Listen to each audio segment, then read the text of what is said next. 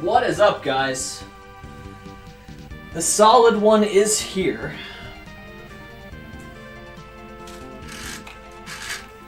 Get a little bit of light, you know? You guys can see my not so pretty face. What is up? What is up? What is up? What is up? Guys. We're having a grand old time here. We're having a grand old time.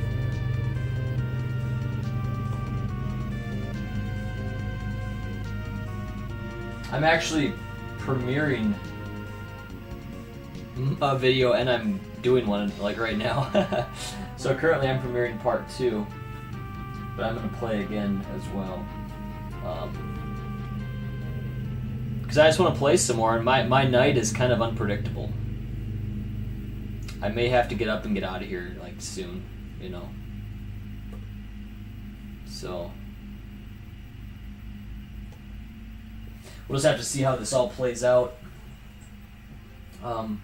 But don't worry, there'll be plenty of content available on this video, because I'm gonna make sure it's kind of a long one. That's how I like to do things. I like to just meld together huge amounts of video, and the reason I do that like that, guys, because I don't want to keep bugging my subscribers with additional notifications. So I just have a couple huge videos. Like, I could probably only have this be 5 parts or something. But here's the next town, guys. We didn't really even go in here yet. Rugor. The remote village. So let's go ahead and make Ferris. Oh, he's a monk, huh? Yeah, let's go ahead and make him a thief. You know, just to... Just while we run around this town. See what's all available. Lots of magic. Okay, so brand new spells, I'm sure. This is all stuff I don't really care about. Oh, we already have Comet. Okay, so we already have this stuff. Okay. We probably have all these too then. Yeah. Alright, what else? How about this? And we have that too. Yeah, a lot of those spells are pretty much you don't need them, you know? Like, you just pick them up. Okay, so how about weapons and armor, though? So apparently this is pretty solid. Katana Slumber. Yeah, I really don't like to buy things. I like to just hodl. That's the weapon dealer. I like this. That little girl's gonna say, that's the armor dealer when I'm over on this side, I'm sure. That's the armor dealer. That's exactly what she said. My ribbon, where could it have gone? I don't know, little girl. Stealth. We have 2 of those equipped. Oh, okay. Yeah, I like to not upgrade stuff, guys. I like to just keep my equipment as it is.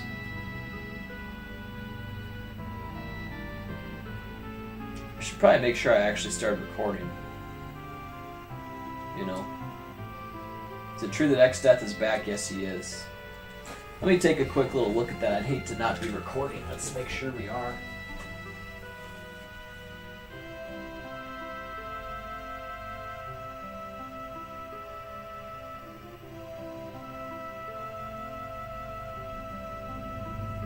No, we sure are, guys. We sure are. Microphone's going, everything's going. I would like to watch a little bit of that George Floyd trial. Like, that's what I've been using this video to do, this video game. It just sure is nice. Let's see what the friend said here. Just visiting. Oh, okay. Alright, Jesse.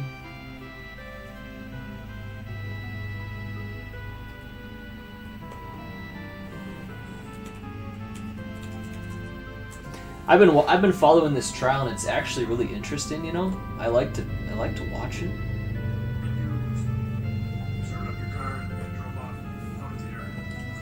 Most of this stuff is kind of useless, though. To be honest with you. I was last talking to this kid here.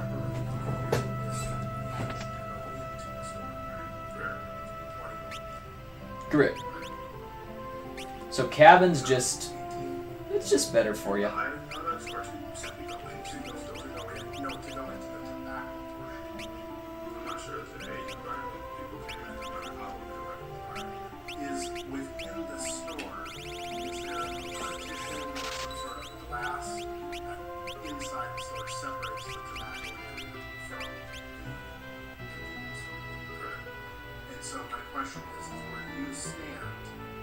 you have to walk out through the convenience store door and go into the tobacco store door, or is there a separate entrance where you can get into the tobacco door?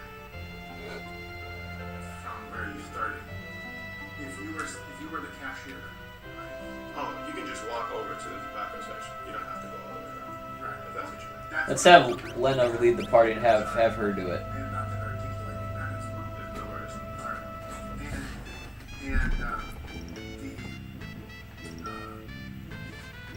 You were in the store, you observed the person, you later learned. Pretty funny. Good. And you ultimately. Hell of a job, Lena. In the store. And he was in the Received store, 100 gil. Let's see how Ferris does. in the front passenger seat was also in the videos we just watched, right? Correct. He had on here red sweatpants and a white t-shirt, I believe. Correct. Right. And did you have any interactions with him when you were in the store? Correct. I believe you said that he had also attempted to use a counterfeit bill, Correct. but you stopped him. Correct. Did that happen before or after your interaction with him? Before. Oh, that guy's mowing my lawn right now. You gave, when he handed you that bill, Okay. you knew that that bill was a fraud. Correct. And you immediately It's gonna be a little bit loud then, I guess. Let's see how Butts does up there. Correct. You knew the store policy at that time, right? Correct. The store policy being if you took a counterfeit bill, that was your responsibility. Correct. So you deducted from your paycheck. Correct. And you have some sort of like store tab where you could buy merchandise yourself at the store or services, and it would get deducted from your salary. Correct. All right. And so that interaction with that other individual. Ooh, a piano. Was it earlier in the day? Was it a few minutes before you interacted with Mr. Floyd? How long before? Correct. Earlier in the day.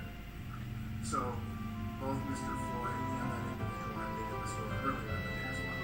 Correct. Correct. And was that an hour, 2 hours? Do you recall? An hour long. All right. And but you remembered him when you came back in the store later in the afternoon. Correct. Remember he was the guy? The sealed castle of Kuzar lies to the south. Correct. The weapons used in this legendary battle 1,000 years ago are sealed there. Hey. Hell yeah. And so when Mr. Floyd and this other individual came back in the store, we observed kind of walking around the store, right? Correct. And you were helping other customers, you were talking to your coworkers. It's fair to say you weren't paying a lot of attention to what Mr. Floyd was doing at all times he was in the store. Correct. But now that you had an opportunity to see the video, you get to see some of his other interactions and things of that nature, right? Correct. Now, It's free. I think they're gonna steal shit then. Our store's a pretty busy store, right? Correct. And your manager that you talked to, did you notice that he had what appeared to be a pistol in his? Correct. Do you know him to carry a firearm at the store? Correct. And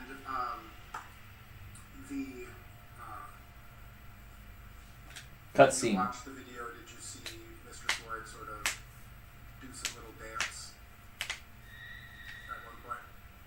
No? We'll come back. But you didn't observe that when he was in the store? No. Alright. And if it's on the video, it would be on the video, right? Correct. Alright. Again, so at some point, Mr. Floyd appeared to purchase some food as well, right? Correct. That being a banana, it looked like in the video. Correct. Did you sell him the banana? I do not recall. When he handed you that $20 bill, you testified that you immediately knew it was a fake. Correct. Did it appear to be the same type of fake, or maybe even the same counterfeit bill that you had refused earlier in the day? Correct. It did appear to be similar. All right. And you took that bill, held it up, and you kind of looked at it through the light, right? Correct. What were you looking for? That's a good question. I have no idea. I was just looking at it. I don't know. But you immediately recognized it to be a counterfeit bill. some bills have like a metal or some sort of a stripe through it. Have you been looking for something like that? I'll be honest, I don't know what I was looking for. I just knew it was fake. You can tell based on the texture of the bill. And the color of it, as I stated earlier. Yep. That blue pigment. So, and you had a pleasant interaction with Mr. Floyd. Correct. You were asking him about sports and things of that nature, right? Correct. And you formed the opinion that Mr. Floyd was under the influence of something.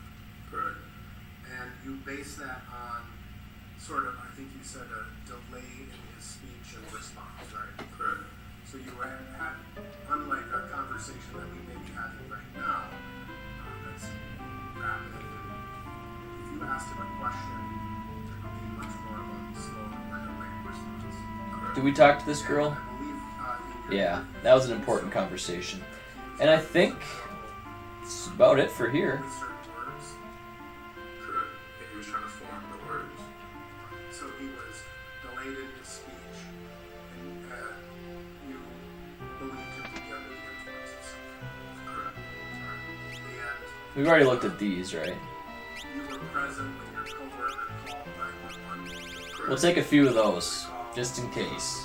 Telling 911. Maybe 15's too many, but I don't know. And you had also had, by the time 911 was called, you had 2 other interactions. Just never know what kind of these little status things you're gonna need, right? Correct. And so you made the decision after Mr. Floyd, No armor or nothing like that. We're gonna move on with our journey.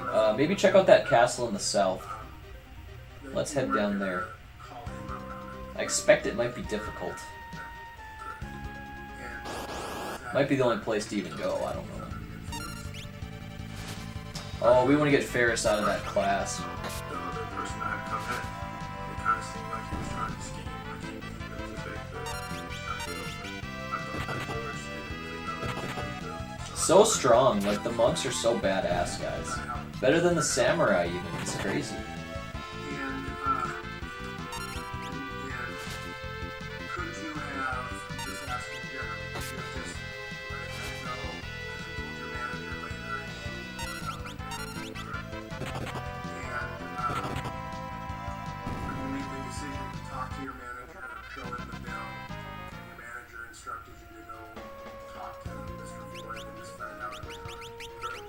So when you went out to the car the first time with the first coworker, you What else can I do? had a relatively short conversation with him, and you went to the passenger side of the vehicle, and the person in the red pants and the white t-shirt Could do a little bit of time mage or even black mage. Beef that up, son. put his stick up past the vehicle and you were encouraging them to come into this. What's he doing for his ability? Counter. Said, "You gotta come in and You could do the. What is he doing for his equipment? So he has a shield. you specifically told them that he had extreme colorful that We could go take this and do the two-handed thing. come in with either Double for grip. cigarettes or See how that, more offense. So there's a little bit of a castle. We'll go keep exploring how though. would you describe the general tenor of that conversation? What I mean by that is, was it pleasant or was it aggressive?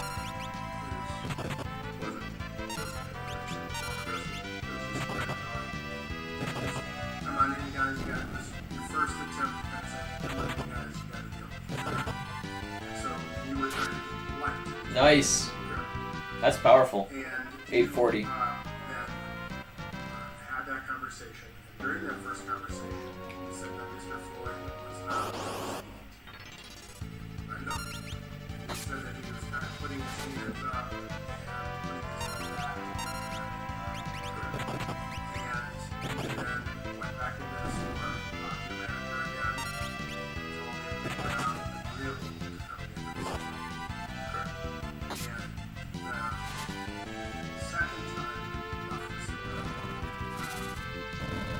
we were sort of following other coworkers. And you would agree that that video sort of showed the three of you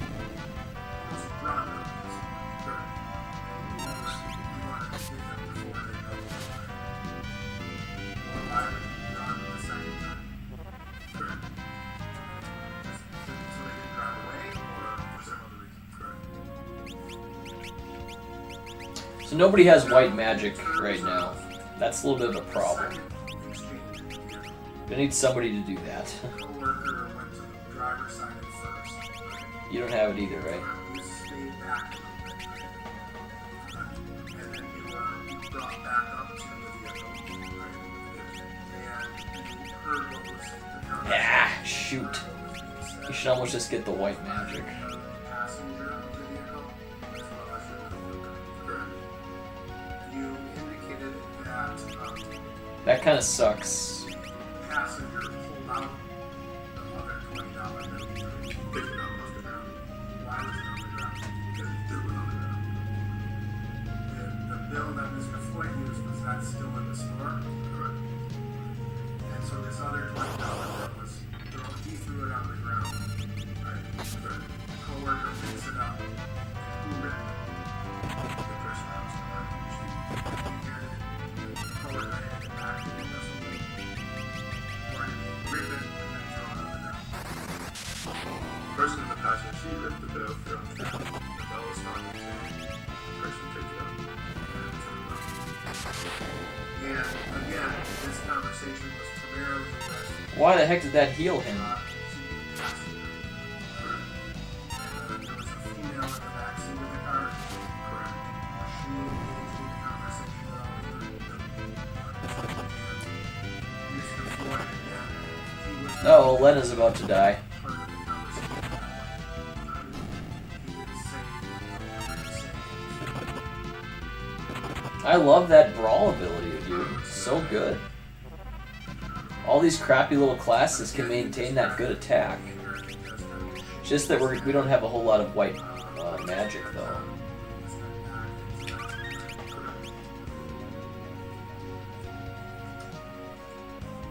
Just exploring the map a little bit.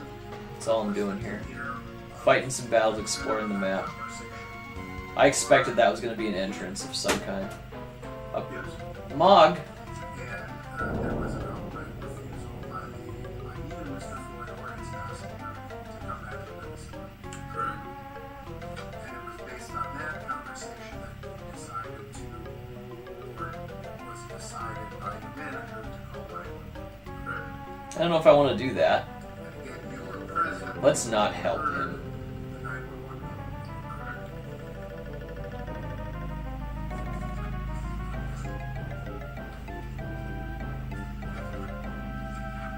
I'll come back to that later. I expect that's a big thing.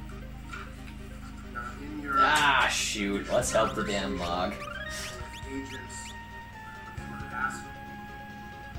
when they were asking you about approaching the vehicle, I recall describing it as a hot block. Correct. What does that mean? A lot of situations happen. And What if I want to get out? Uh-oh. describing your conversation and the words that Mr. Floyd was having trouble saying. Correct. Remember now today what words Mr. Floyd was having trouble saying? Baseball. Remember saying that?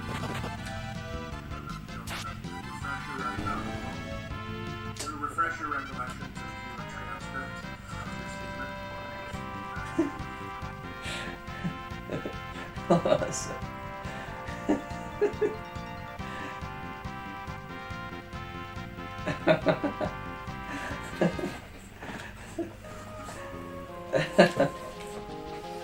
Megan has a funny response.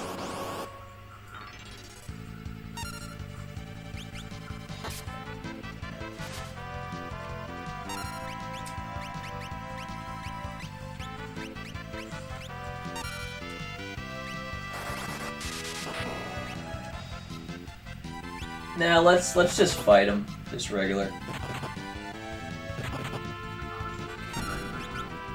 I'll save my mana. Recall describing some other behaviors of Mr. Floyd while he was in the store. What were those behaviors? A couple of stretches, like a whole bunch.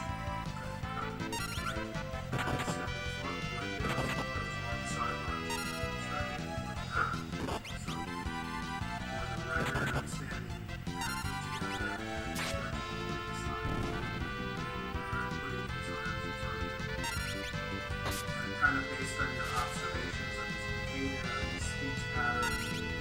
That's what causes me to be very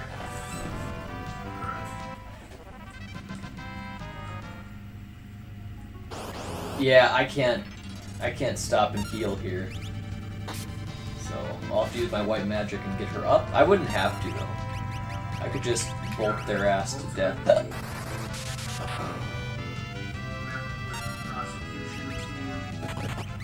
I'm not sure if it's worth it to try to get her up, but I'm gonna do it.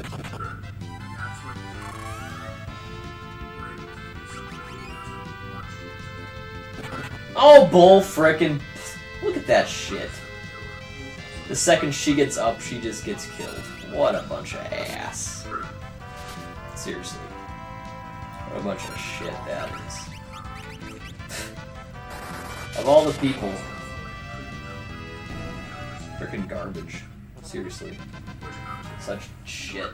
But anyways, I digress. The first conversation we had. I don't know, but that's how much I did. That's the right answer.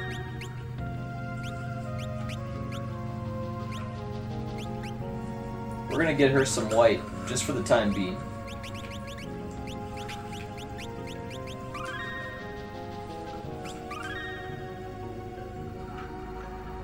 That's fine. Now let's change it back to Brawl. You said after that phone call to the police, you didn't see them. And his, I mean, he doesn't have any magic left, so double grip, baby. Oops. And you had some, you just kind of went Ooh. back and forth, right? Get that. With customers, with coworkers, with average day, right? But then at some point you noticed there was a commotion outside. I'm gonna use lightning Ramu.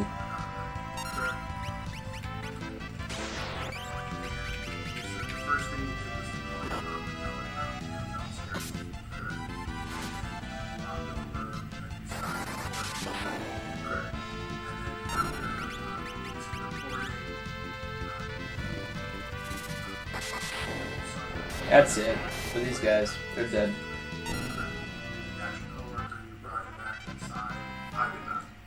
Your other coworkers kind of went back inside, right? You stayed outside, or it appeared that you walked back to the door and walked back to the crowd. And you described the crowd that was going to sleep. And at one point you tried to stop something. Over that group.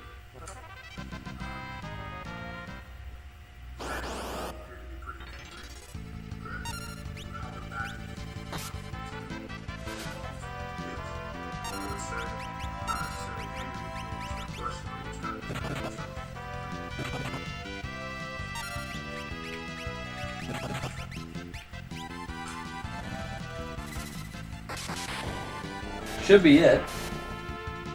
Oh yeah. Very powerful. Renegade job level 5.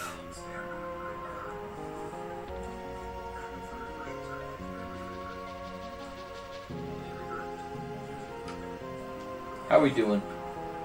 We'll probably survive another fight. Ooh, looky here. Just a phoenix down, huh? We chose the staircase, possibly less traveled, I don't know.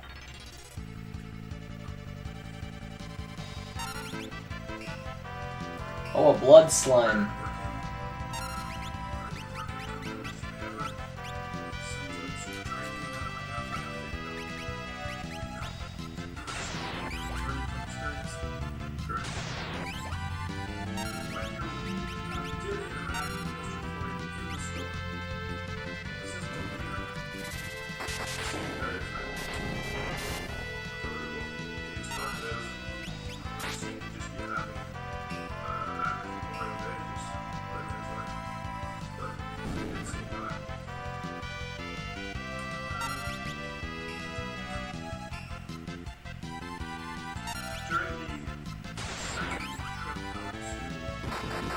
Nice! Dude, the fists are killing it.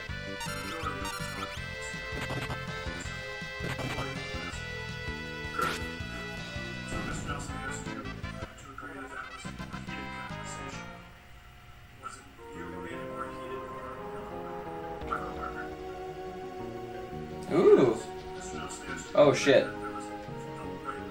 Yeah, let me heal up.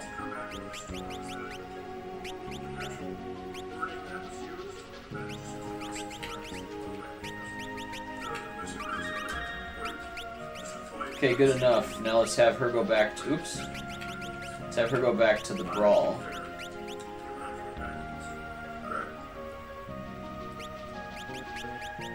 Maybe we just make her a monk, dude.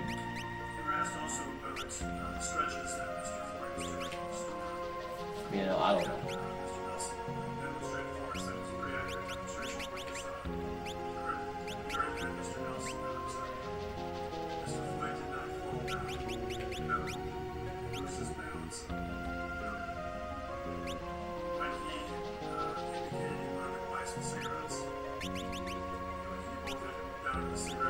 He doesn't even have any white magic at all.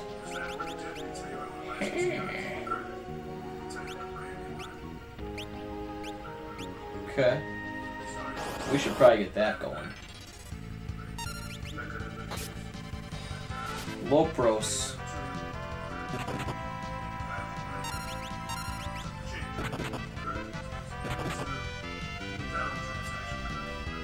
Look at how shitty those wands are, dude. They're so bad.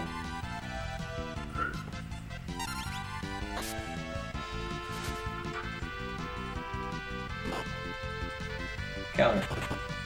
Yeah.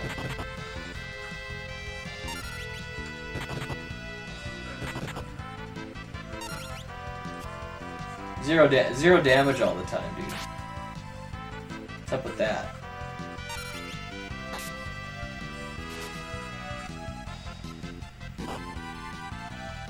Death! How nice. She's not hit a single friggin' time. I was gonna say, that's gonna probably be it. 1680 damage, that's pretty sweet. To save some of our mana, let's get a Phoenix down on her.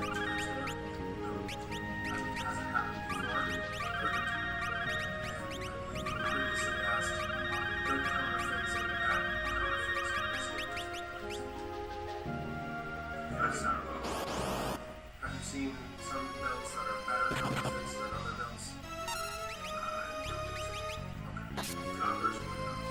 You understood that this was a Whoa.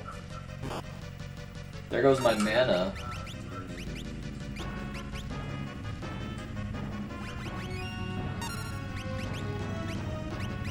High potion.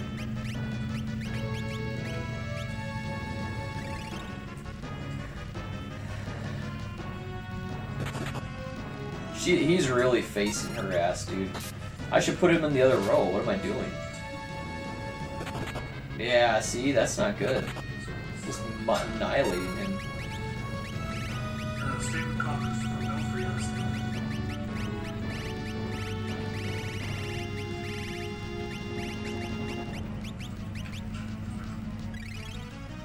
Let's change the row for him. Yeah, see? Look at that. I saved some of his health. Hit her.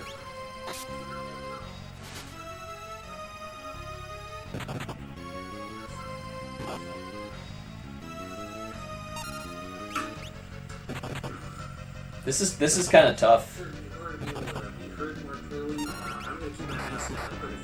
Fuck you!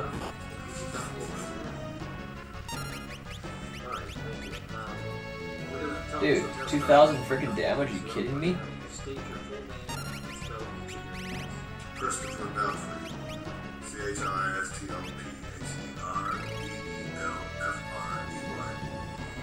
Sounds like it'll work. Fuck. Good morning, Mr. Belfry.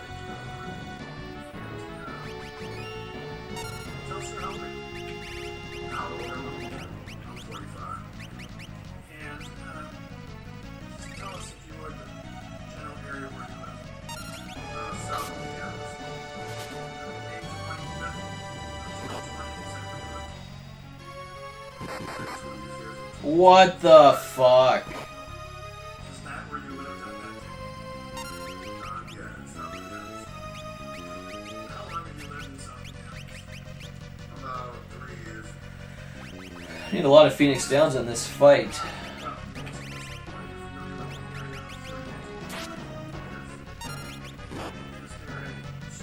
Ah, he's dead.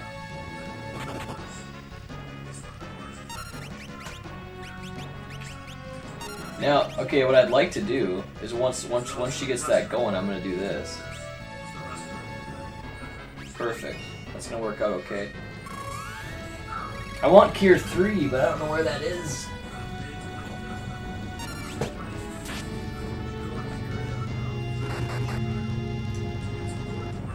What a joke. What a joke that is, seriously, dude. So you went to Cowboys.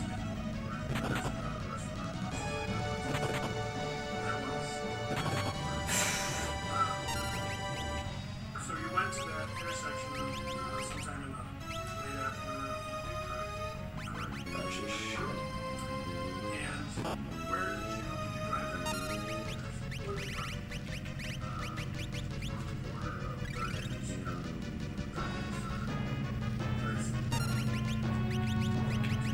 I have to keep getting everybody up, and I'm gonna heal them. And this is a tough fight. That was a nice miss. Heal him.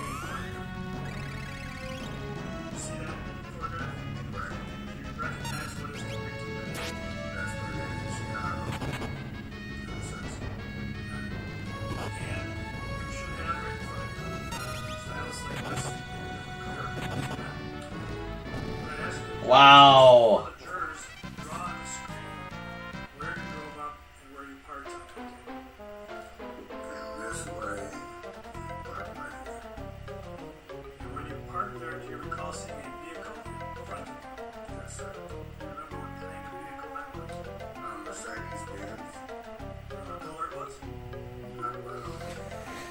This is where Moogles, I think, originated. Final Fantasy V.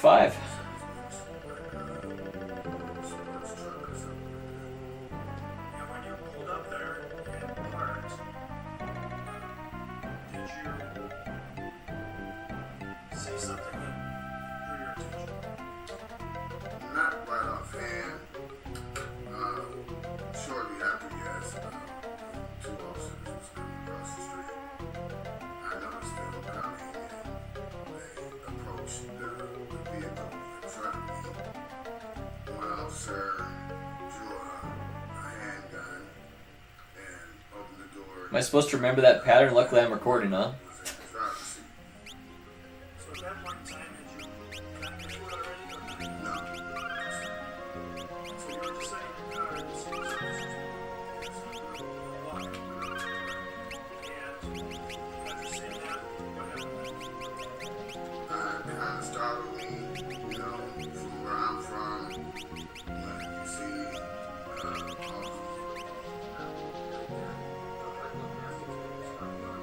yes, sir. It startled me, you know, when I see the officer raise his gun. Let me just I started recording. Okay, that's exactly what I wanted to ask. So at some point you started recording. And that was because of basically what you saw. Right. And so when you were parked there, you started making a recording, correct? Correct. At some point you stopped the recording. Correct.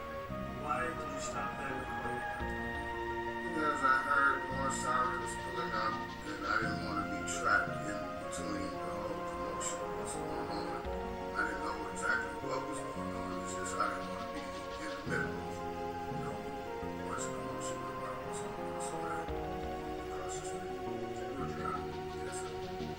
And prior to coming into recording today, did we show you a copy of that video? Yes, sir. That video really accurately represent what you were saying when you were recording. Yes, sir. We marked that as Exhibit 35. Now we have a law for Exhibit 35 in this thing. 35 is received. Mr. Duffy, we're going to play that video for now.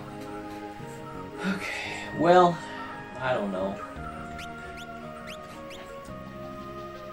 We need some healing ability here.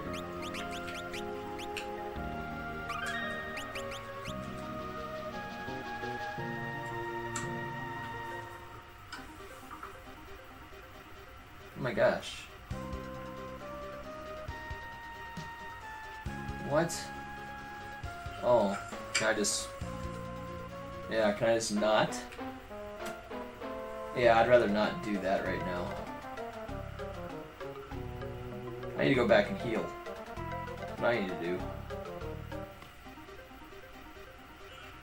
So yeah, let's head back. I mean, we can go do the Kupo thing, or a lot of stuff we can do right now, I think. But for now, let's go back to that town and heal up.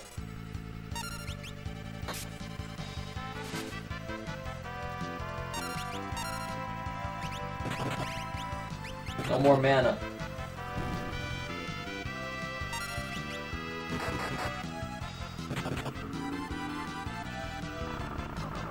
Well, this is a really good angle.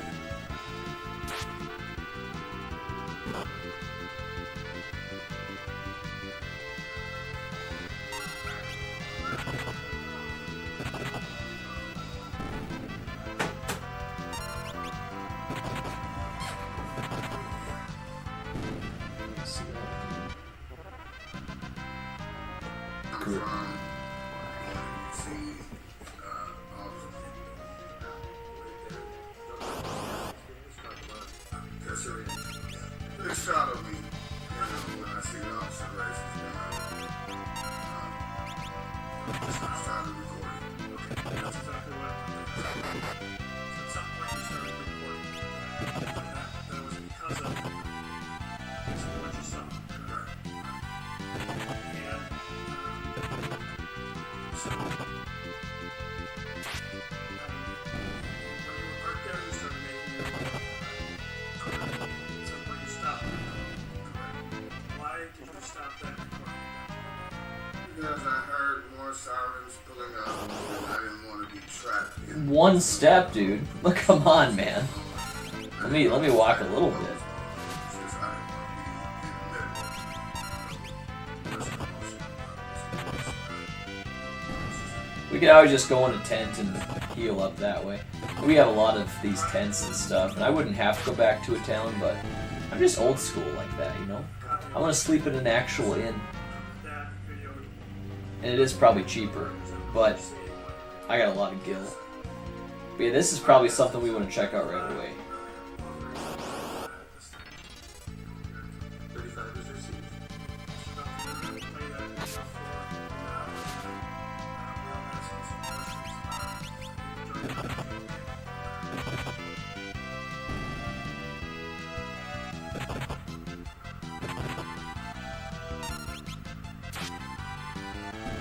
It's a good piece of information right here that they're showing.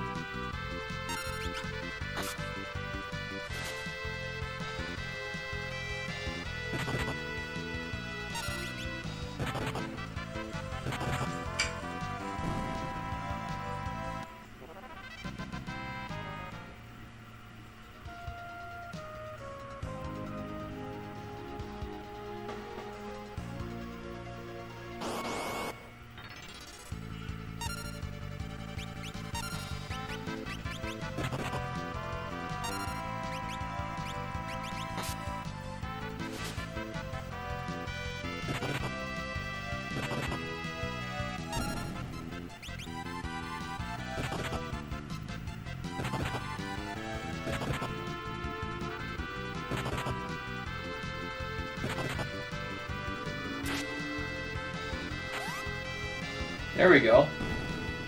2 down.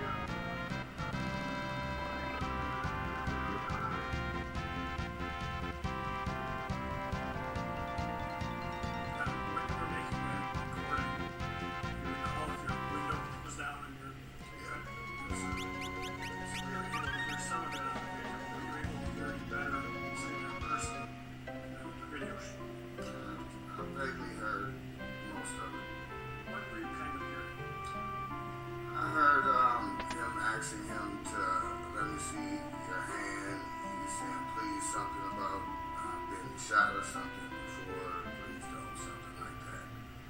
And at that time, that's when I heard the sirens pulling up, and pulling them out, and that's when I went to back up to the room. Okay, And so I'm going to go back now to Exhibit 1. Put that up again. And again, if you would take the stylus and just show the jurors where you went when you moved your vehicle. backed up. So for the record, you're showing that you moved from So a cabin's only 600. to food signs. How much is a tent? Oop. There is no tent. There, what did you do? So we gotta upgrade to the cabin. Kinda sucks. But yeah, we used a lot of Phoenix Downs there, so let's replenish that. Like, we over-replenished it. Let's get some more of these high potions, too. And we have quite a few tents. We have 19. But, yeah, we'll buy some cabins, I guess. I'd like to find some more tents. Tents fully heal your HP and give you 100 mana per person. So it's a way better benefit to get tents, but, I mean, there's no tents available right here in this world, so... Did you start recording that? We could, you know, have we looked at everywhere we can look? Let's go up north. I don't mind getting some more levels and just getting more beefy and exploring what the lay of the land.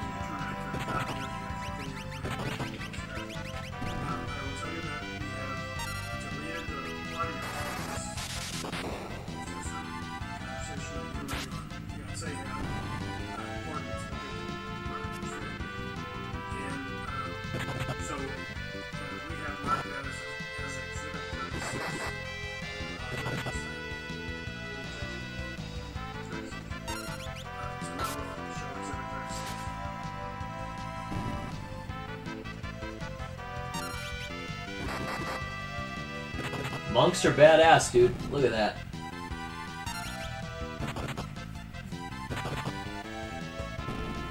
Alright, guys, I'm gonna run to the bathroom. But I will return soon. Ugh.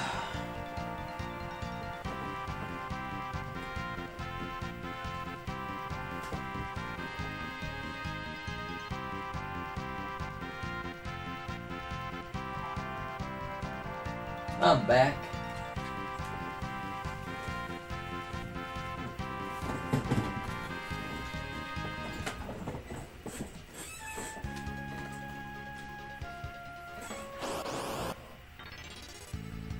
Should have bought more tents while I could.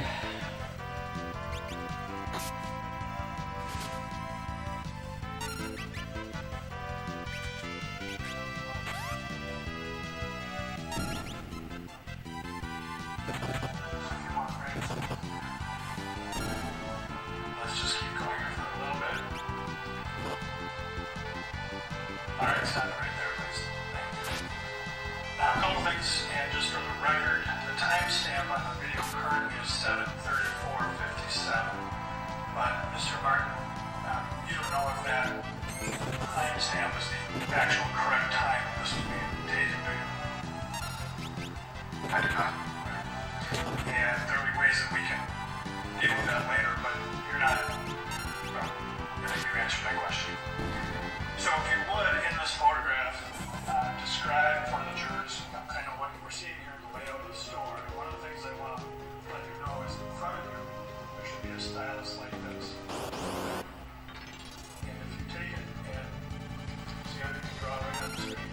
So if you would, as you're just telling the jurors kind of the layout of the store, and just mark the screen what you're talking about in different areas of the store, okay? So when you enter here, the next door will be right here. This is where tobacco is. So that's kind of how it's closed off.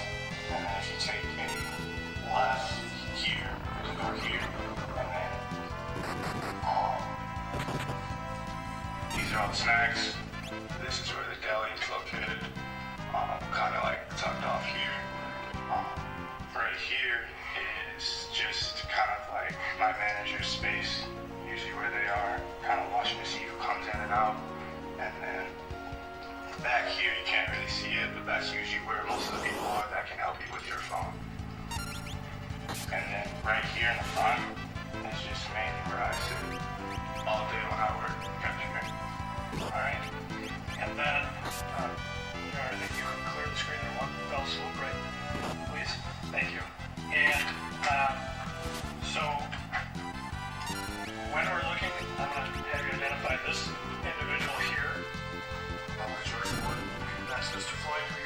conversation with. And then this individual right here, who's that? That's me. And then these other three individuals are coworkers. Yes. And so is this the area where you're cashiering that you work? Yes. Is that when it's tobacco and that sort of thing?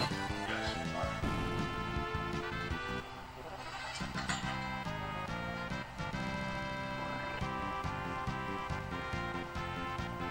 He looks high. He looks really high. Jeez.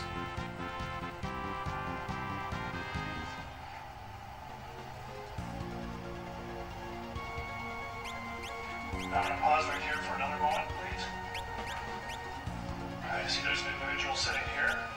Yes. You don't have to give us his name, but is he a coworker as well? Yes. All right. And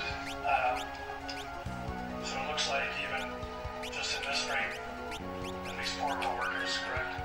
Yes. Now, would there be a manager on duty at this time as well? Yes. And where would the manager be? He would be tucked off here in the corner of the store. So it's just like right in the corner. You can obviously be good working and then find people who can help you out.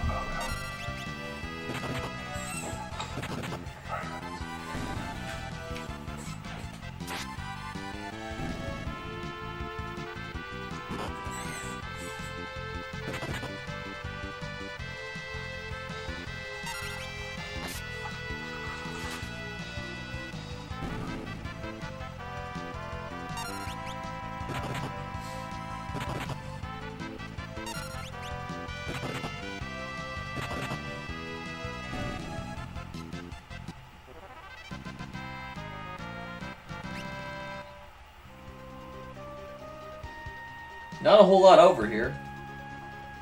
At least we know, though. Fairy Orc. I remember the two-handed ability being extremely useful in this game. Like, where my guy's attacking with two weapons, I should say, you know?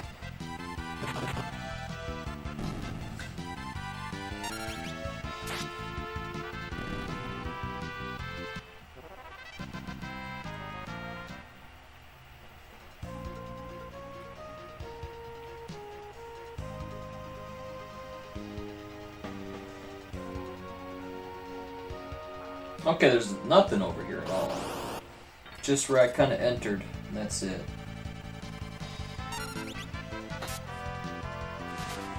You can't leave either.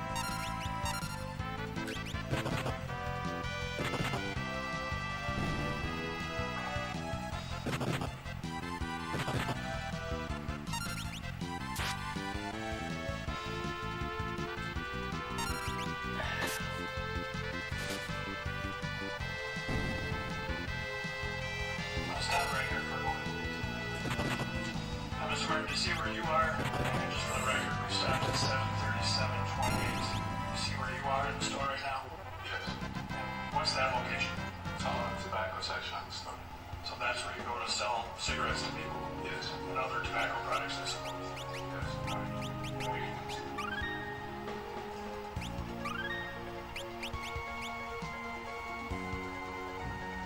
While we're watching this, Mr. Martin, can you tell us, looks like windows on the far wall, correct? Yes. And what street is outside of those windows? 30. Is that actually Chicago? Oh, Chicago, sorry. We're talking about the ones in front. Right. Where the bus is right now? Yes. GG, that guy's dead. Is that actually I love the monk class, guys. It's so awesome. Chicago. I'm using that more than I ever have, too. Like, I'm using the crap out of the monk class. It's awesome. It's gotta be the greatest. This ninja that Galuf is doing is really cool, too, though. So, yeah, they're both really good classes. I wanted to focus Lena and Ferris on magic and the other two guys on, you know, fighting. Because that's like their skills. That's why Galuf doesn't have any white magic, but I think we're gonna have to get him to white mage. You know, let's get him some white magic. Everybody should have that.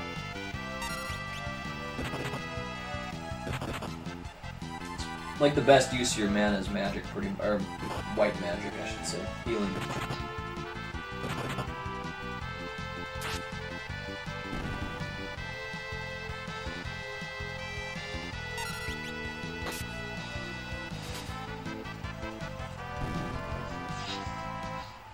I'm gonna stop here, please. And so for the record, this is at 7:39:09. You see an individual has just walked into the frame, correct? This individual here. Yes. And you don't have to give us his name, but who is that? That is the manager. So he has come out from the manager area of the store. Even, dude, look at that shit. Badass. The black mage did all that damage with her fists.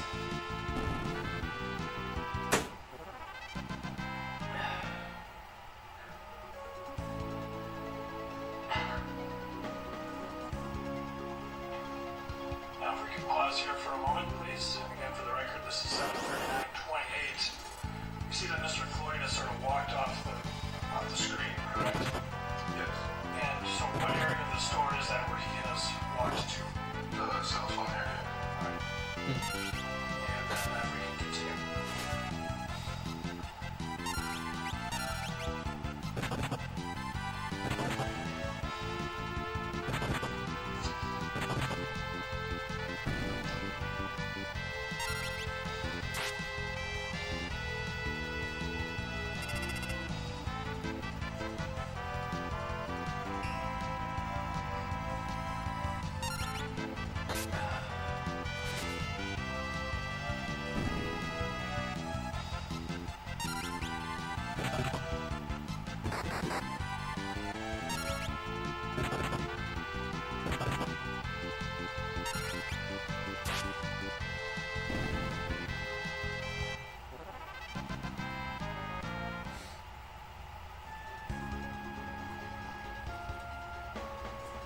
These guys are pretty much okay still.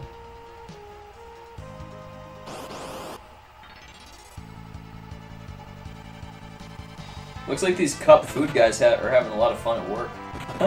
They're laughing a lot and just having fun. It looks like a fun place to work. That's the Chauvin trial, you know, where all that stuff went down. George Floyd.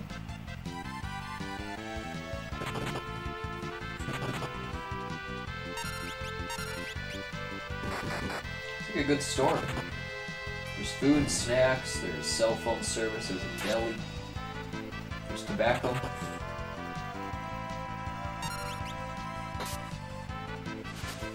Probably makes a ton of money being in Minneapolis with all those people that stop over, you know. Except they get these fake bills. Yeah, cashless society, guys. That's coming right up. Trust me. I mean, maybe not, but shit, cashless society is where we ought to be going. I'd welcome that. I'd like to see that.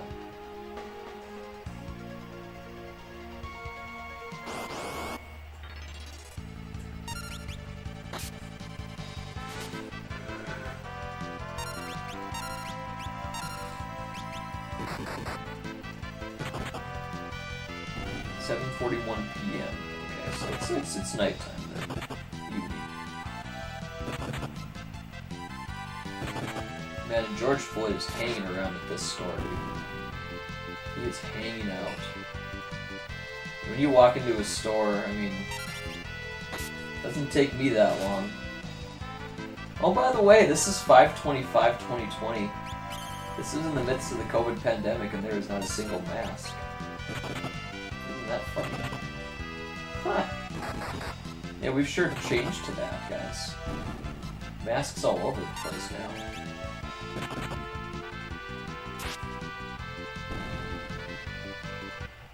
Yeah, that was a couple months after COVID got here, and there's no masks anywhere. We even had a national lockdown, remember that? 2 weeks to stop the spread? Yeah. Nobody's wearing masks. What the heck? That's crazy. Just an interesting thought, you know? Nobody has masks on. Whoa, a Kuzar. He looks strong. He looks really strong. Mr. Ironman at some point does Mr. Floyd make his waves to the Daniel counter to make purchases with you? Yes. So we'll see that coming up here in a minute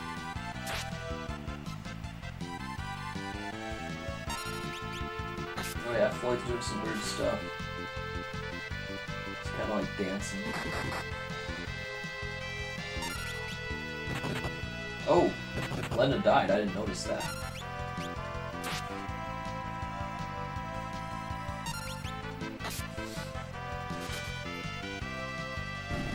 Okay.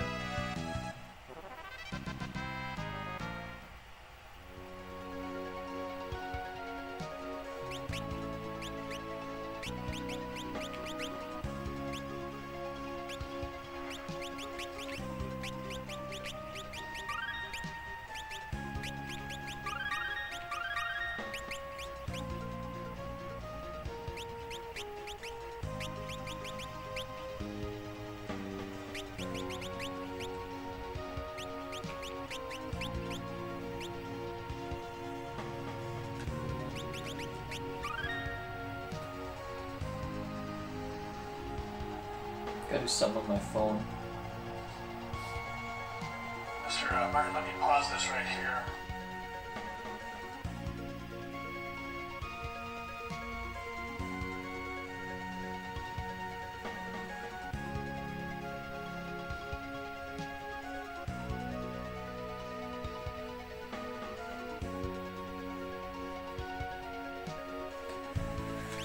Oh man, crazy stuff going on right now.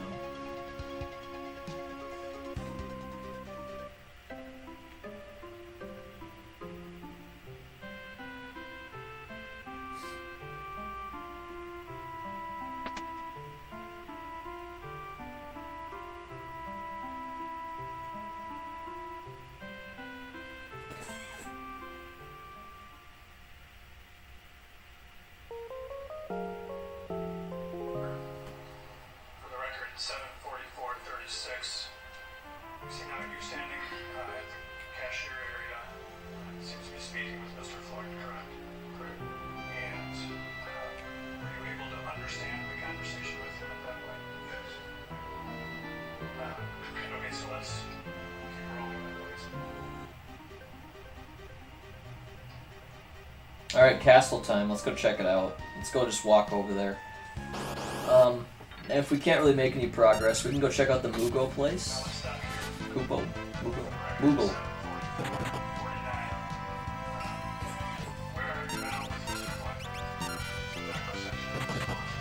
And did you in fact sell him something there? I did. Do you recall what it was that you sold? Pack of cigarettes. You saw you reach over to your left. Is that where the cigarettes are stored? Yes. And so had he already told you at that point what he wanted? Yes. And you didn't have any difficulty understanding what he wanted? No. And did you complete that transaction? Yes. And Boom.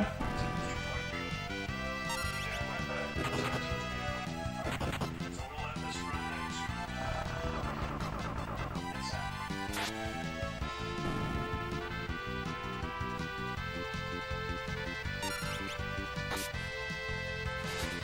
So yeah, nothing too crazy, just got to see how he was. Got to see him act a little weird. A little goofy. Now, Freeze here, I'm sorry, I said I was going to let it run, but we saw you holding something up. You described, again for the record, this is 7:45:10. Describe for the jurors what you were doing there. I was holding up the $20 bill that I just received. And is that something we always do, or something about this? No, when I saw the bill. The Grand Hall, dudes. Looked into it, kind of how a $100 bill had, and I found that odd, so I assumed that it was fake. What do you say? But Mr. A $100 bill had, and I found that odd, so I assumed. Right. And then upon doing that, did he leave the store? Yes. Ooh. Right, so now let's let that run, please. I remember this part now.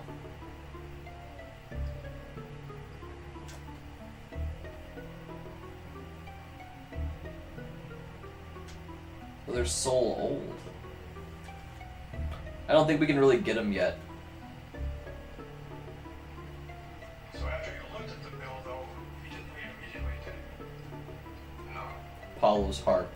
A lot of shitty weapons here, dude. Earth Bell. Here's a sword, though.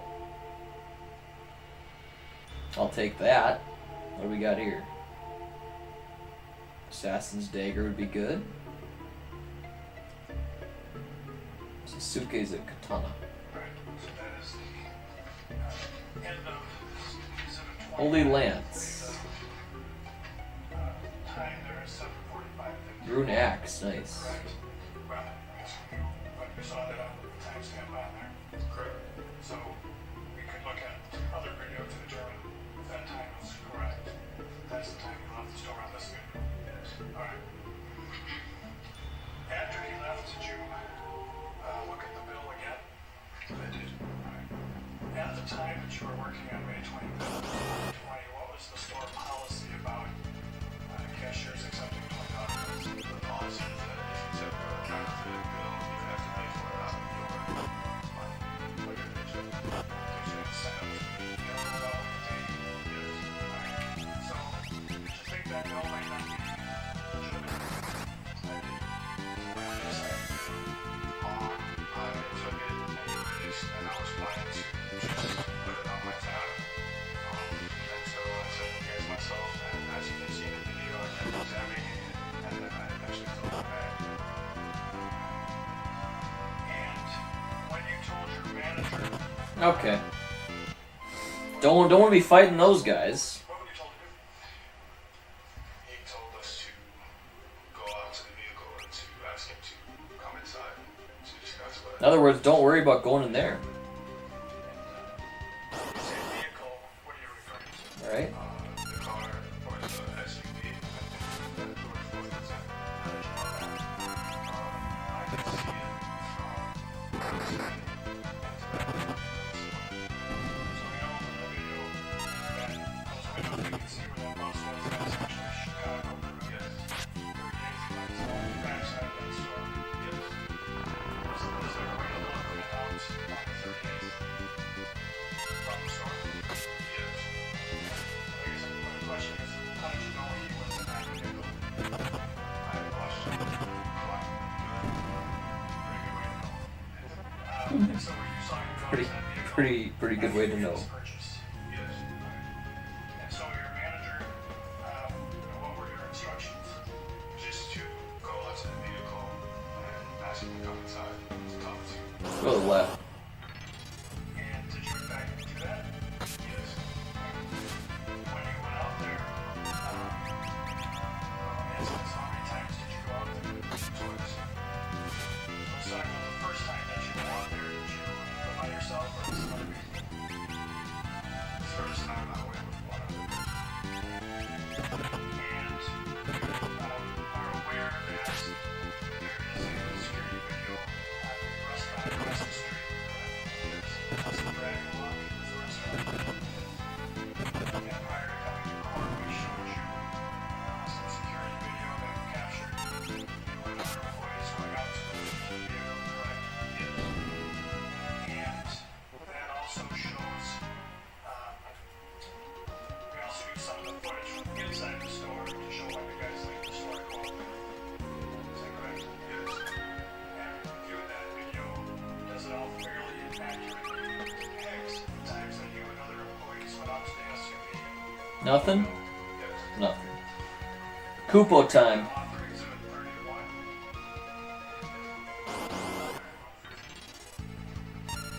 And again, Mr. Clerk. Hold on.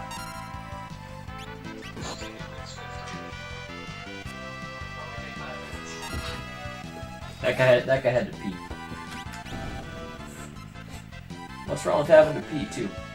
You know, if I was in these trials, I'd have to not drink coffee, otherwise I'd be going like every 10 minutes to the bathroom. It's tough for me too. Oh man, like in the morning I gotta get coffee, man. I can't sit there and just not drink something. I gotta drink coffee and water and get moving. tough. There is a timestamp. Approximately 6 seconds.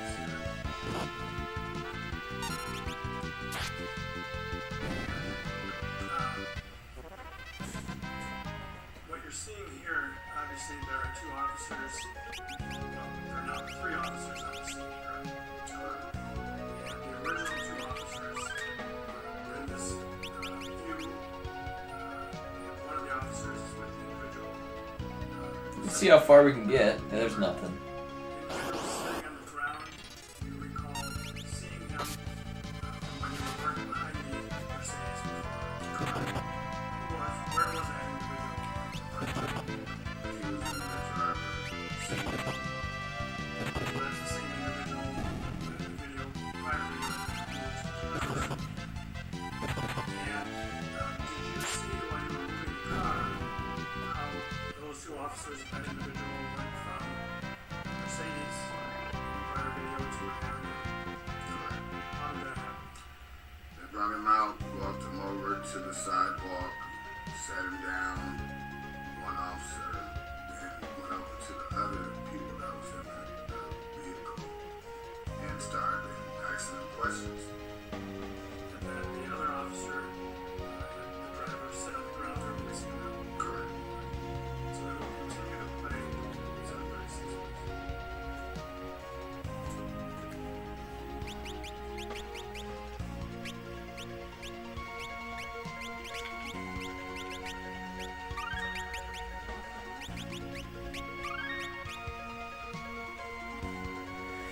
Depleting all of Lena's mana. We should almost just... Oh, she has a lot left. Okay.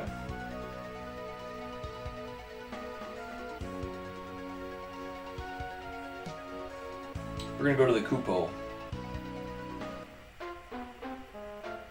You know, there was a certain part we missed down here too. I'm like in no rush, guys. We'll get into some more random battles here, but I'm not in any rush. I think we might have missed a little bit of treasure. I've never tried to do this twice, but I think there's some stuff we can do.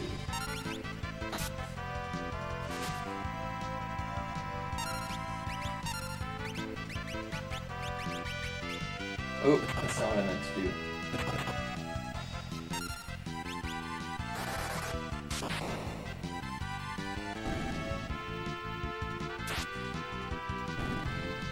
exhibit 36 says ended.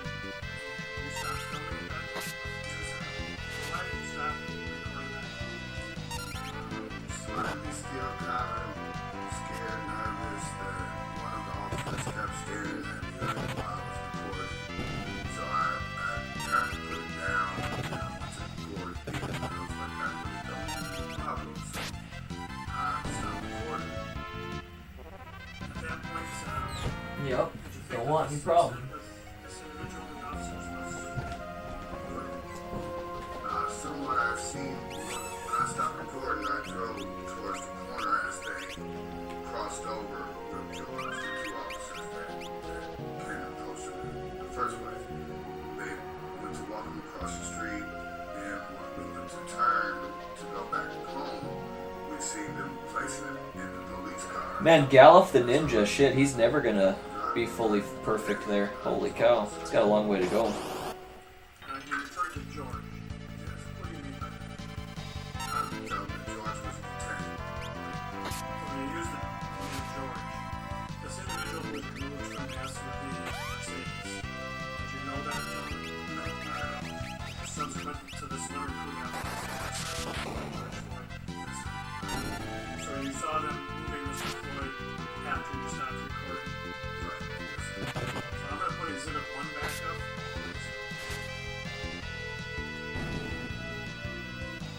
And if you would, again, show the jurors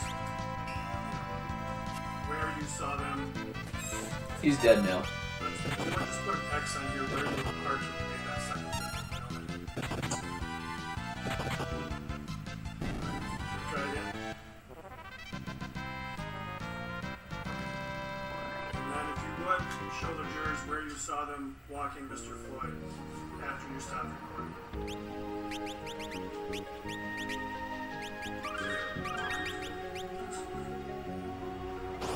So then, at some point you car and drove off. That was the Can you show the jurors where you drove?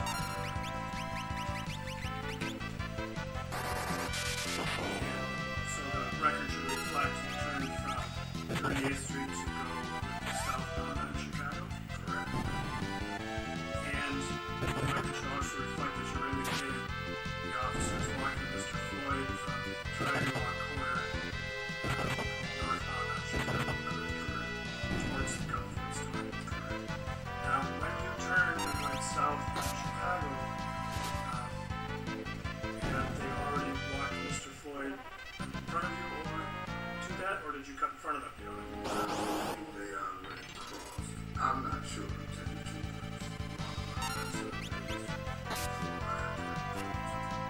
But at one point you said earlier that you saw them putting it in the flag. Where did you see that?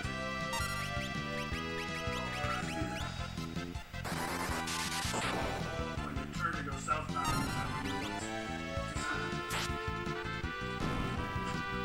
And then, do you have anything else to do with that? Seeing that?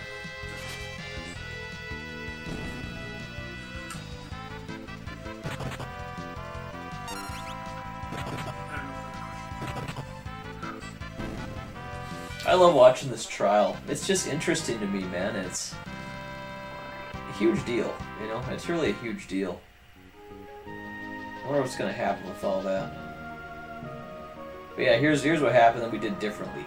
We did not go down this way. And I feel like in the past, I never used to try to do anything else.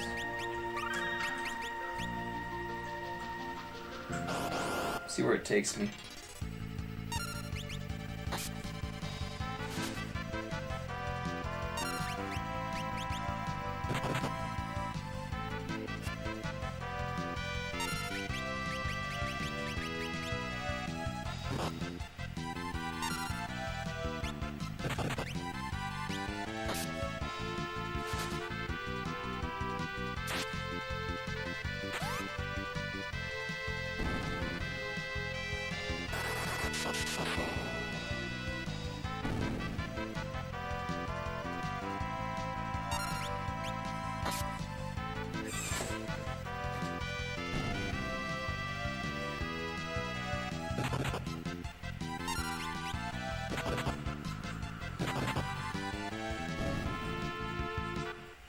Members of the jury, it looks like the best schedule would be to take our lunch break now. We'll try to reconvene about 1:15. Thank you. Okay, so that's gonna be a long ass break. I'm guessing they're gonna take. Yeah, they took about an hour and a half break, which is reasonable, you know. It's reasonable.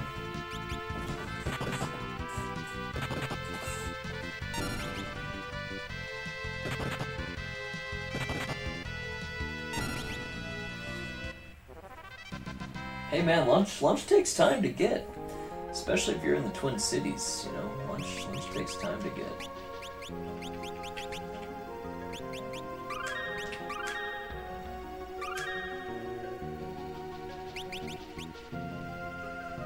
I'm almost willing to take off her white magic ability here, but.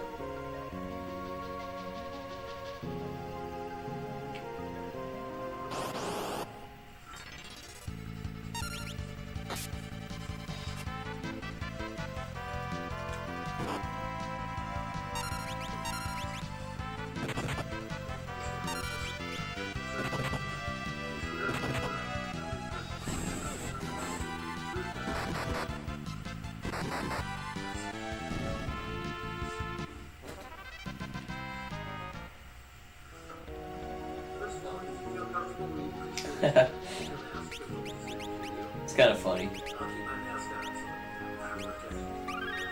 And we're going to test out the microphone how it works with you, so if you could state your each of you. First name, Charles McMillan, C-H-A-R-L-E-S. Last name, McMillan, M-C-M-I-L-L-I-A-T.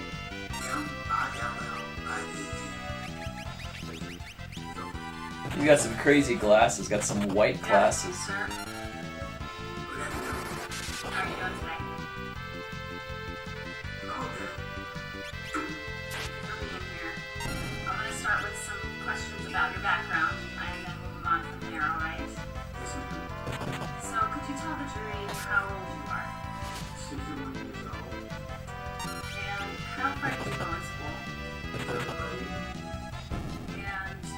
Oh, What city do you live in? 3rd grade. And you're in Hampton County. Are you in Minneapolis?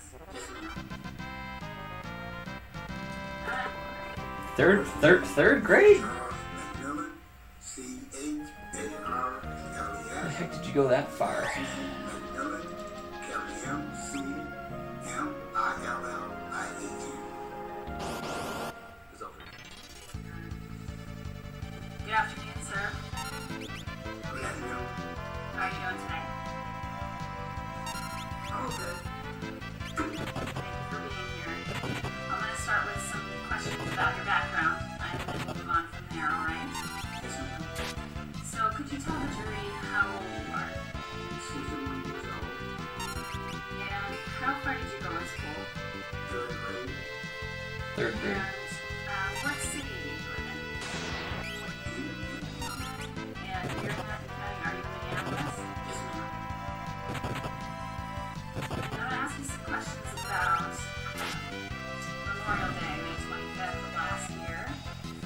Do you live in an area close to Cup Foods? Yes, I do. And that evening on May 25th, were you driving by that area? Yes, I do. And what kind of car do you drive? I will be right back with you guys.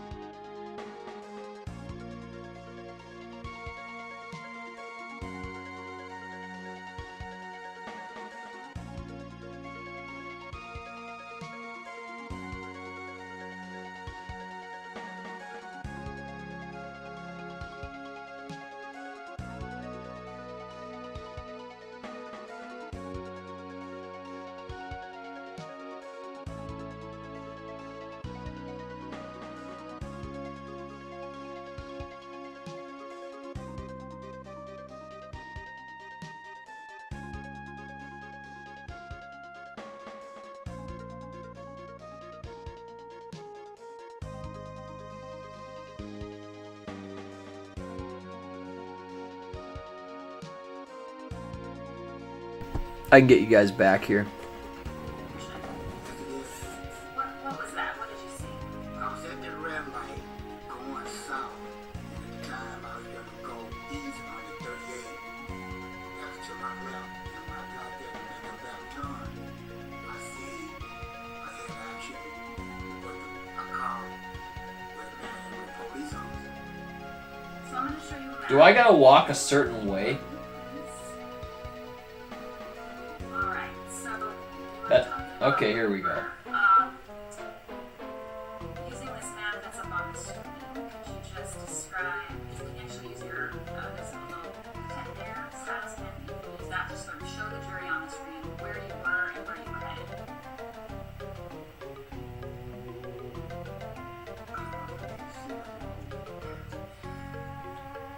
I didn't stop at 35 cents because I can't go to see what to do. Okay, I was on the corner of 38 in Chicago.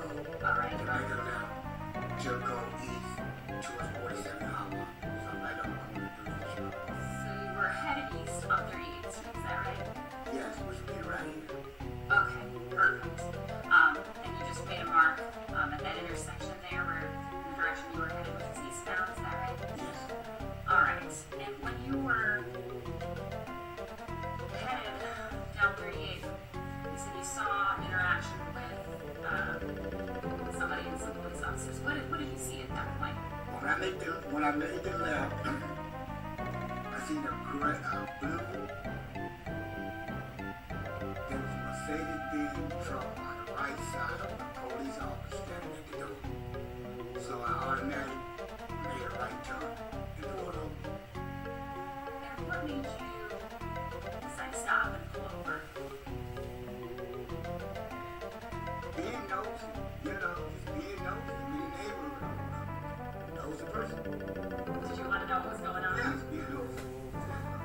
So when you first approached that area, you saw an officer standing next to a blue Mercedes truck. What you doing? Door open. Did you see what the officer was doing? Oh, that's fun. I didn't turn. So you said you decided you wanted to pull over, see what was going on. Get out. Alright, so did you drive up the street a little bit and then park? Immediate park, got out. Nothing too great. What did you do? I walked. Well, thanks, dude. I went to the other side of the street. What else do you got for me? Alright, and would that be the cut from the side of the street? Yes. Okay, so Well. what'd you do on the other side? Look at all the frickin' I mods. gauged what was going on. I watched. Okay, so what did you see from the cut from the side of the street? Basically, seeing the officer, was asking us to get out of the truck. Whoa. Showing down the gate. I guess I can't say I remember this. Walked over to the sidewalk. Went in there now. It's a Moogle suit. Okay, so let's stop right there. Let's break it down a little bit. You said you saw the officers getting Mr. Floyd out of the truck, is that right? Yes, ma'am. When you say Mr. Floyd, did you know was at the time? No, ma'am. Did you later learn that that man was George Floyd? Yes, ma'am. Okay. So you saw, how many officers at that time did you see interacting with Mr. Floyd? Would say one at the time, and another was walked over there. Okay. So tell the jury about that. What did you see the first officer do? And then what the next officer from that? Do you fill up the chests When again? I got on my truck, started watching that, they just seen Oh. asking Mr. Broad to get out. What is this? From that point on, I don't want to say, the other officer walked up to the truck where the other officer was. The other officer was on the other side, so he walked up to where the officer tried to get Mr. Broad in the truck. I said, and I heard a couple words, I don't know what it was, and he finally got Mr. Broad at the truck. Huh, walked nice. down. Okay, so I'm going to stop you right there. So first you saw one officer interacting on the driver's side of the car. He's ready to go. Mr. Floyd, is that right? And then He's you feeling saw strong. another officer who was on the passenger He'll side fly just this of that once. Mercedes truck, is that right? And you described another that officer on the passenger side came over to assist on the driver's side, is that right? Okay. You said that those officers got Mr. Floyd handcuffed. Did you see that happen? No, I didn't. No, I didn't. So what did you see while you were standing on the opposite side of the street happen at right next to that SUV? Well, after that, I see, because I was looking away, but then when I turned back and looked, I did see Mr. Broad handcuffed. Then they started walking down the side. So you didn't see the very moment he was No, handcuffed, ma'am. but you did see that he ended up handcuffed. Yes, ma'am. And were you looking around you but not focused the entire time on, what the exact moment was that he was handcuffed? No. Okay. So you said that he was handcuffed, and you said that they walked him across the street. So can you describe or show on the map what you saw happen next?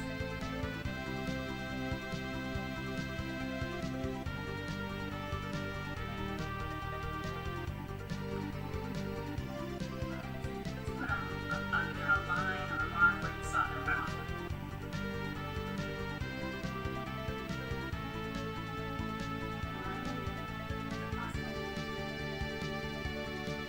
So the right.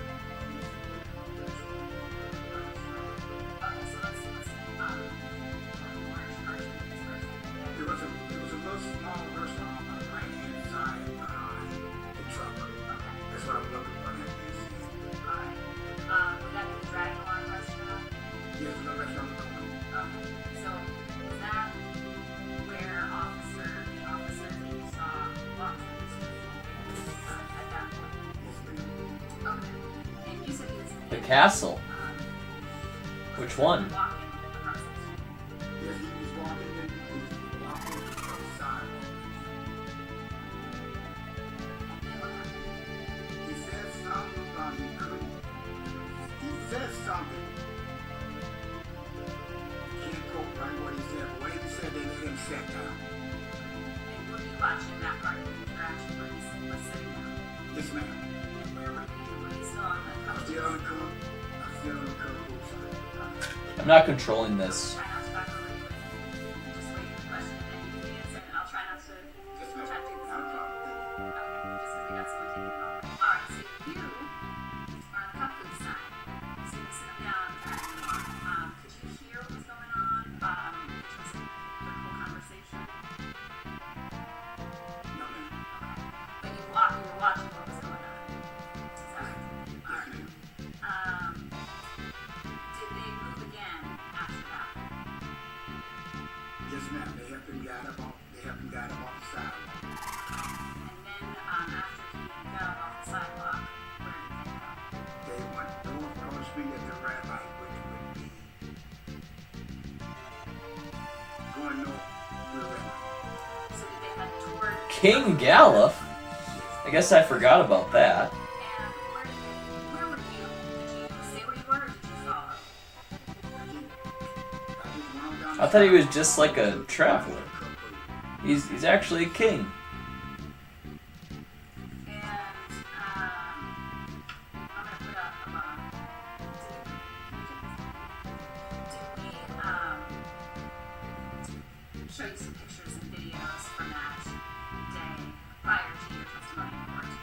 thought you were just an old man. You were a king. That's how I was thinking. Yeah. On a previous date when we met before. Yes, I did. Alright. I'm going to put up, just for you and not for the jury, what we marked as Exhibit 30. Cool thing about playing these games, you forget some of that stuff. I don't remember him being a See king. that in front of you? And I'm so surprised that recognize you could be a king. Yes, I do. And is that what you look like on May 25th? What you were wearing? Alright. We would offer Exhibit 38. Alright. We'll publish that to the jury. Alright, so now the jury's getting to see that's what you were wearing, that's what you looked like on May 25th. Yes.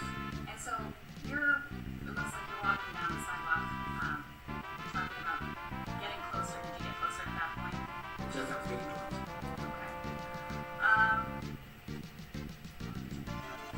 So after you see the officers walk this way toward the cup keys, and you're getting closer, what do you see then? I see come through the intersection with Mr. Floyd. And I was just standing and observing like I was doing. I'm gonna run to the bathroom again. I can't breathe. I'm back. I can't breathe.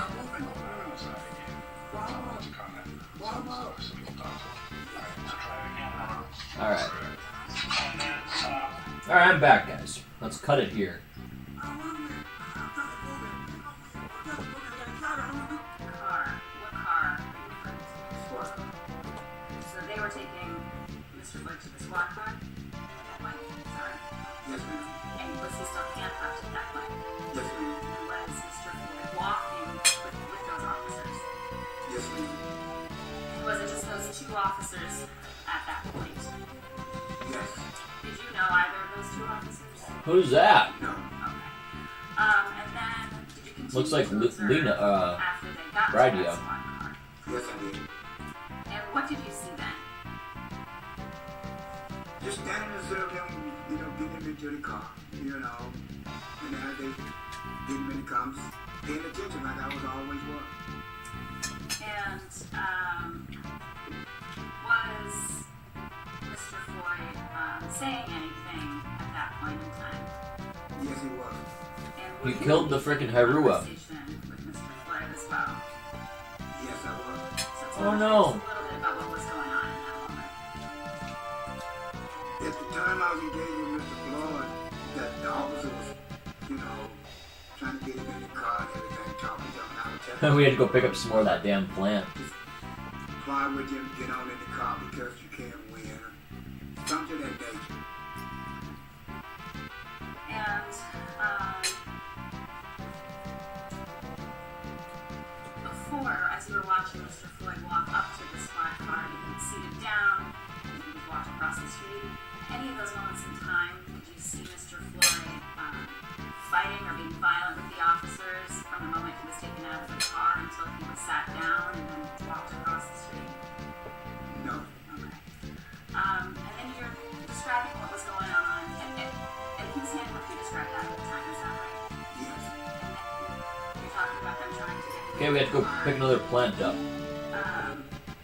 previously show you a video that showed your position and what you were watching, as well as what one of the officers' body cameras showed was going on at that moment. Did you see video of that on a previous date? Yes. And did that show accurately and fairly what you saw, as well as what you heard and what was going on with respect to Yes, Mr. ma'am. Floyd at the squad car? Did that show what was happening? Yes. Okay. And just so I'm clearly describing it to you, I know you saw a number of videos. There was one that had a view from one of the officers' body cameras combined with the surveillance camera showing where you were standing. Oh. And that's what we marked as Exhibit 39. And you said that video showed what you were doing and what you saw and heard. Is that right? Yes. Alright, I'd offer Exhibit 39. 59 is received. And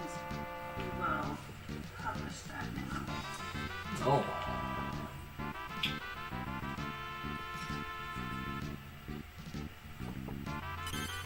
And does that show you walking by? Just pause it for 1 minute. Before we play, the top screen, does that show where you're standing next to the squad car? Yes. And can you just point yourself out on that top screen? And then the other video that's embedded within what's shown here, that shows the officer and Mr. Floyd at the car. Is that right? Yes. Okay. All right. We'll clear that, and then we will continue with play. We'd like to see what's down there.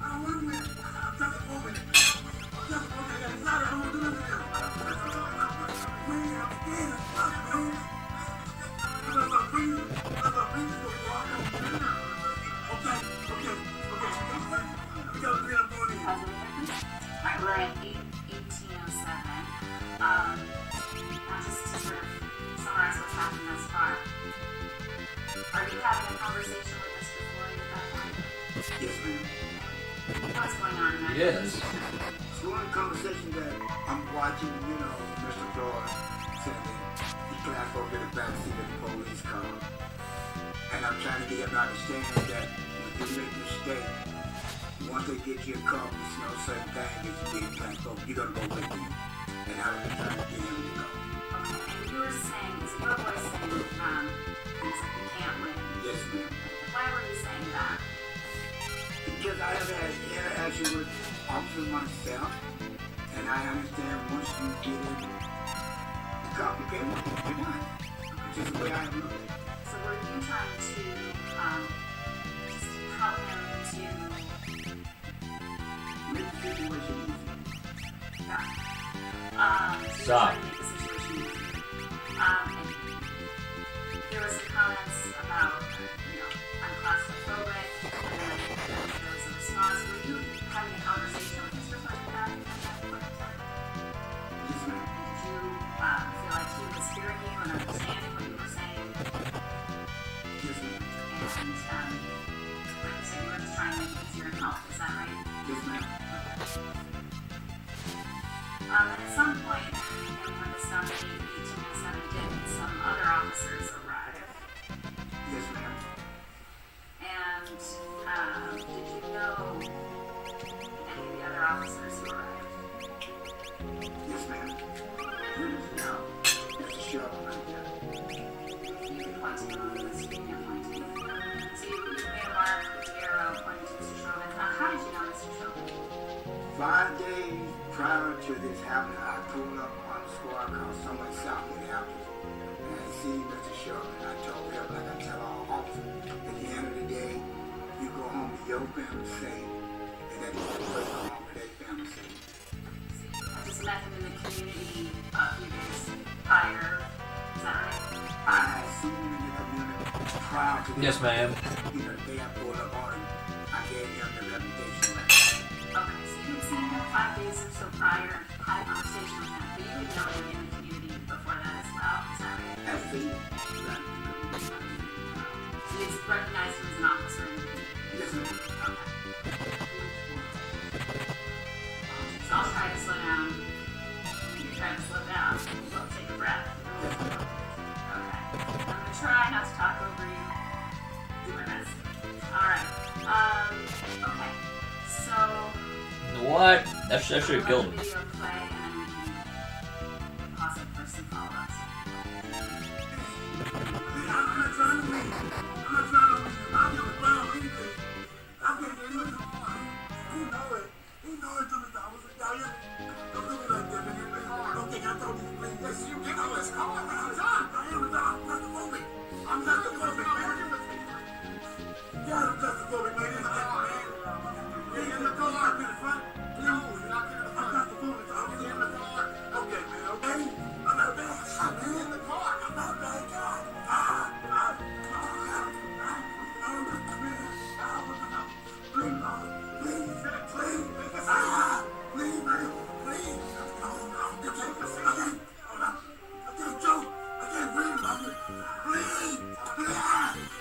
We'll come back to this.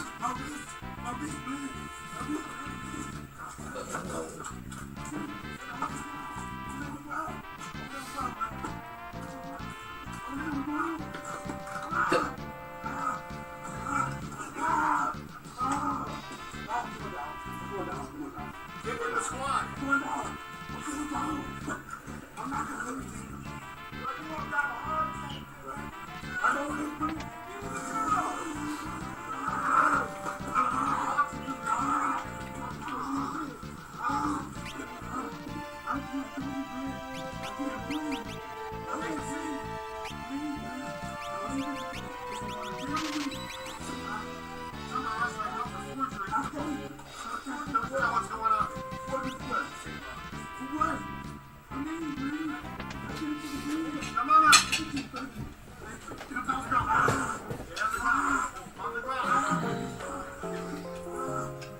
So I never actually had him in the car, it looks like.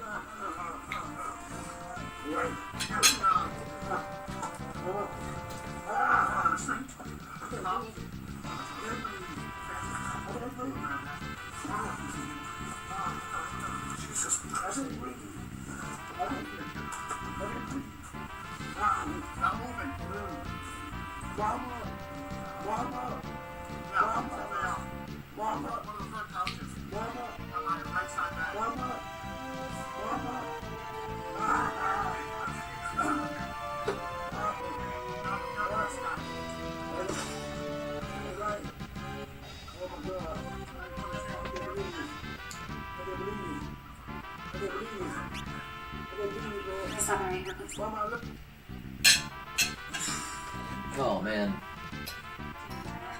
That guy's crying. That's too bad.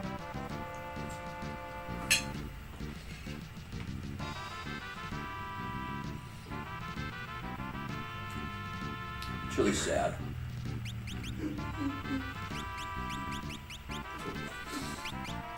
That's really sad.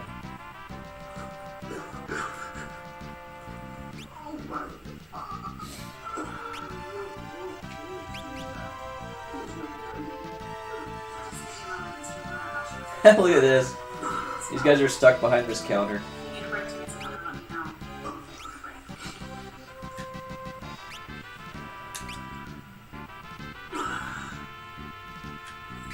May I approach your honor?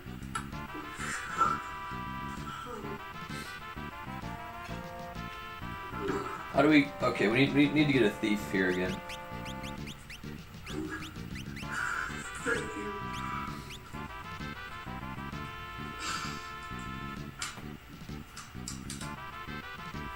Maybe never mind. Good to have a thief in the party for the castles, though, just in case there's a secret entrance you don't see. Secret place.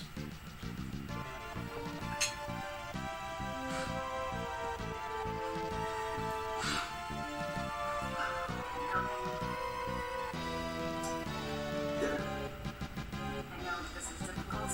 Can you just explain sort of what you're feeling in this moment? What does the elf cape do?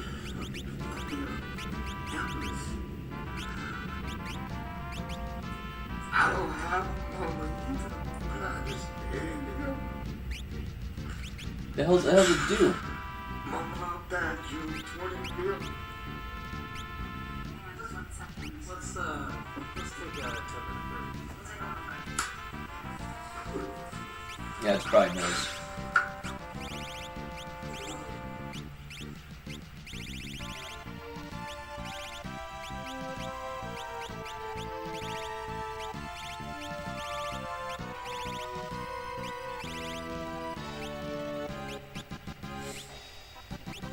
Where's the elf cape? So I got a bunch of them. Here it is. What does it actually do, though? It's not telling us. We're taking a full 10-minute break.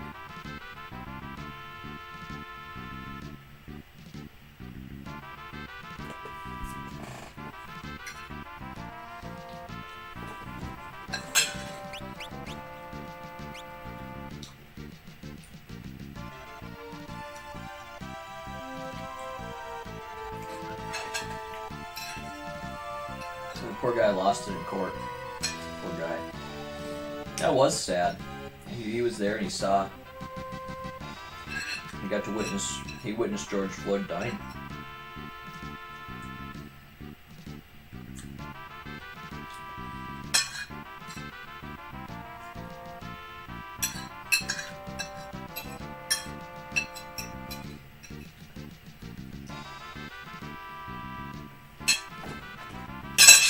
Whoa!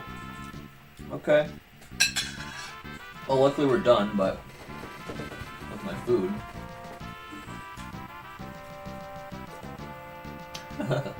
Alright. I'll be back.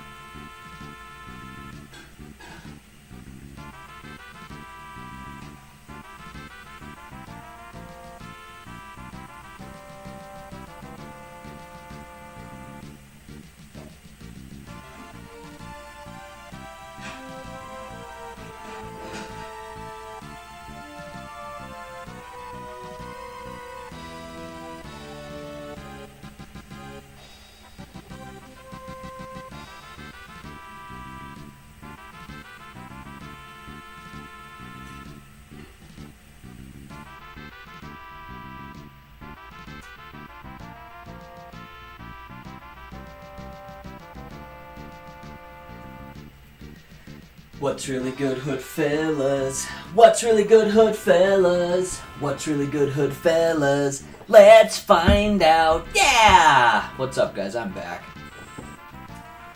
Continuing this trial. I'm pretty much okay with this area. I don't really want to buy nothing else. Anything else? Whoa. Look at this.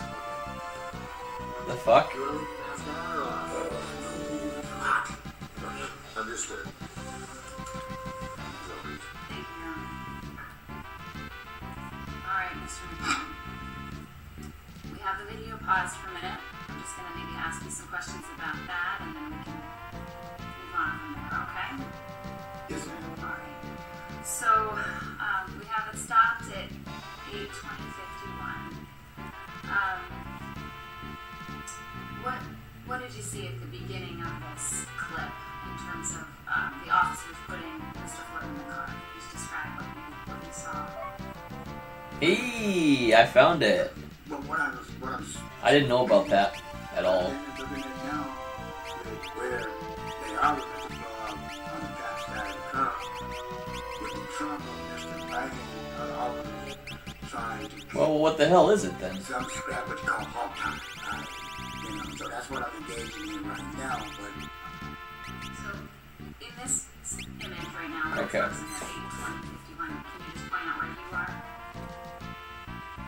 And he said you're talking about the other officer, and you used the word hog tie. Can you just describe what you mean by that? I guess you can still put some scrap where they tie you up.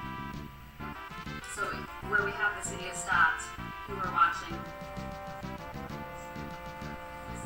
Sorry. Is that better? Okay. I just want to make sure you can hear me and I can hear you. I have trouble hearing with all the plexiglass and masks, so I apologize. So could you describe what you're seeing at that point? Let's go save it and make sure our jobs are in order. And is anyone else on the ground? that he didn't leave. Yeah. Is anyone with him on the ground? Yes, ma'am. Okay, so what do you see in terms of the other officers? I see 2 officers on the back of it, and I see the officer in the front with him. And I see the child. That's who was in the trunk of the car. Okay. And you're, I think you said Mr. Chow or Mr. Knight. Did you know the other officer? Who was Wow, in the 1 in back? 500? Did you know Shit. who he was, that officer at the back? You know, Okay. Did you, and you don't know his name today, do you? child, Okay. But another officer that you weren't familiar with at that time? no, ma'am. Okay. And what about Officer Chauvin? You said you knew him, is that right? I didn't know his name at the time, but I know of him by in the squad car. And what I said to him about it, I didn't know who he was. So you later realized that you knew His name, yes, ma'am. Okay. All right. So I'm going to back you up a little bit. Before these officers were on the ground with Mr. Floyd and there's an officer at the back, at the beginning of this clip, they were getting him into the car. Is that right? Yes, ma'am. Okay. And at that time you were having a conversation with Mr. Floyd. Is that right? Yes, ma'am. And then were you continuing to have a conversation with Mr. Floyd throughout this process? Yes, ma'am. Can't recall what's on right now. Okay. Did you hear Mr. Floyd speaking? Yes, ma'am. And then at times, were you also speaking to him? Let's do this. I want to say yes. And anything you said that's captured on camera, that would have been what you said in that moment. Is that right? Over the course of the time of your interaction with Mr. Floyd? Yes, ma'am. Okay. So, what stood out to you about what Mr. Floyd was saying when you saw him on the ground? Here we go. And I can't breathe. He said, "None, you're killing me."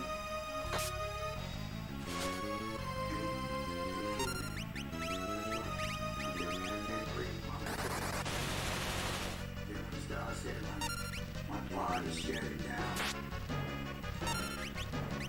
And was it your voice somewhere in the middle of all this saying, get up and get in the car? Was that you? Oh, that's all you got? And why were you saying that? What were you trying to do at that point? That's it? I was expecting something like way more epic. How did he look Like to a you bunch of enemies coming at me. This continued when you said he was saying, Mama, and I can't breathe. How did he appear to be to you?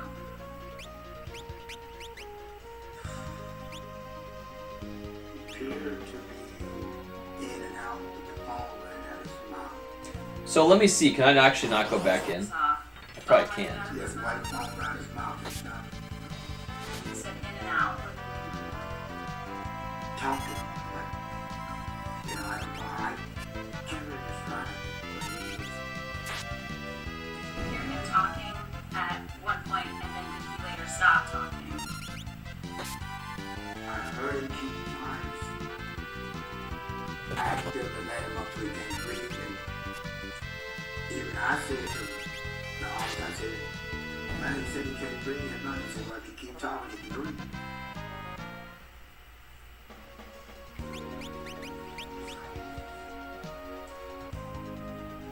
Is it okay with you if I play this clip? Okay, I'm gonna keep playing it.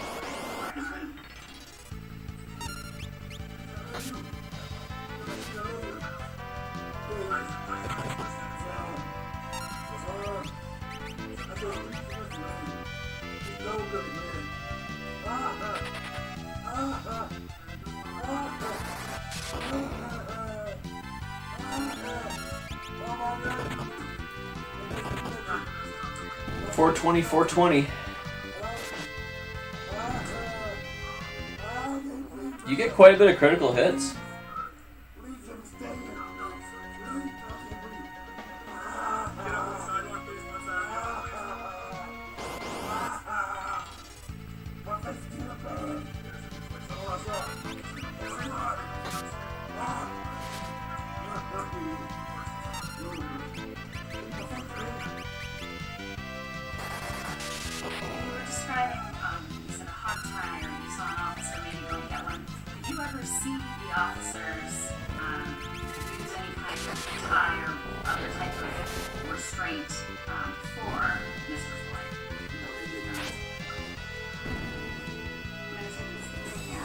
He was handcuffed. Must We're be gonna neat. put another one, but I'm just gonna not play it.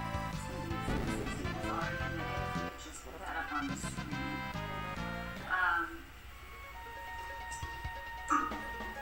Yes, on the tree screen as well. I believe it's already been done.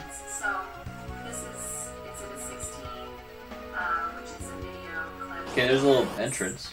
This is not playing. It's marked 8/20/05 is the timestamp. Do you see where you were standing in this particular image?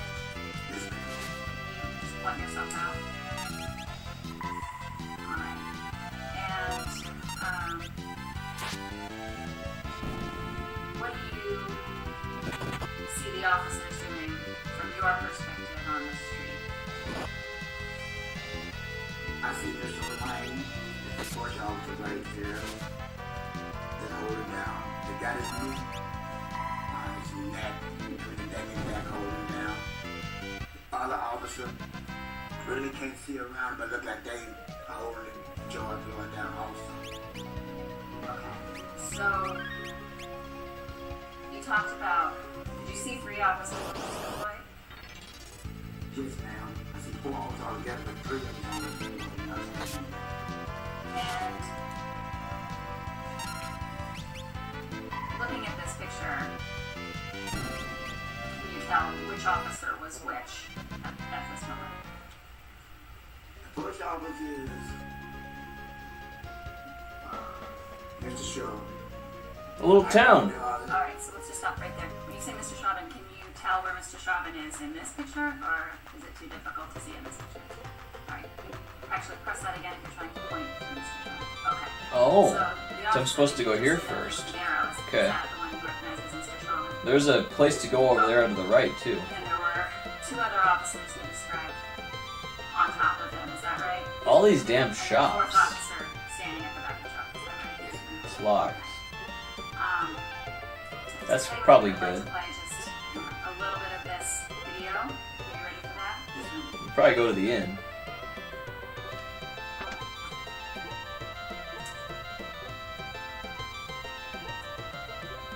And this part of the video doesn't have audio, but does that show you in the screen?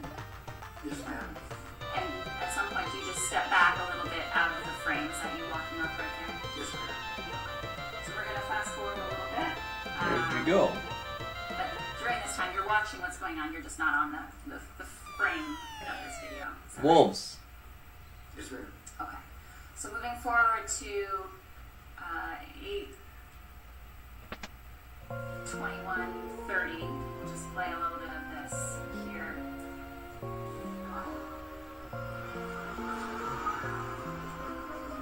And you come back into frame there. Pause it for 2 seconds. Do you see yourself back? Yes, ma'am. On the screen? Okay.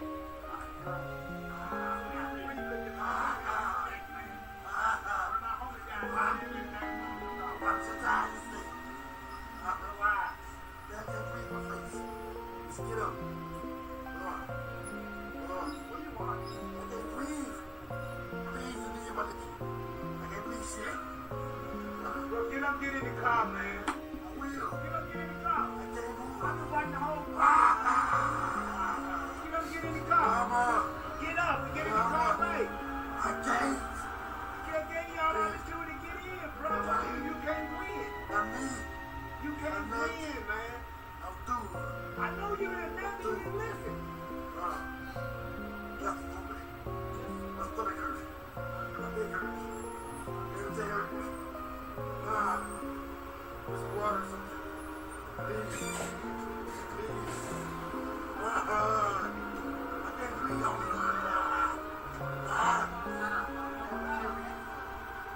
Give me, man. Bro, with your feet on his neck, man, you get off the car. His nose is bleeding, like, come on now. That's wrong right there with feet on. Look at his nose. Yeah, you got your feet right on his neck. Can I breathe? Can I breathe? Let's fight. Tough guy. Tough guy, huh? Tough guy.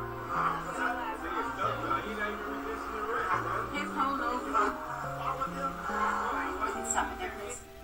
So there's someone in that clip that says, your knee on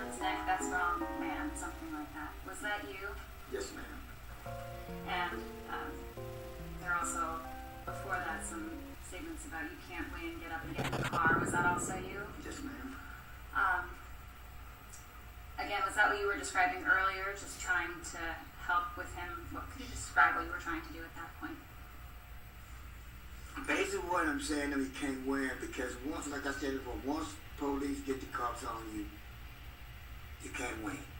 So I'm trying to tell him just cooperate with him. Get up if you can, get in the car. Go with him. You can win. And did he say I can't to you? Yes, ma'am. Okay. And did you understand him to be talking to you? Yes, ma'am.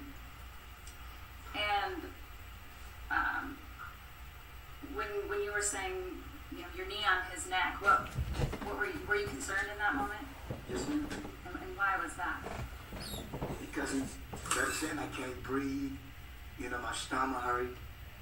You know, he's saying things that make me believe that he's in trouble. When you say in trouble, He was the other guy? You know that? Isn't that did funny? you stay, and I'm not going to keep playing this clip, you can take it down, but did you continue to watch what was going on? Yes, ma'am. And eventually did you see an ambulance come? Yes, ma'am. At any point in time, did you see Mr. Chauvin or any of the officers give any medical attention, help give CPR, anything like that for Mr. Floyd? No, ma'am. And did you see Mr. Chauvin or any of the officers get off Mr. Floyd before the ambulance came? No, ma'am. And while you were watching that, did your concerns increase over time, the longer it went on? Yes, ma'am. And why was that? It grew because when the paramedics arrived for Mr. Floyd, I knew that in my mind and my instinct it was over for Mr. Floyd. He was dead. After the paramedics arrived and then left the scene, did you have some additional interaction with Mr. Chauvin? Yes, I did. And prior to today, did we show you some video clips of that interaction? Yes, you did. They should have finished him off. And X-Death, that is. marked those clips as Exhibit 40 and 41, but reviewing those two clips, did they Oh, it's right there. show your interaction Okay. with Mr. Chauvin on May 25th, that day? Got it. Yes, I did. Your Honor, I offer Exhibits 40 and 41. 40 and 41 I received. Your Honor, it has to publish Exhibit 40, and before we press play, one of these videos, Exhibit 40, contains a composite, so a video showing you as well as Mr. Chauvin's perspective from his body camera. Is that right? Yes. Okay. All right. Let's play Exhibit 40.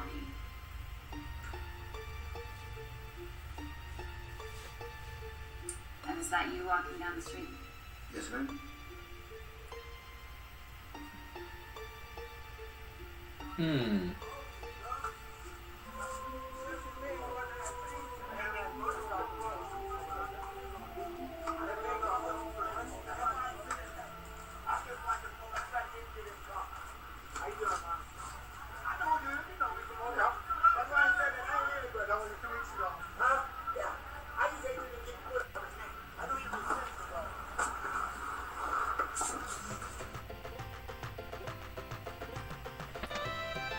Nice music. Pause right there. That can be difficult to hear. What was it that you were saying to Mr. Chauvin at that time? I can't recall, but in my mind that I said to Mr. Chauvin, and it had, I think it was like 5 days ago, not, oh show an item when I did something to him. I think I said to him 5 days ago, I told you the other day, go home to your family say that the next person go to your family say, but the dad gotta look at you as a man. So, your interaction continued with him over these two clips, is that right? Did he move his car at some point? That clip or another clip, yes he did. Okay. And then did you also have another conversation with him as well? I think so. And initially, did you remark about his foot on his neck or something to that effect? I can't recall. Okay. Is there a video videos? Yes. Alright. And again, some of these can be difficult to hear. What happens if it's recording?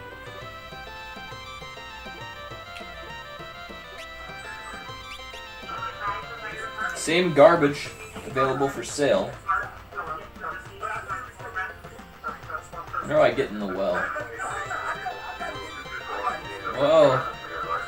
The hell's a wizard doing in there? Okay.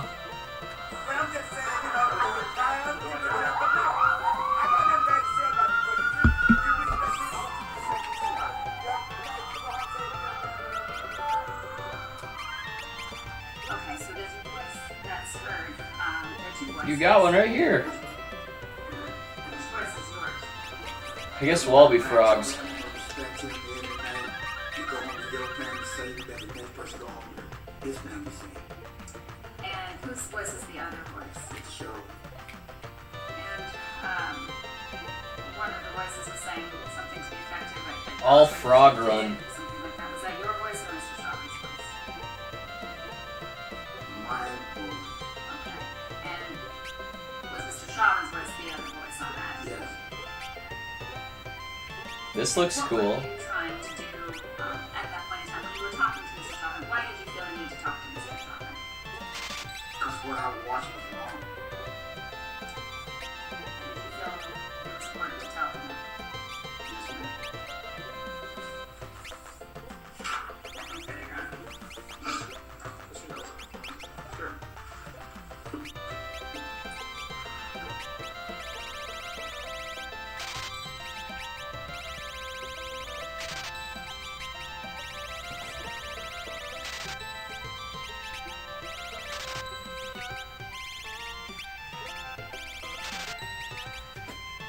We got a whole bunch of those.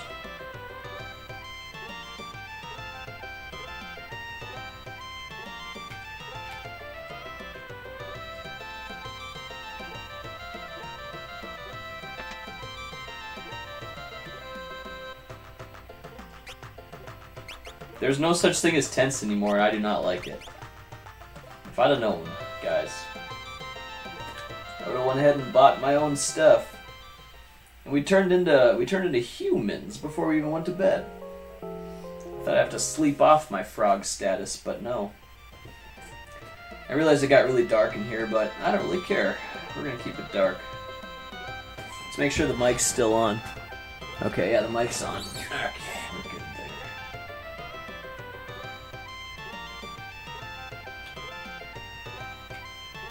There's a lot of wolves in this village. We could head back too and go check out that other cave to the north, but we'll just continue on with the game. You can take the water with you. The bottle of water that's right over there. Whoa. We're done. Thanks for coming.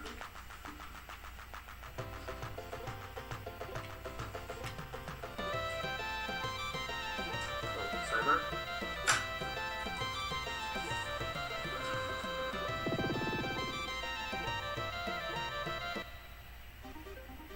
Here we go. Should be fully healed. We'll go straight for the damn mountain because I know this is where it is. There we go. We have that nice mountain climbing song.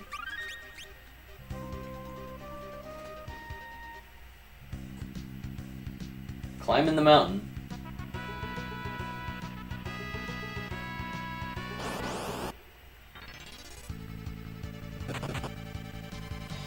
Golem. Hopefully there's no missed call or something.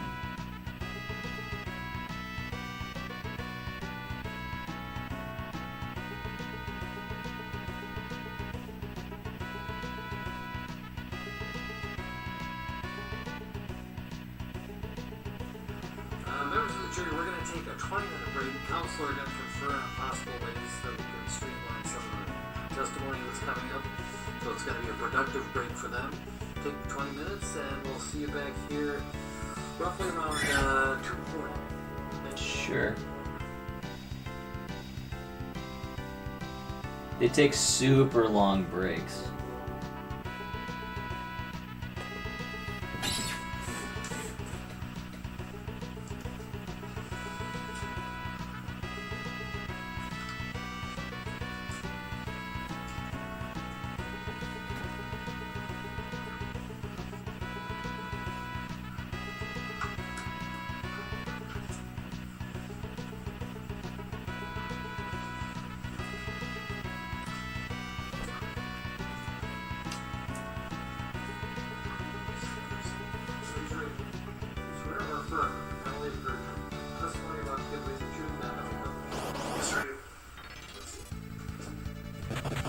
Run away, bitch. And before you begin, if you could give us your full name, spell each of your names. James Jeffrey Rubel, James Jeffrey. Rubel, R-U-G. Figured there'd be a treasure in there, and that's worth it. It's worth our time to grab. Thank you, Your Honor. Good afternoon. Is it Officer Rubel? Lieutenant Rubel. Lieutenant Rubel. Haven't heard from this guy for a while. Minneapolis Police Department. And how long have you been employed by the Minneapolis Police Department? Just under 32 years. And you indicated that you're a lieutenant. How long have you held that rank? Since 2000. Now, before we talk a little bit about yourself, you understand you can call here today as sort of a foundational witness. Is that right? Yes, sir. Your personal involvement in this case is somewhat limited. We're going to be offering various video evidence for you. Understand that? Yes. And so, what are your present duties with the Minneapolis Police Department? I manage the police business technology. And what is that? Myself and my staff basically manage Ooh, that's a bad idea. technology equipment, software, systems, officers use for control and investigations. Nice. Tell the jury a little bit about some of these systems and software tools that you use. For example, we have a records management system where all of our police reports are kept. And so my staff manages that system along with a software vendor. Surveillance video, for example, surveillance cameras around the city. We manage accounts for that, advise on where a camera should be, and make sure the system's working. City uses body cameras for patrol officers and investigators. I don't know about that. Manage the body camera program, including video storage, which is through a cloud-based vendor, but all of the policies and stuff are enforced through our system administrators, which are part of my staff. Fair to say, Oh, right here, guys. I missed the path. Very much, yes. Both the written documents, video, audio, and all of these things need to be collected and stored and be able to be retrieved in a way that can be associated with the case number. Is that right? Correct. Before stepping into the business technology unit, I'd like you to share with me a little bit about your career at the Minneapolis Police Department. I started in 1989 as a patrol officer. Worked as a patrol officer for several years. Was promoted to sergeant. And worked as an investigator doing gang cases, gun trafficking, and narcotics. Was promoted to lieutenant in 2000. And as a lieutenant, I've served as a patrol lieutenant, supervising a shift of officers on the street, and a couple of postings. Served in this business technology job. I also was the manager of our strategic information center for about 8 years. I'd like to, for purposes of starting here, focus on that assignment of the strategic information center. So could you please describe to the jury what the strategic information center is? It's what we call a real-time crime center. So it's a facility where both sworn law enforcement officers and non-sworn analysts work they're monitoring the police radio, they're monitoring cameras, they're looking at calls for service, and looking for ways to assist patrol officers in their job. So that could be anything from hearing that a patrol officer is on the way to an address on a particularly high priority call, looking up the history of that address and being able to send information to an officer so they know more about it before they even arrive. Oh, what? What happened here? We also do a lot of assistance to investigations. Poisoned. Looking for link analysis, trying to find suspects based on nicknames, all sorts of stuff. But they do that 7 days a week, 20 hours a day. Fair to say, like any other That's a lot. business, things have changed a lot since 1989 when we started in law enforcement. I love this music though. Solid. We have much more sophisticated surveillance tools, data storage tools, is that right? Yes. When did the Strategic Information Center open? October of 2010. What was your involvement in the Strategic Information Center at that point? I was on the design team that helped to configure the way it was going to work. I was the initial and first manager of the center, so I wrote the standard operating procedures and policies, sort of created it from the ground up, along with some supervisors. That was dumb. And you served to manage that Darn it. center until when? April of 2018. And that's when you began your position in business technology unit? Yes. Within the Strategic Information Center, what I'd like you to focus on for the jury is the capability of surveillance video throughout the city. Can you talk a little bit about that? So the city has a network of public safety cameras that are placed at strategic locations all over the city. There's roughly 250, maybe a little more than that now. Typically in high traffic or areas where we expect to see a lot of activity. Those cameras are on 24/7. They're recorded all the time. They can be monitored both at the Strategic Information Center and from places like precincts, and investigators often can monitor them or retrieve recorded videos. And when you say monitor, you're talking about monitoring in real time. Sure, you can watch them live. You can move them, if you will, pan, tilt, and zoom the cameras to zoom in on things that are of interest. Or if you know that there's an incident at a location where we have a camera, they can use the camera to try to see what's going on. This game is so good though. And then how do you communicate with Guys, the officer just such a good game. on patrol and in need? He's gonna hit me once and run away like a little bitch. The primary way would Run be away, bitch. we call a switch message. So the I squads think he must be the boss though. I'm pretty sure he's the boss. and they're operating some software that allows us to send them sort of a direct message that flashes on their screen. It can give them updates. Whoa. on the call or any other. This looks crazy. We can also get on the radio if we want to broadcast to a wider group, and then people have cell phones we can call them in case there's something more detailed than what you want to send in the message. And that's helpful for monitoring in real time. You also mentioned storage and retrieval of said footage. Is that right? Yes. Describe as the designer. Oh, I actually attacked the damn guy. Strategic Information Center, how the footage is able to be stored, retrieved, and if possible associated with a particular case number or event. Sure. So we use a system called Milestone, which is our enterprise video management system.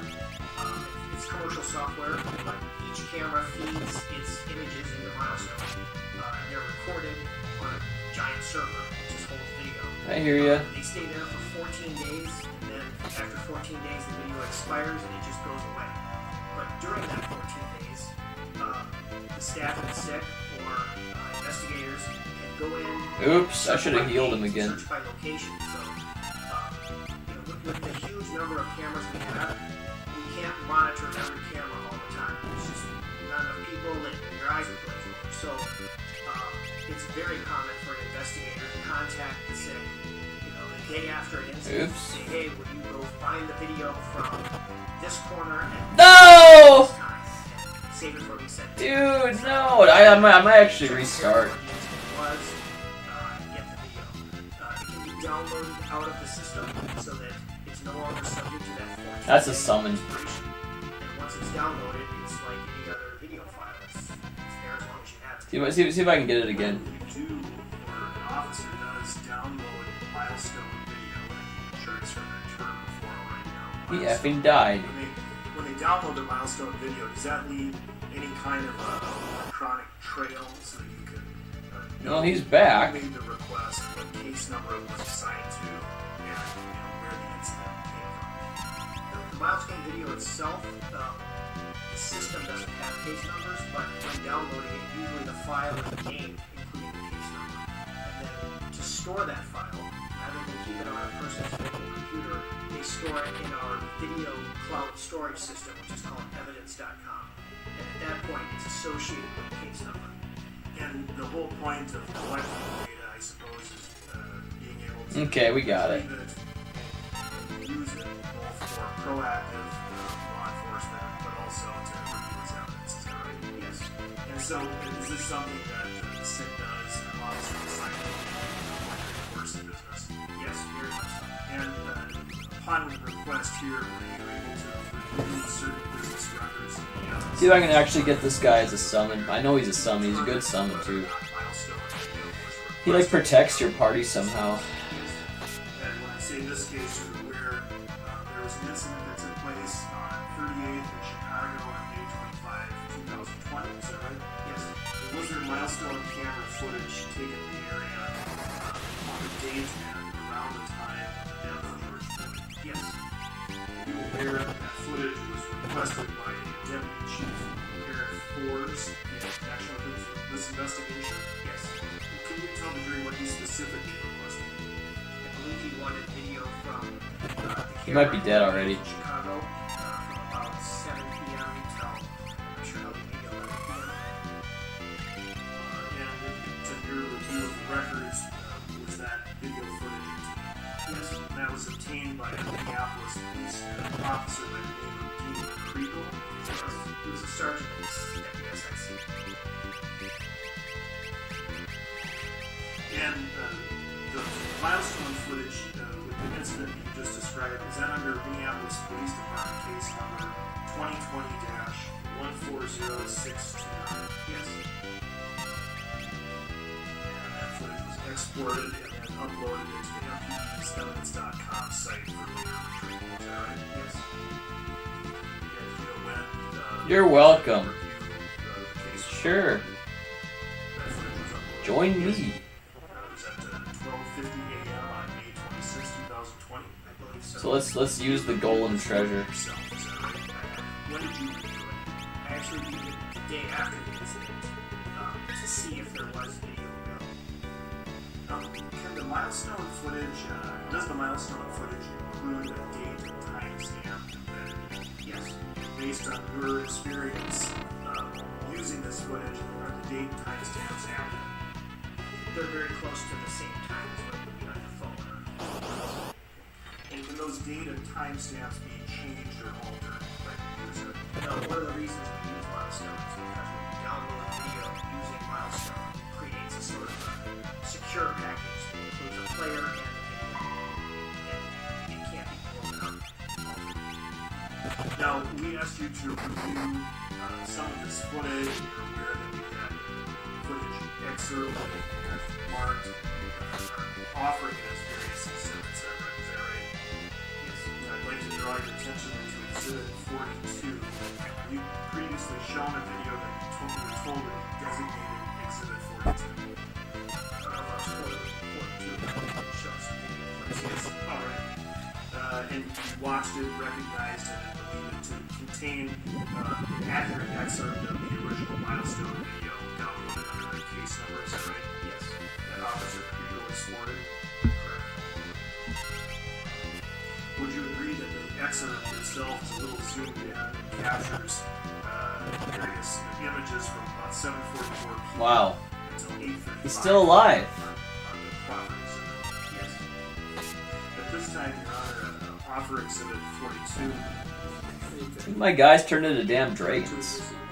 And I'm going to request to publish exhibit 42, but before we do that, just to explain to the jury what they will be seeing is something with which they've already seen a couple of times, the milestone footage, I guess in that format, but there's no sound, is that right? Correct. And we're going to be playing a segment without sound or narration that will run from 8:08 p.m. until Yo. 8:14 in about 42 seconds. So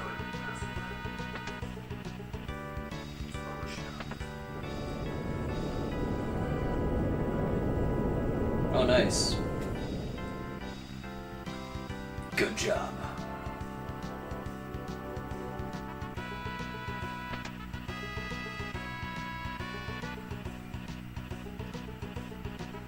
Just wanted to see about that door up front there, like what that was all about. Oh, that's what that's all about. Okay.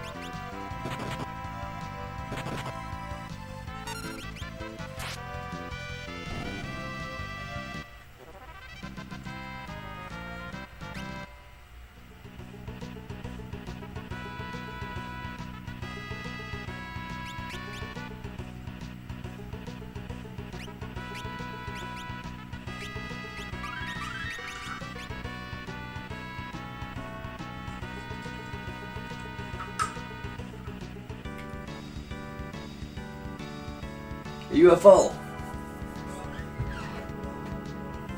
Or it's just a plane, I'm not sure.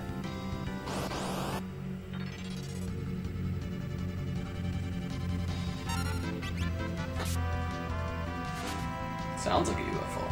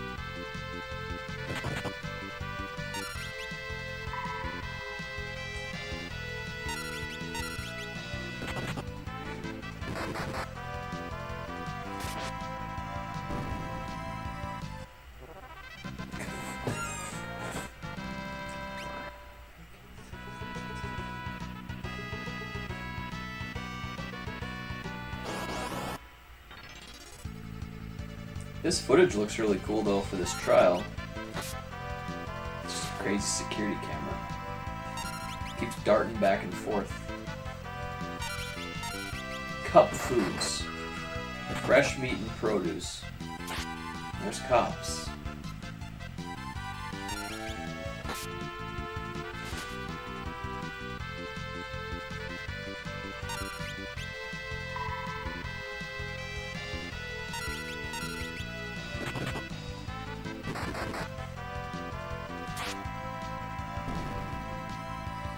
These zombie dragons are pretty cool. They give you a lot of battle points as well.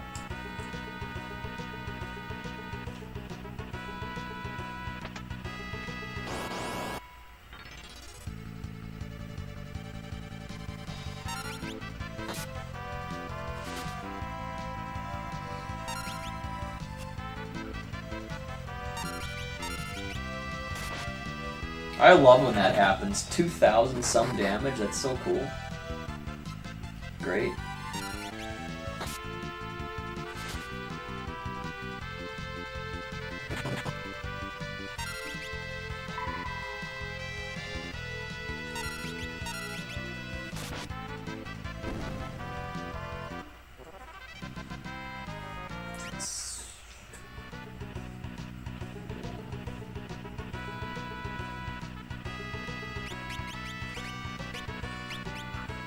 Shit, I'm almost out of mana.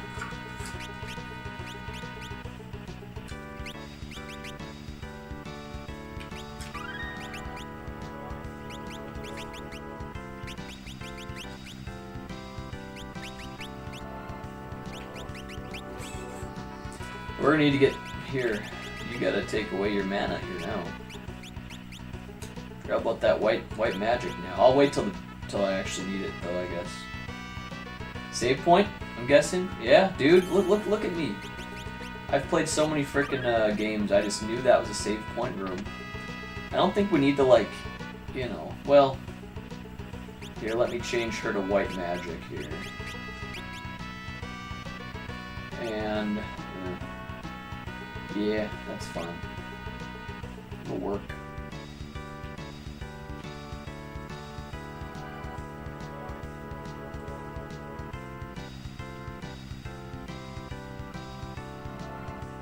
Hyrule plant. Oh geez, we're gonna get attacked by the damn plant.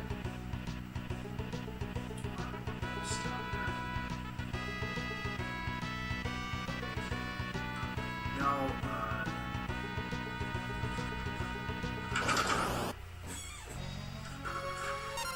I'd like you to take a look at it. Let's do fire. Love it. Publishing Exhibit 1. Do you see the, familiar with the intersection here? I'm assuming? Yes. This is going to be in Chicago. Correct. You see the gas station marked Speedway? Yes. And do you see those small yellow icons? Yeah, What's going on here?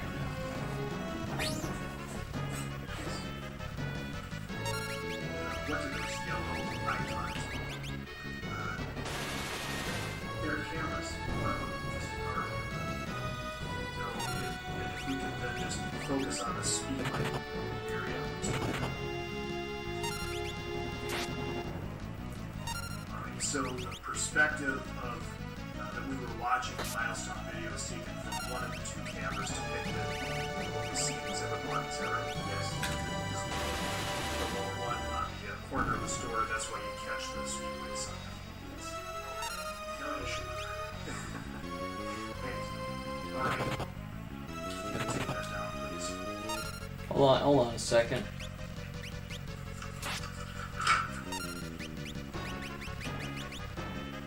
Now I'd like you to focus a little bit more on what you're doing these days in business technology. Alright. Hold on, guys.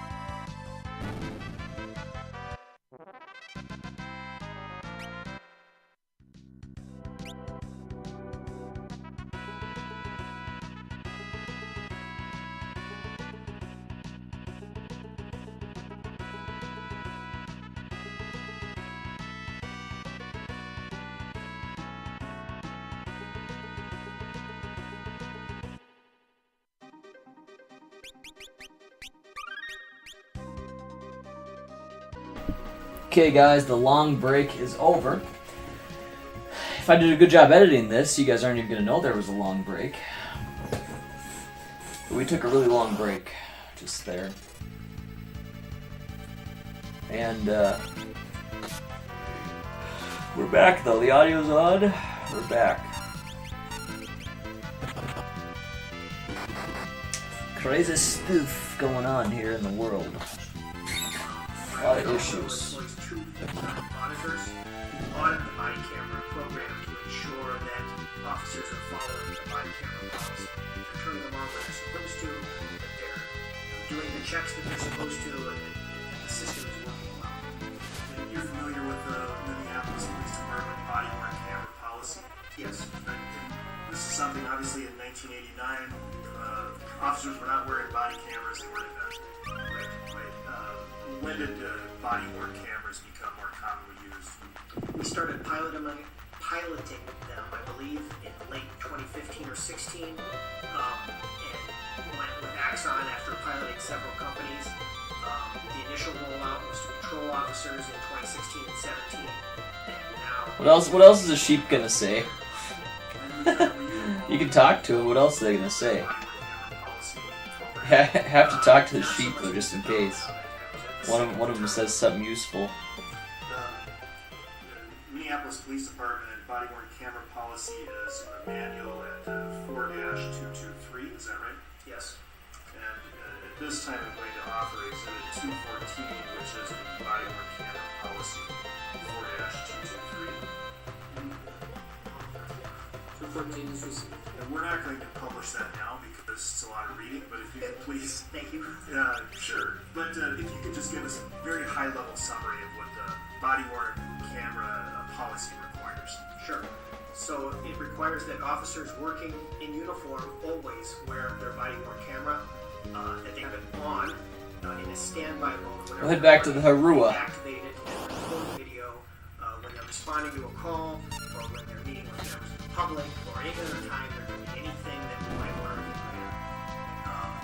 So it also mandates that investigators who work in plain clothes wear cameras when they're doing certain enforcement actions, like executing a search warrant and this kind of thing. Some of the body-worn camera footage associated with this case doesn't, the sound doesn't kick in for a little bit. There's image, but there's no sound. I gotta take a break again, guys. Hold on.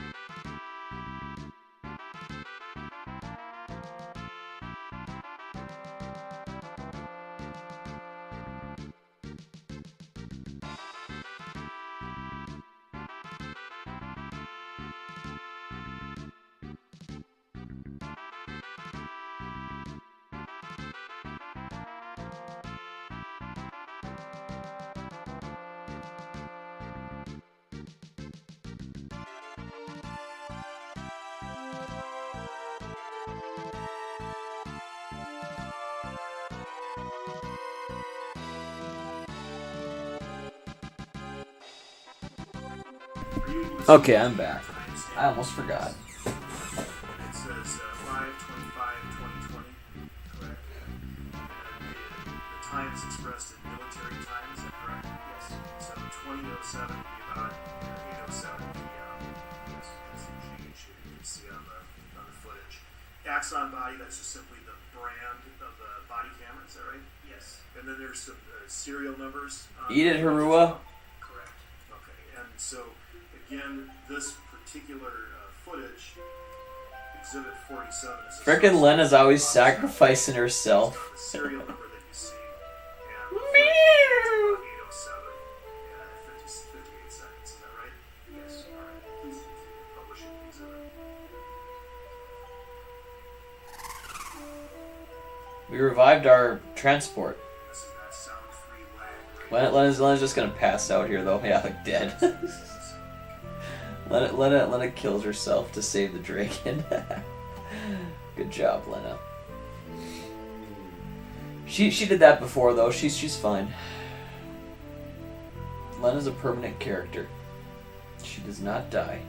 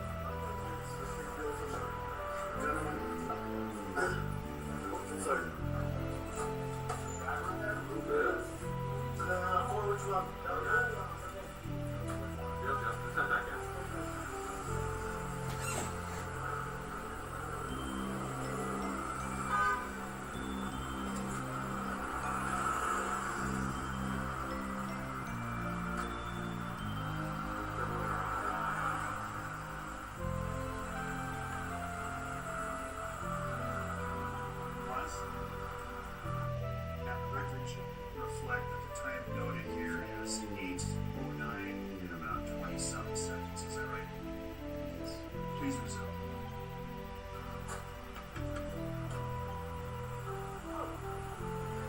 Let's see your hands. Hands on. Let me see your other hand. Let me see your other hand. One hand. Put your fucking hands up right now. Let me see your other hand. Put your hand up there. Put your fucking hand up there. Yes, keep your fucking hands on the wheel. Put your fucking hands on the wheel. Also in the car. Put your foot back in.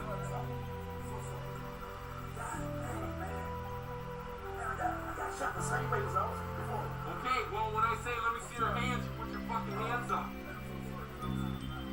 Got it? Put your hands on top of your head. Hands on top of your head. Hands on top of your head.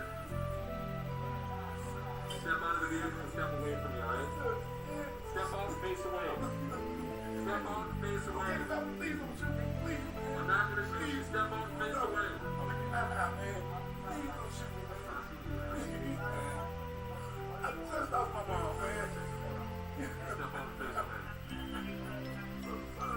Step out and face away. Step out and face away.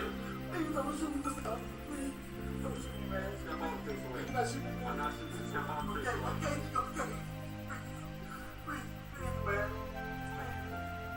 I didn't know, man.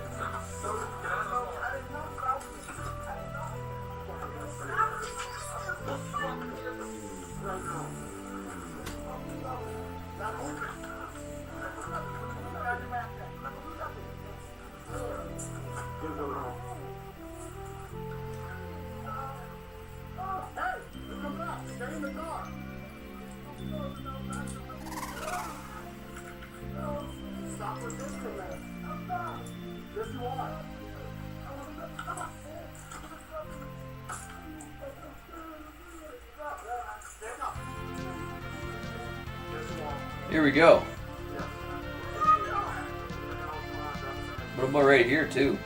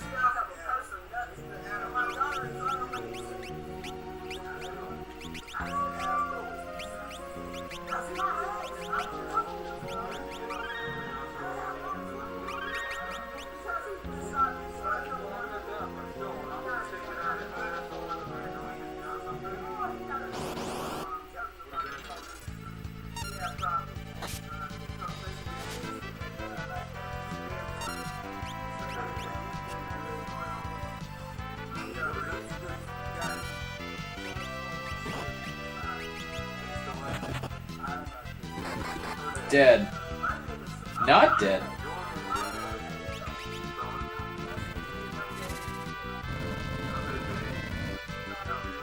What? What a bunch of shit that is. That healed them. How am I supposed to know that? Ooh.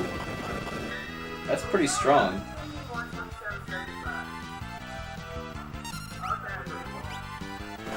Ah! Shit, we're screwed. But, didn't we save right before this dungeon? I think we did.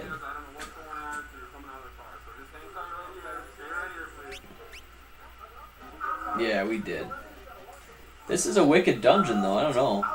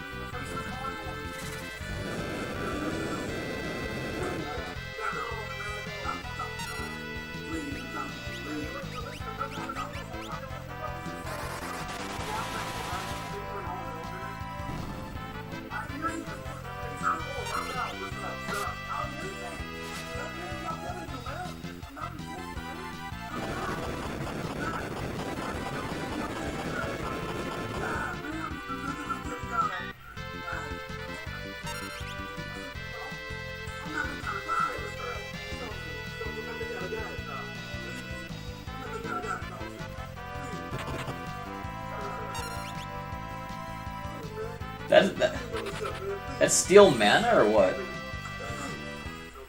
Can't breathe.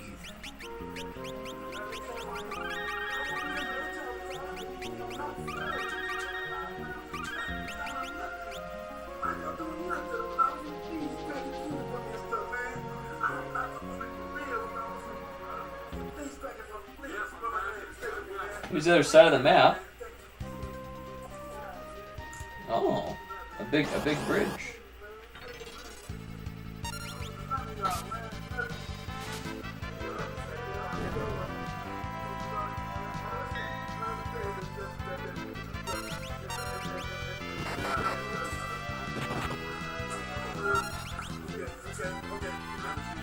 Mystery Waltz suck, but I think I got a bunch of mana back. Which is pretty sweet. Let's confirm that.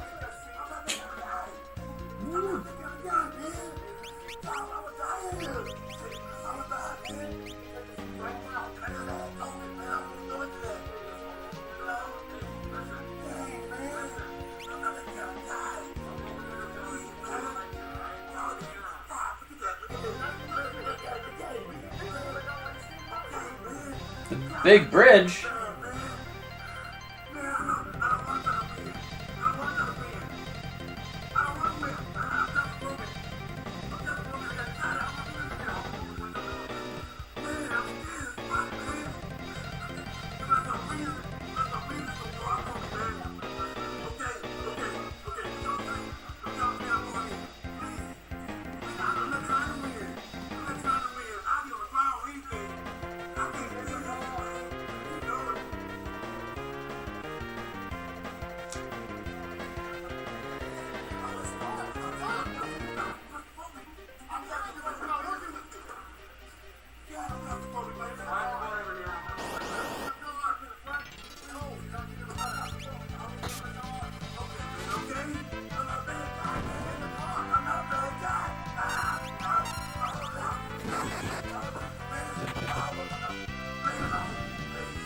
Did they ever get him in the car, I wonder? Let's see.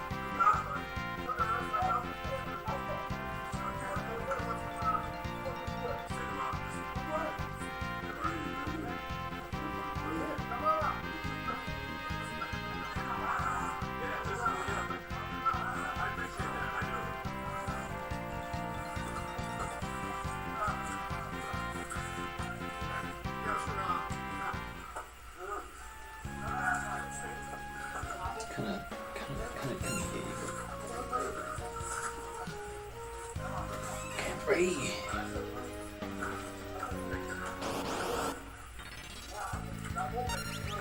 Yeah, they were just having so much trouble with Floyd, they couldn't keep him in the car. He was freaking out. The knee thing was crazy.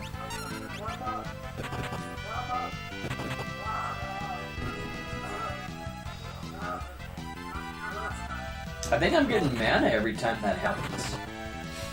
Which I was going to give up on this weapon, but if I'm getting all this mana, and I have him on heal, yeah, dude, this is very sustainable. I mean, I can sit here and just heal my party all the way, because he's getting all this mana back. I like it. I used to think it was kind of stupid, but I'm getting all this free mana. It's really cool.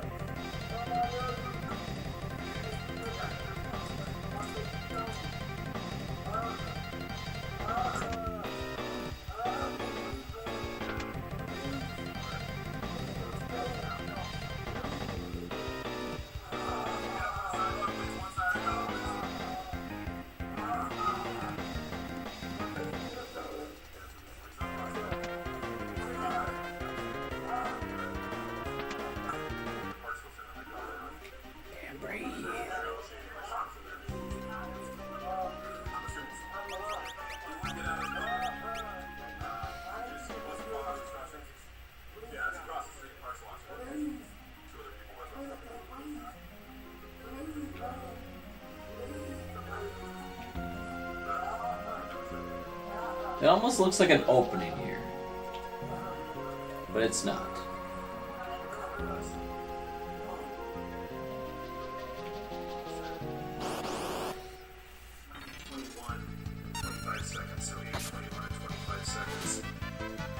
See what I get from these guys.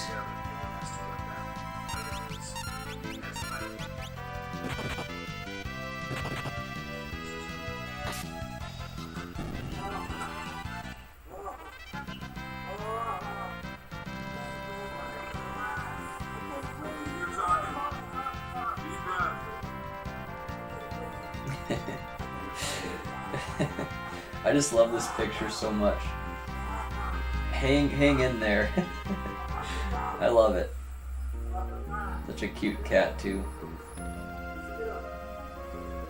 Hang in there.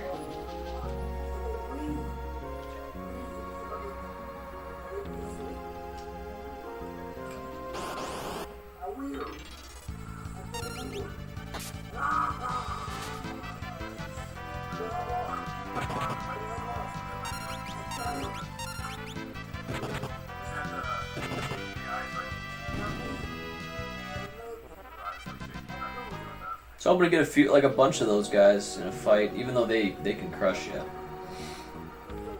Let's save it and try to get all 4 of them.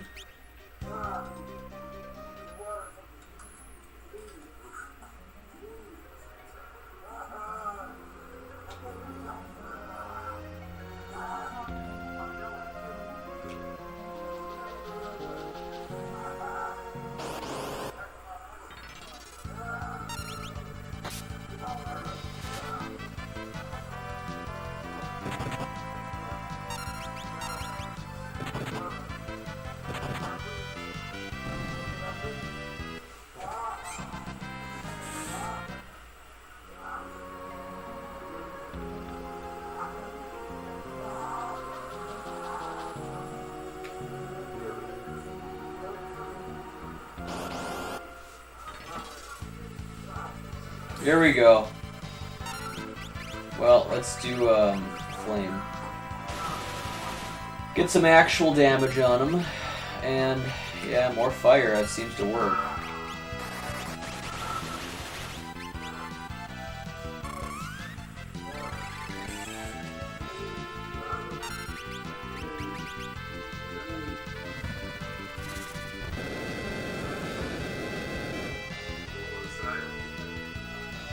They're all alive. Didn't expect that.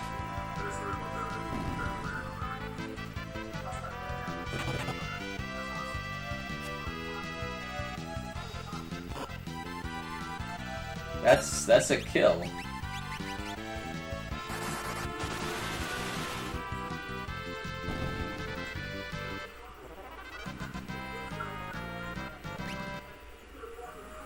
Kind of like to fight more of them. It's just kind of fun.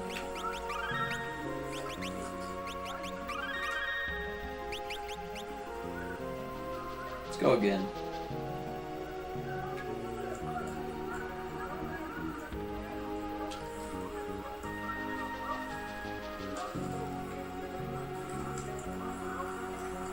I think Floyd's dead now.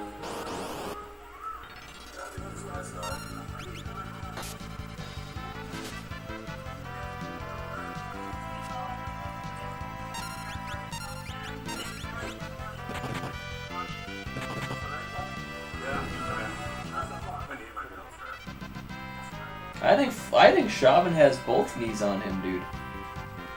Got 2 knees on him.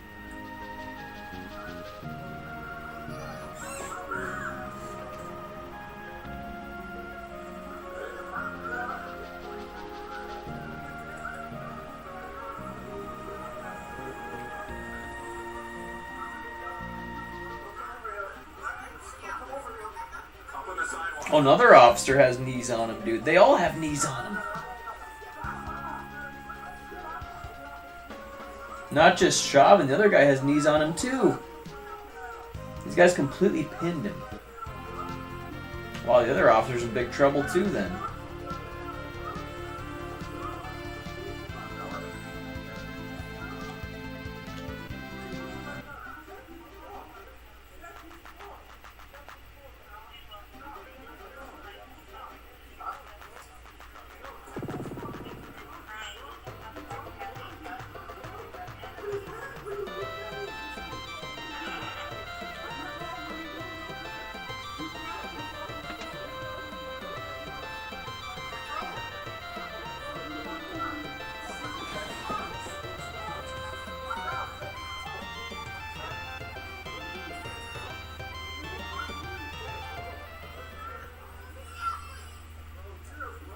Yeah, they got all kinds of knees on them, dude. It's not just Chauvin.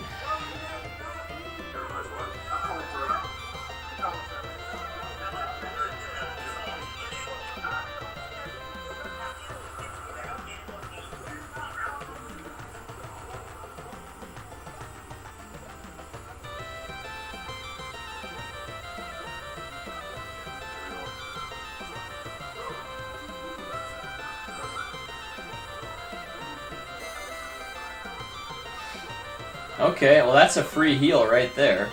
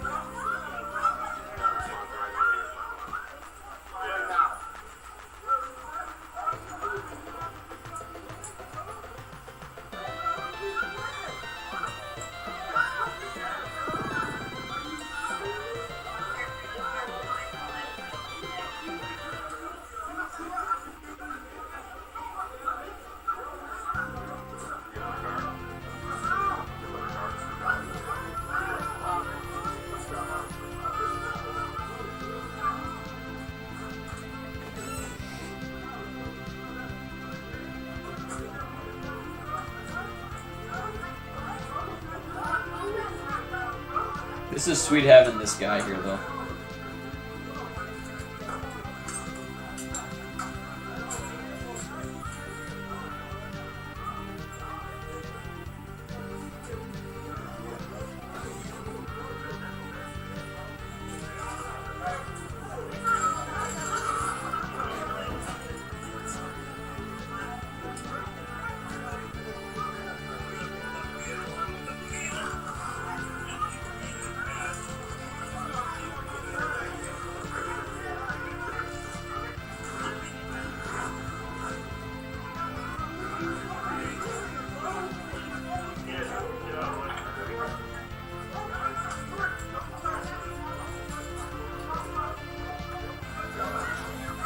Floyd is dead right there.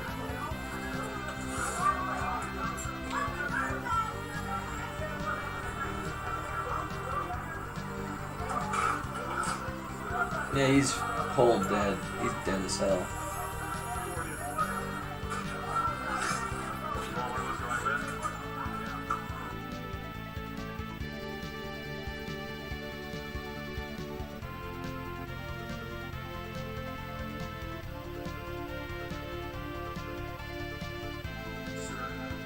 Drawing your attention that what's been marked as Exhibit 43, which is body worn camera footage of Officer King. Off of Exhibit 43. This is such a great game, guys. 43 is just Such a beautiful game. published Exhibit 43.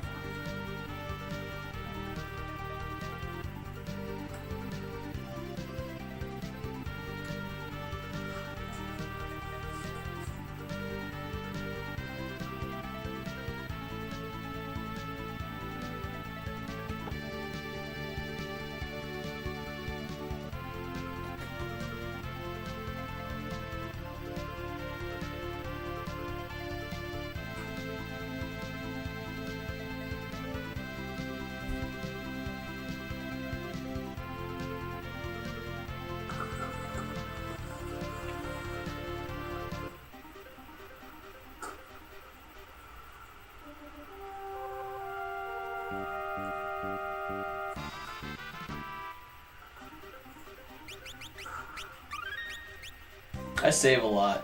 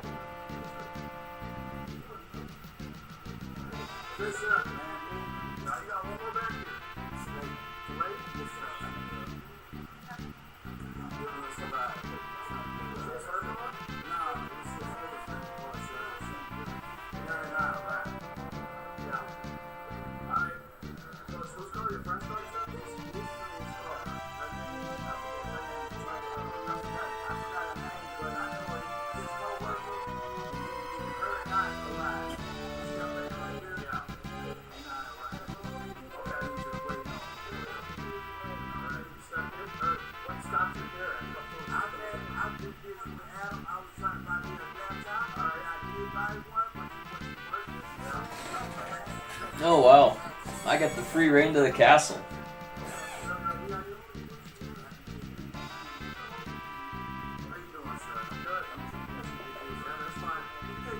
And you see, my premiere's actually still going. I haven't even been in there for like hours. It's still going.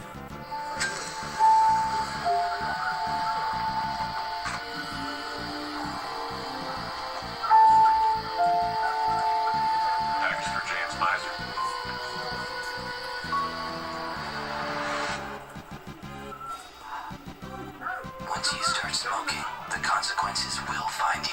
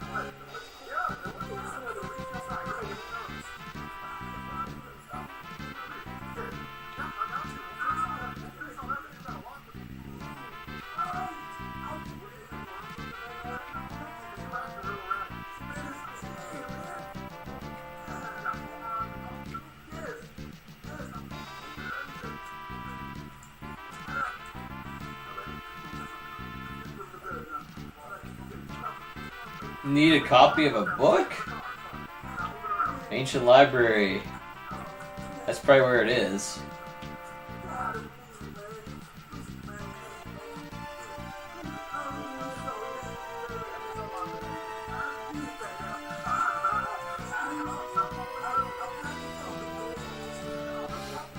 Yup, ancient library.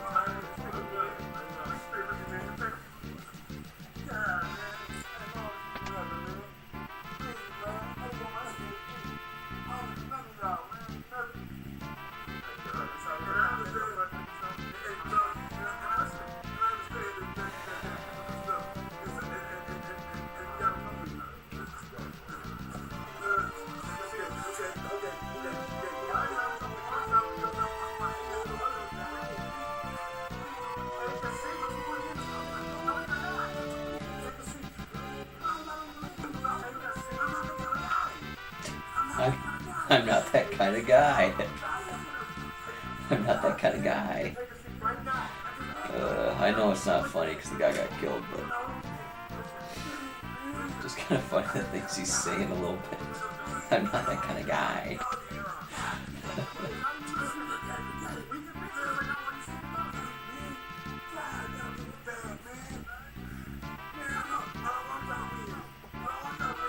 Get in the car. I'm not that kind of guy.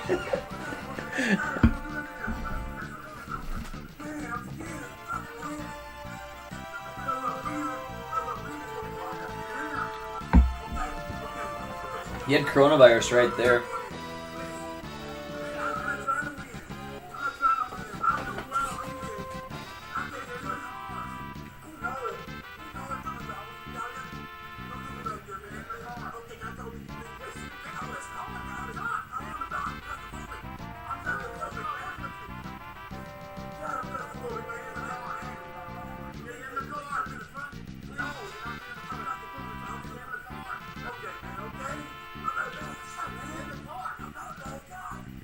I'm not that kind of guy.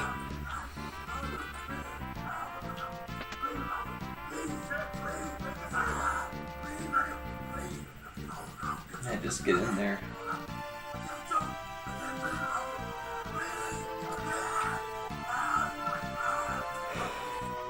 I feel like we just watched all this. What the hell's the big difference?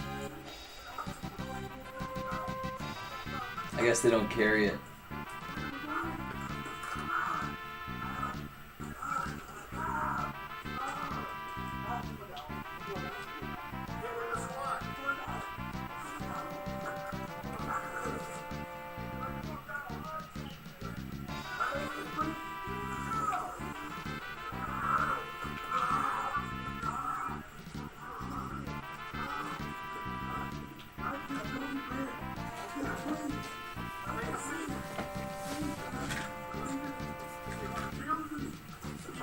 It is what it is.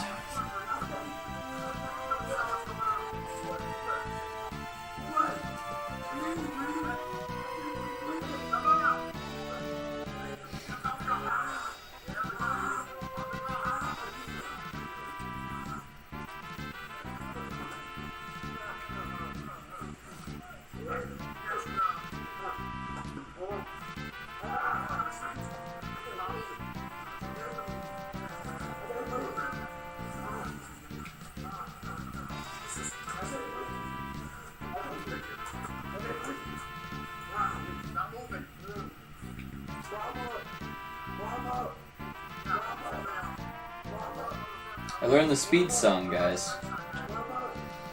Bard is pretty worthless, though.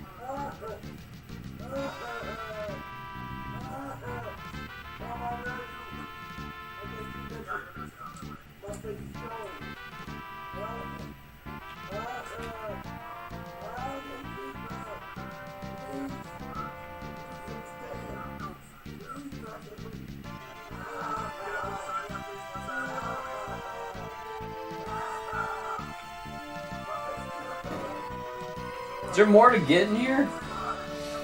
These castles are so complicated, you know?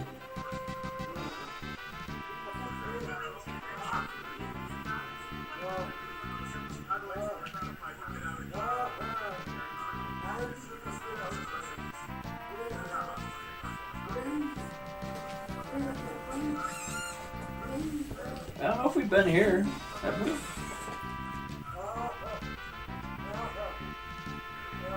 Yeah, we sure have.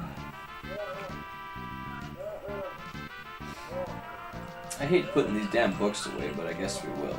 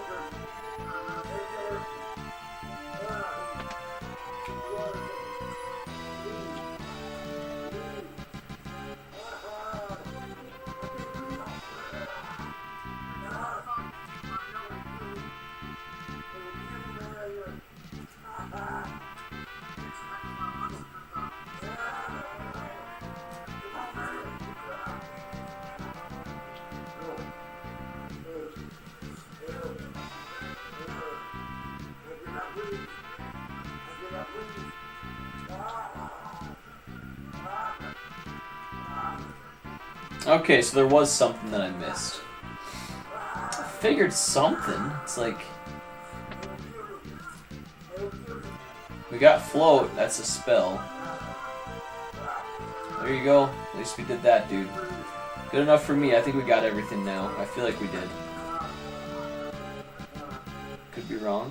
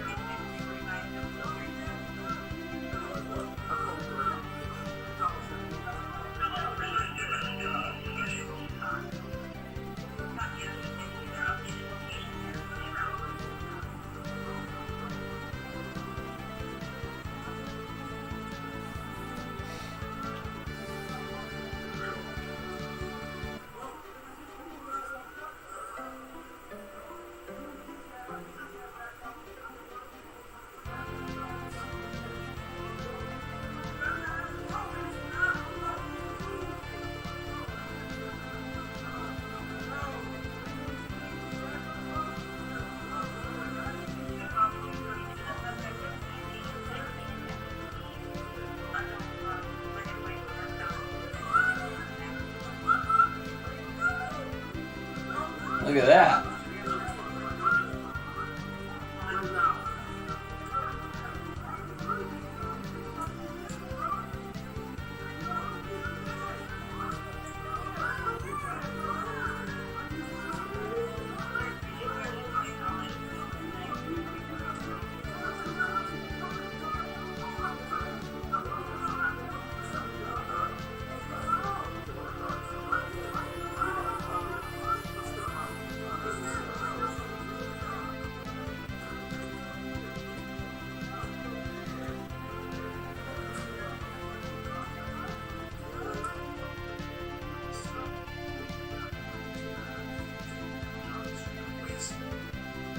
Sort of the way the body-worn cameras work, they have an internal microphone, is that right?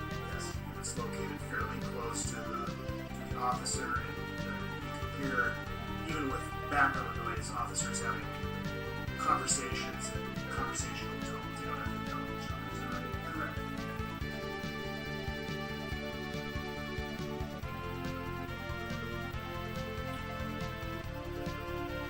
There's also a camera footage taken from the camera issued to Officer 2 Town, this time State Office Exhibit 49.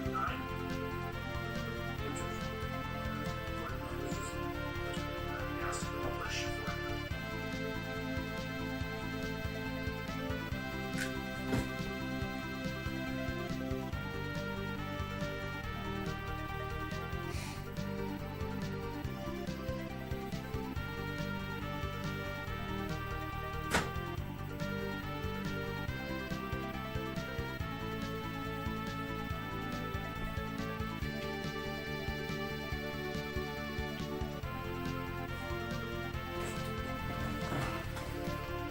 Okay, yeah, our camera, our mic's still on. Just not saying a ton of stuff. A lot on my mind, actually. But, well, I gotta get in there someday, but I can't yet. I think I'm supposed to go in there, and they said something about how I'm supposed to land on X Death's, or that guy's ship.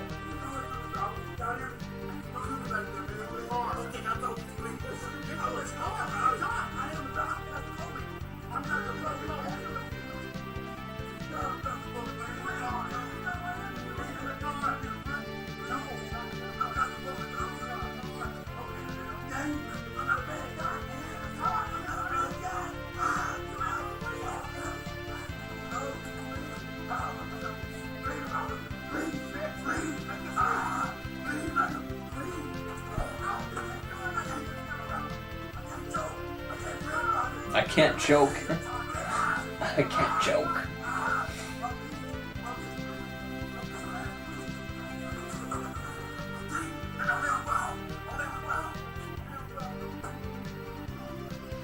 Guess we've been there too.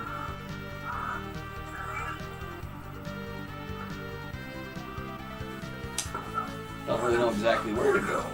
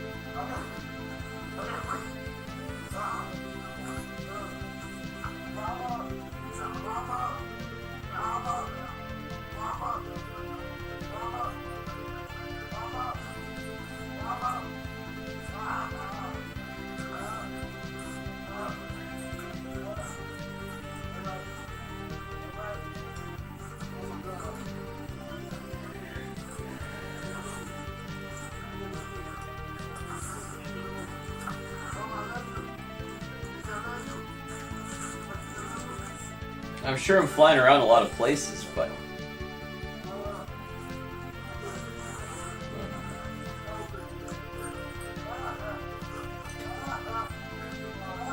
take a long trip around.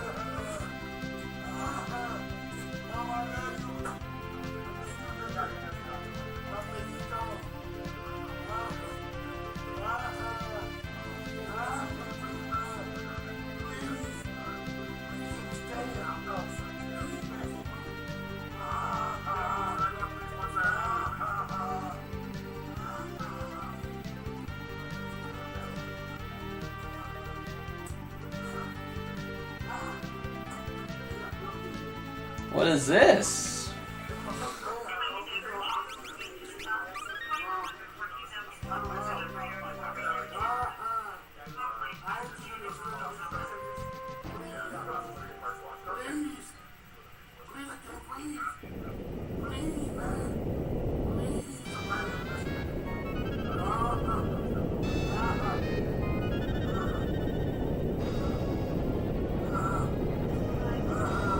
What's going on? Disappearing? Oh shit!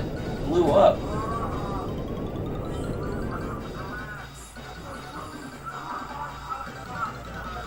X-Death.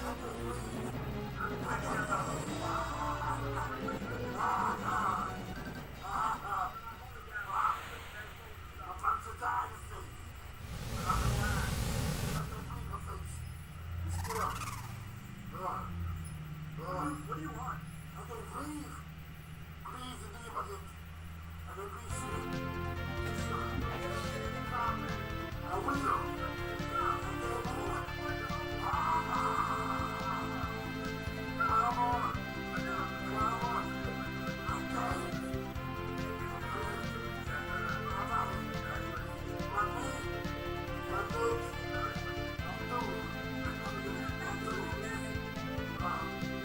You did. I told you that, man, but you didn't listen.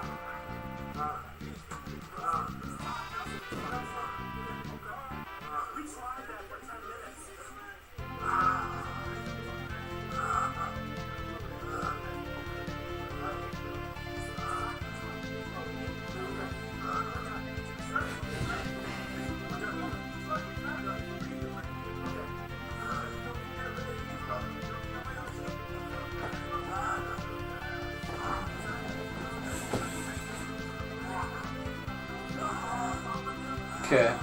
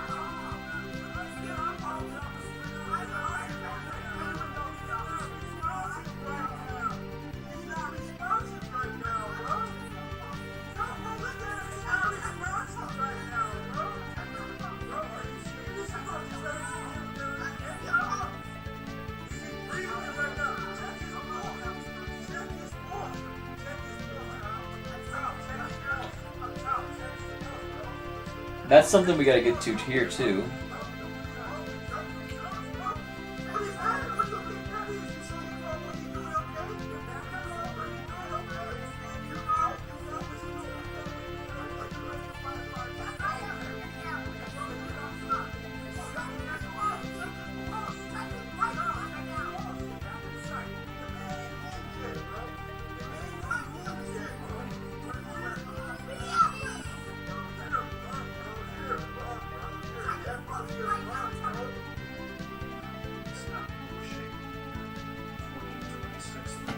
A lot of stuff there.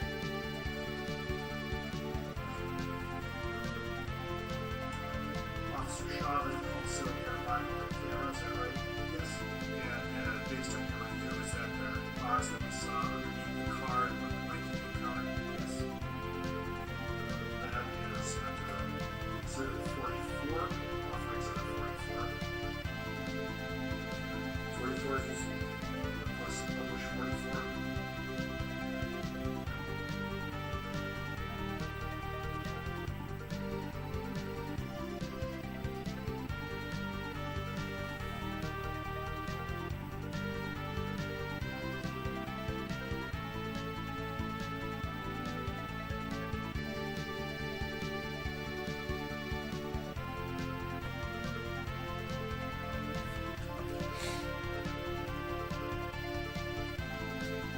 Okay, so there still is something over here, apparently.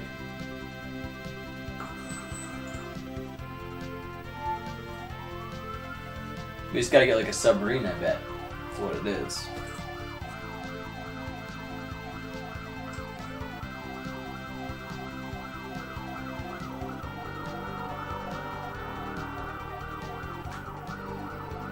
How's the north side of the vehicle? Give me an avenue.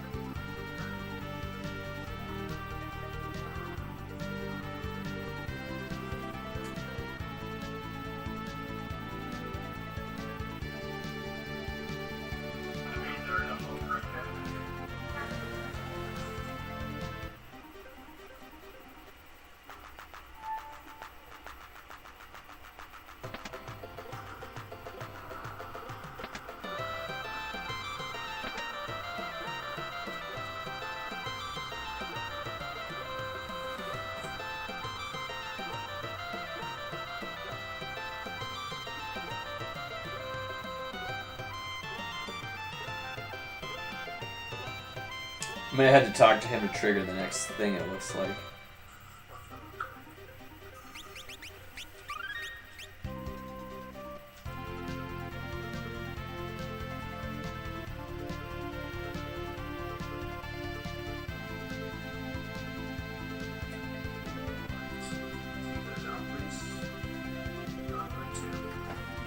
Asking you about some items that we will seek to admit without publication at this point. Officer Luger, Sergeant, you're familiar with him. Yes, he was also issued a body-worn camera, and his footage is, there's footage that was captured in the incident that's offered. This exhibit 48.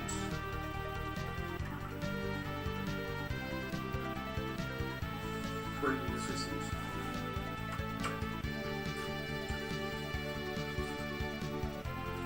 There's a number of still photographs that were taken from some of the footage that has been viewed. This is only going to offer these without seeking to publish as rude.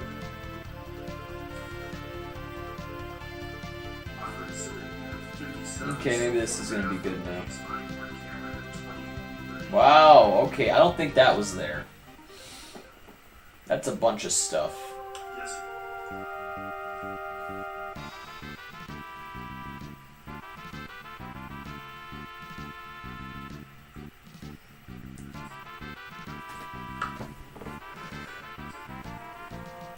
Ugh.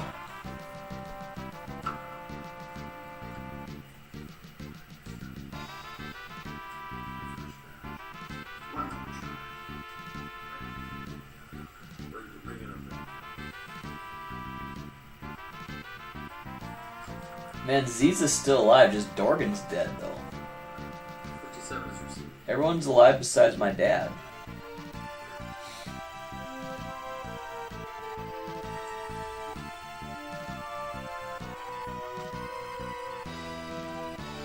Walker exhibit 58, Wayne's body working camera at 20, 30, 43. 58 is received. Walker 59, Wayne's body working camera Oh. 20, 30, 47. Okay. Meh. Jumped on my 59 is received. Hydra. Walker exhibit 60, Wayne's body working camera 20, 30, 50. I need to run to the bathroom. I'm probably gonna quit soon here.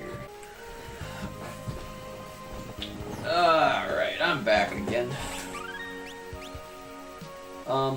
Let's go back in here and take care of this section.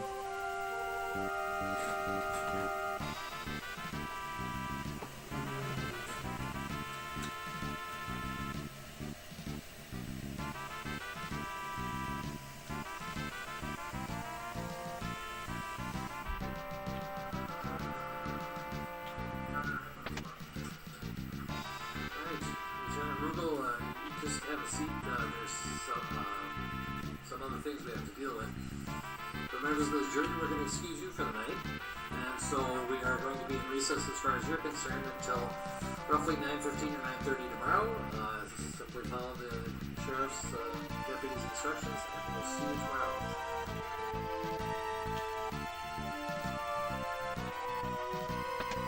I wouldn't get there till 9:30 if that was the case.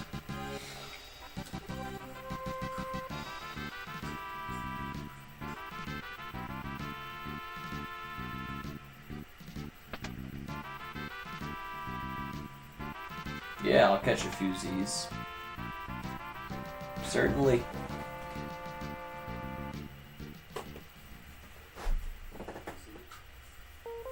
Alright, Mr. Nelson, did you want to proceed?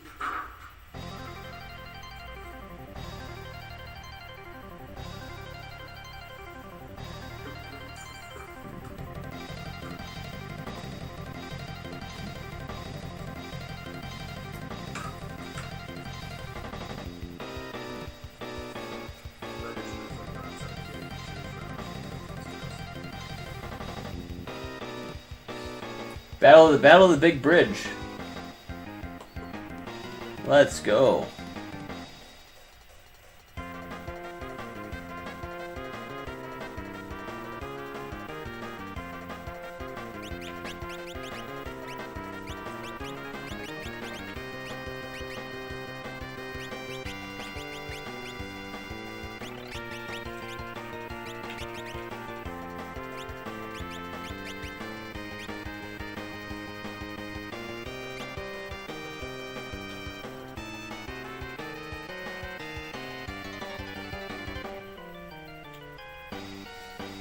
Okay, boys.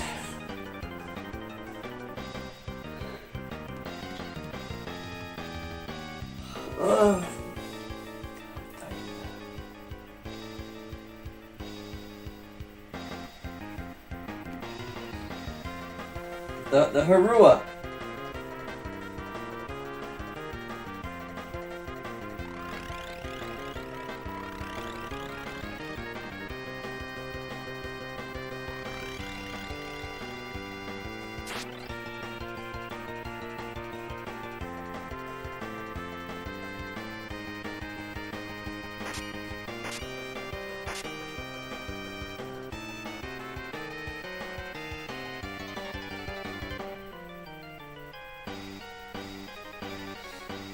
What am I supposed to do? Oh. We should be able to rock his ass. Easy. There should be no problem here.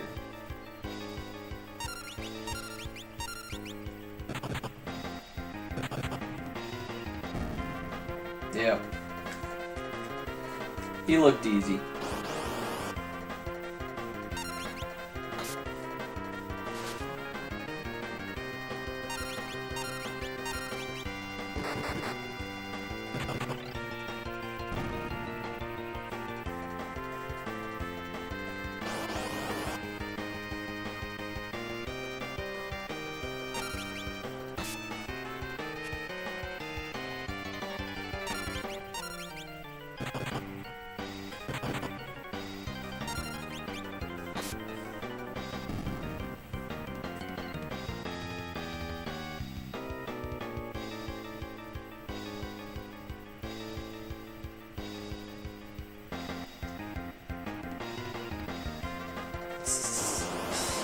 That's funny, sitting here twitching like crazy.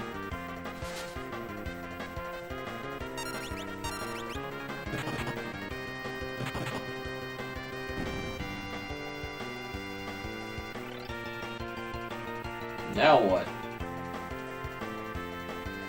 Ziza. He looks like X-Death. What's up with this? What's up with this hat? Oh my. Damn, look at all the mana she's missing. Holy cow.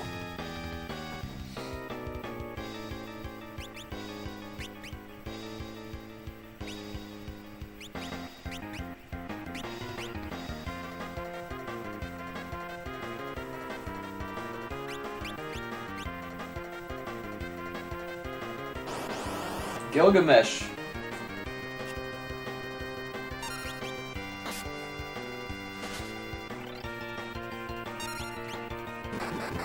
Nice. We love the power fists. Fists destroy my samurai, man. Look at that. My mages hit harder than my samurai.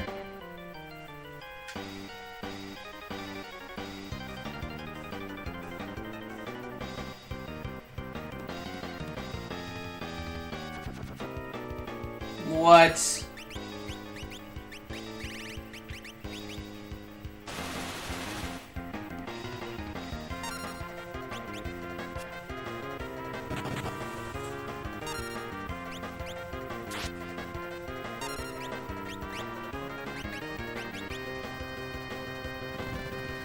Earth Wall, baby. I remember really thinking that was effective. It like really decreases your physical damage. Doesn't do anything against magic though.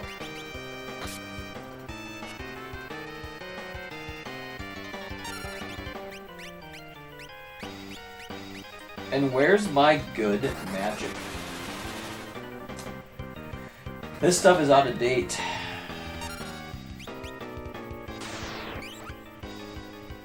That's brutal.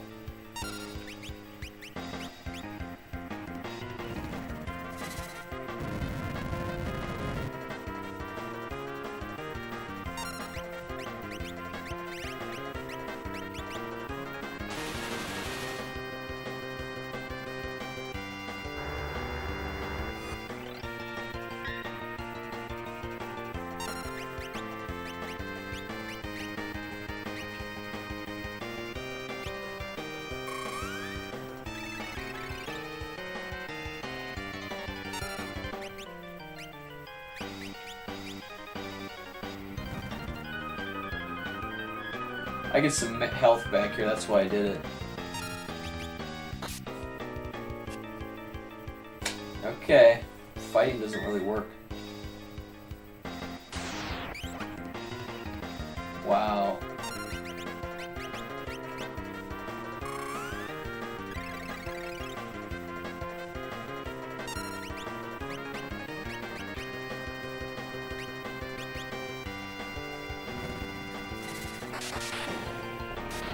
This isn't good. I might lose.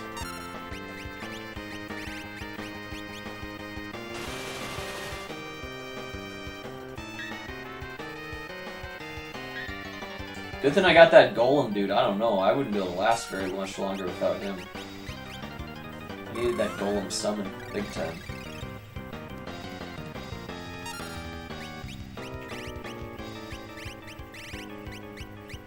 Let's try thunder.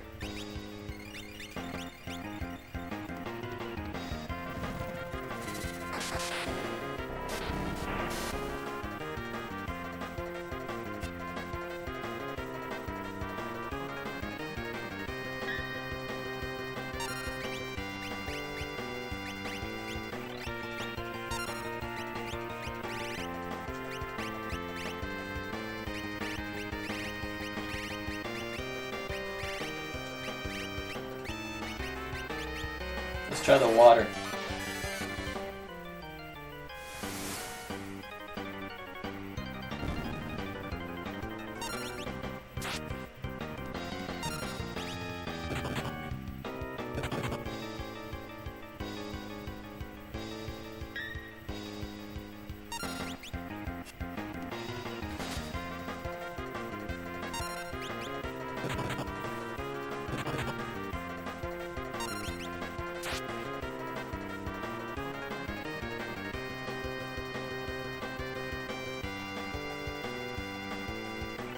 Nah, and Kidoo?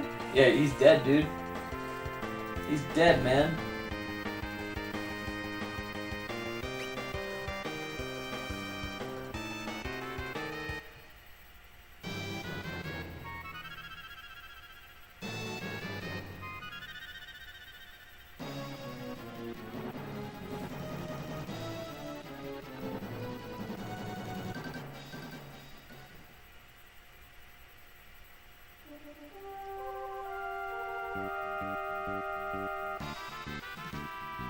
Good job, Harua.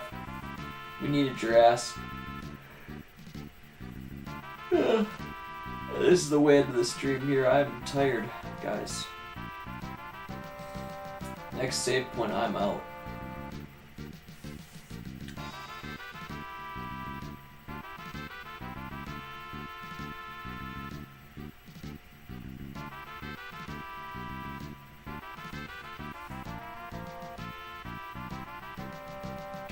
Please go downstairs, he says. Okay. I will.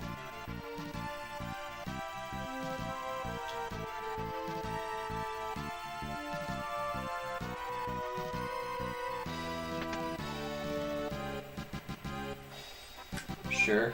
I'll catch some Z's.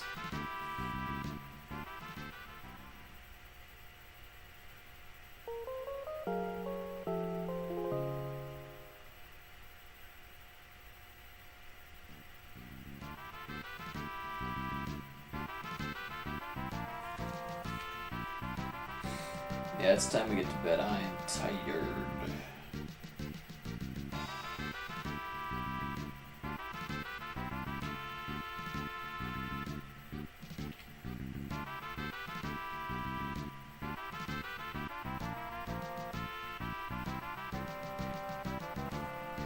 Please go downstairs, they say.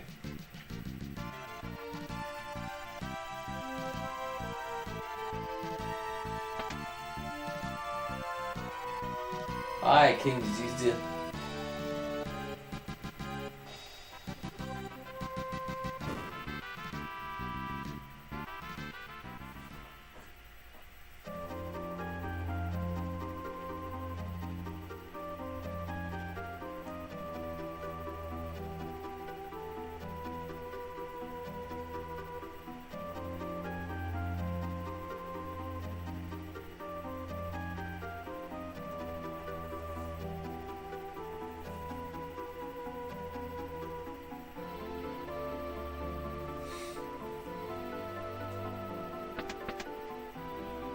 How about no?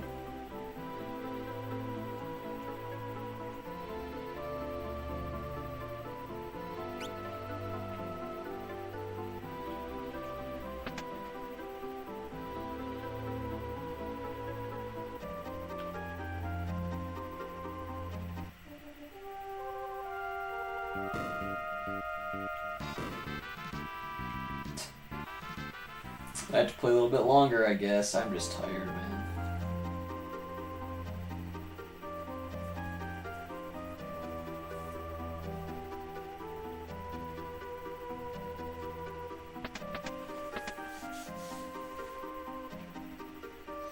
I remember this part. It's crazy stuff, man. Crazy stuff.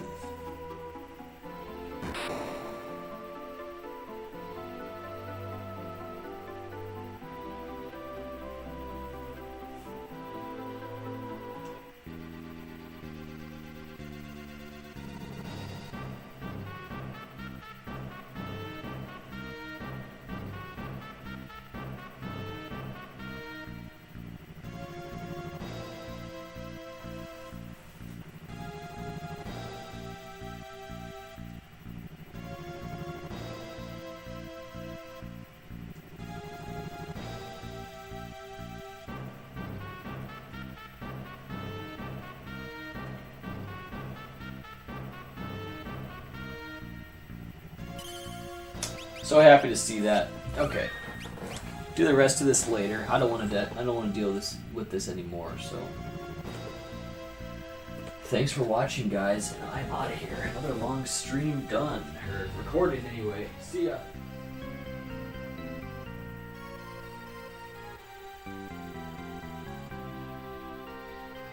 Relinquishing this title anytime soon with those blows in the corner. We got a Raw Women's Championship fight on our hands. Do you expect anything less, Corey, between Rhea Ripley and Asuka? Rhea Ripley just throwing her like a ragdoll, and Asuka, you can see the pain there, especially the lower back. Asuka's having a rematch with Rhea Ripley, huh? They just fought last night. What is up, guys? It is the Monday after WrestleMania, which means... Let me turn this down a bit. Which means it's April 12th. My volume needs to come up on this game, though, doesn't it?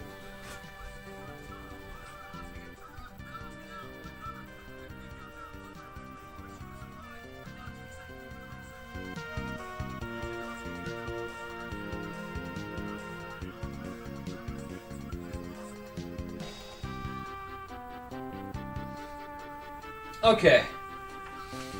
I'm back. I just wanted to do this offline. I didn't want to hang out with any of you fucking losers tonight. No, just kidding.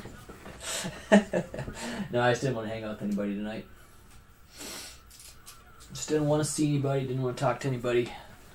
I just want to kind of watch wrestling and just play the game. That's what I wanted to do. So, that's what I will do. And yeah, that's just what I prefer here tonight. So, where am I? I can't remember. It's been a little while. For those watching right now, this is a new session from what you were previously just watching. It's going to be the same video, probably around the 4-hour-and-a-half mark. But I assure you, it's a completely different day, like quite a bit of ways in the future, actually. But we are still here. And when they say Wall Knight, I assume that he reflects magic back at you, I'm assuming. I'm not even going to test that, but I definitely assume that's what's going on. He's very tanky, isn't he?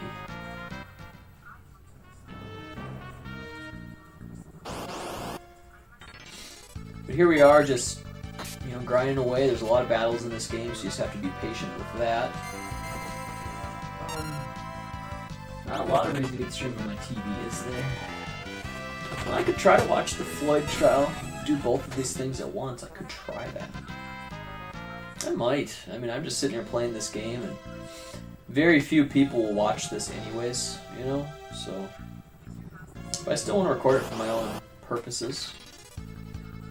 But yeah, I'm going to probably put on two things. Oh, I got to get some eye drops here, don't I? Another thing we have over there is, you guys can maybe see it, maybe not, but we do have a McDonald's chocolate shake. It's been in the freezer for probably about a week. So it's extremely frozen. It won't be good for like another 2 hours probably, until that's actually ready to eat. Because it came from a completely frozen state. So, yeah, that's going to be a little while here until that's ready to go. So I can't use heal to get my eye. I gotta use actual eye drops. You can't even use heal. Nothing I have other than eye drops to prevent that, or to get that back. Other than going back to an inn or something, but or sleeping in a tent, I guess would work too. But no reason to do all that stuff. We can just. Oh, okay, so she just died, huh? Well, that's not cool. Let me just get her back up. If I can do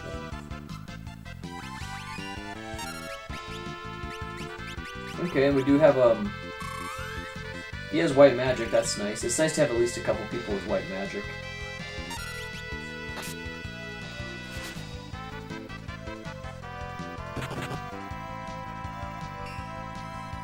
$4.95.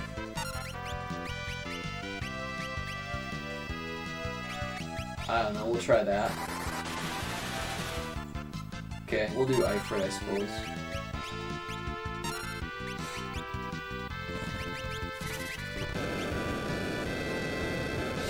See if that works.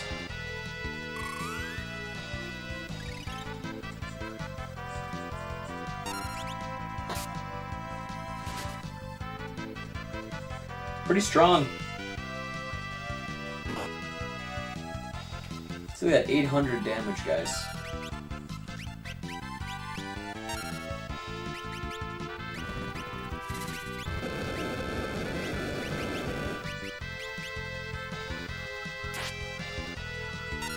Can we kill one of them? Otherwise, we're gonna be dead here. Oh, wow. Yeah, we gotta... Oh, man, this isn't any good here at all.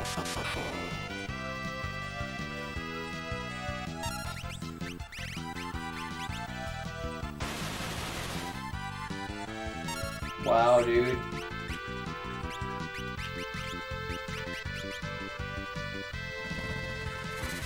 I feel like I'm actually in big trouble.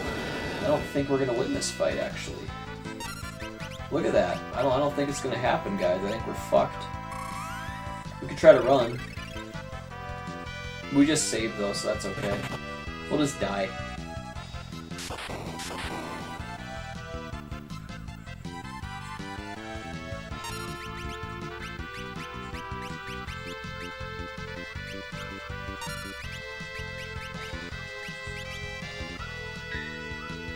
That was a big save by me. And we're both dead. That's okay. Were those guys tough or what, though, huh? That must be like a planned encounter there. Like, you just run into those guys, and they're tough, man. But yeah, I bet you there's going to be the exact same battle coming up here. No, at least not yet. Oh. Look how easy that one was. Oh, here's the monster in a box. Yeah, okay. Well, guys. Oh shit, it's a red dragon this time. That's crazy. It's a different thing. Ice. Ooh, ice works well.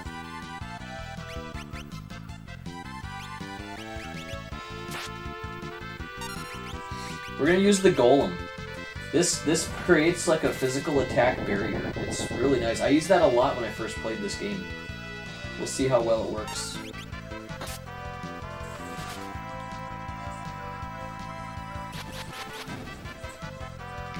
Okay, that's not cool there.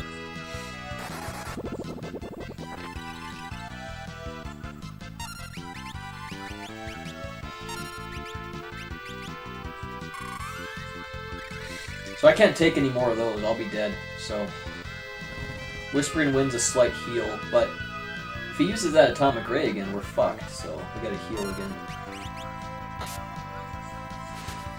ASAP. Okay, that's gonna kill everybody, huh? Yep, pretty fucking much.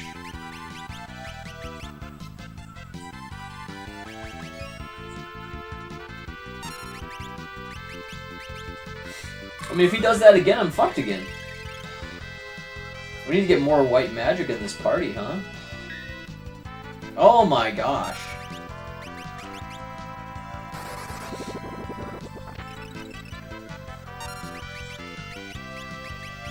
Be nice to see how much health he has left, but I'm not gonna bother with it.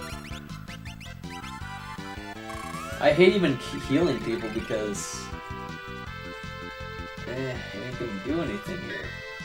Wow, okay. Another big heal would be really good. Using the ice, that seems to be very effective. Can do Shiba. It feels like he's weak against ice. You know, he's doing a lot of damage when we're doing ice. We're doing damage when we do ice there. Oh, and we killed it. Cool. Nice. We'll take that, though. Drain's Sword. And the dancing thing is pretty cool. Gets you back a bunch of magic. Maybe we should put that on, actually. Because you get a lot of MP back. You steal MP from your opponents. Magic. Oh, okay.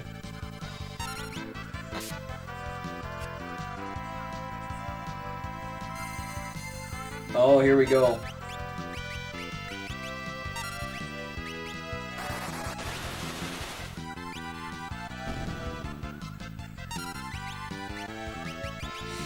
Yep, we're blind.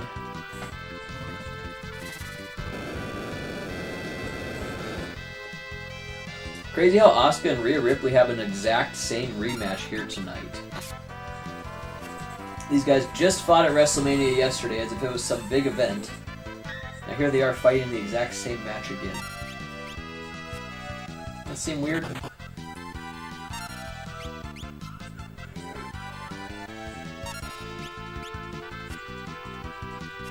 Everyone's blind. Even though it's just two people.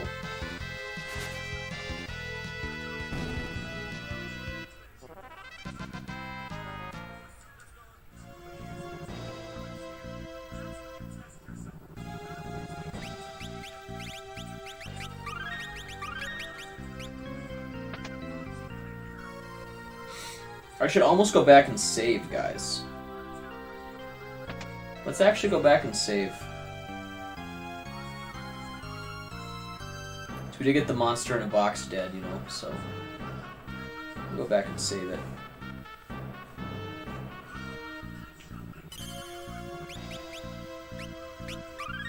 If we were really careful, we could even use a tent there, but we're not going to do it.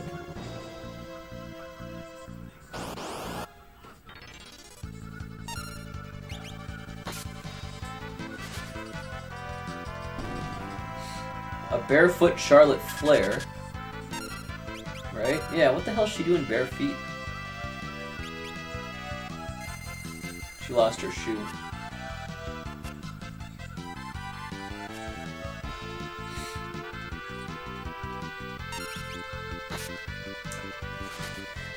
Well, there we go, we're all blind again. Isn't that nice?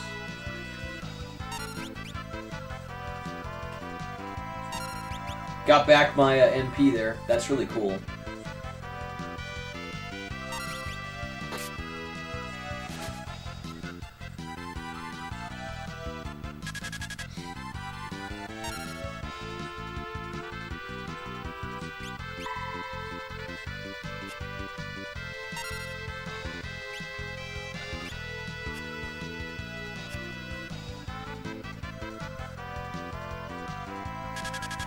Shaman Day 5, let's just say.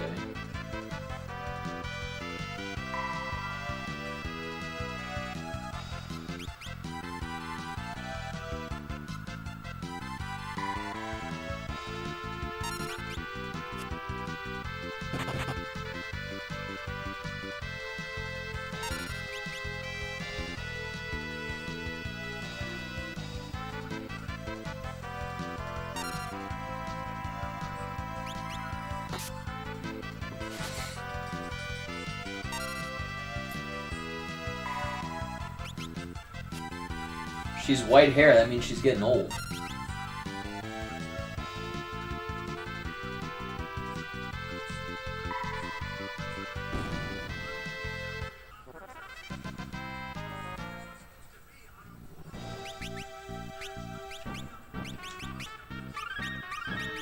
Okay, so I'm wrong. You can use heal to restore your eye health. and I'll use my dancing to get more magic back. And we did save, right? Yeah, we did. I remember saying I could use a tent, but I didn't do it, so...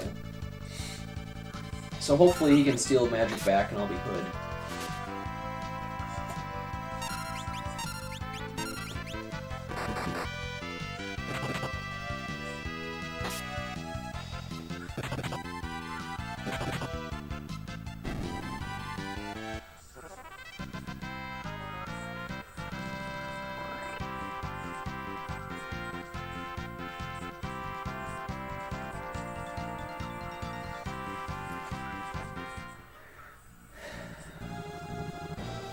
This guy's back?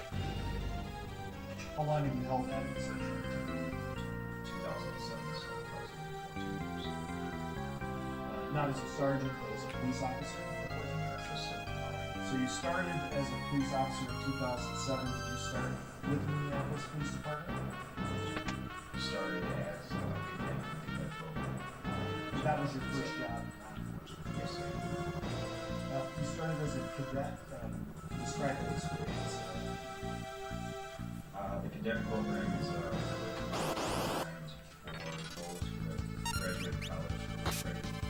That's not day 4 or 5.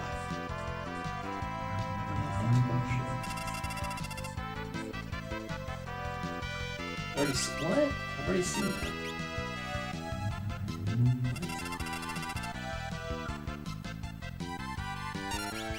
Oh, dude, we're in trouble. Good thing we saved.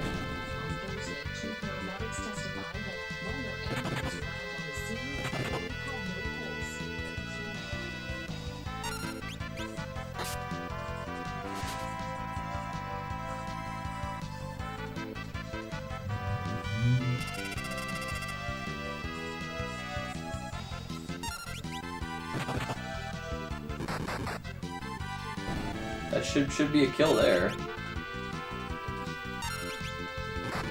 Wow, look at those. I love that. That should be good.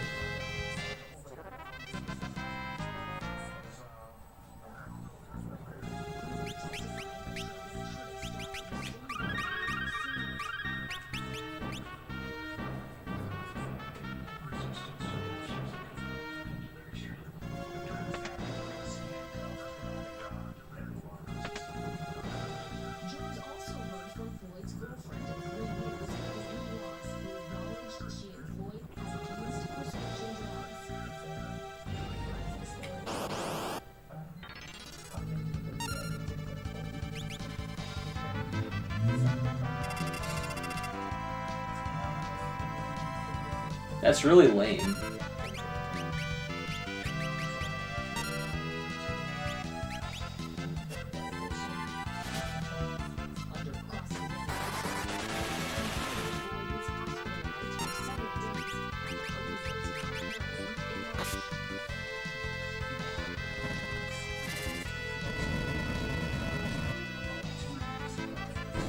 Nice. The defense arguing drugs contributed to Floyd's death. The defense will argue it's the drugs in the system.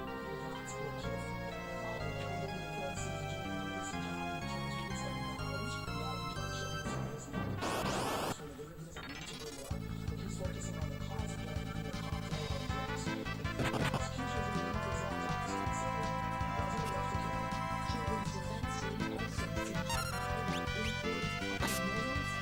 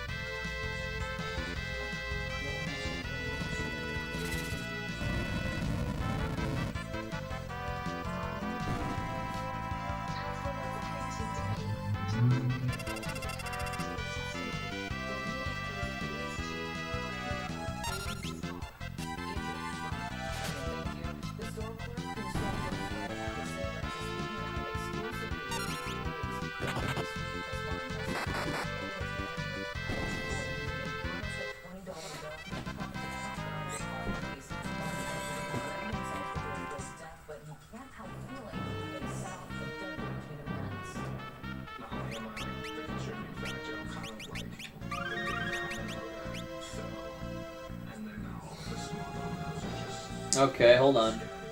The one thing I would say to their shogun is justice will be served.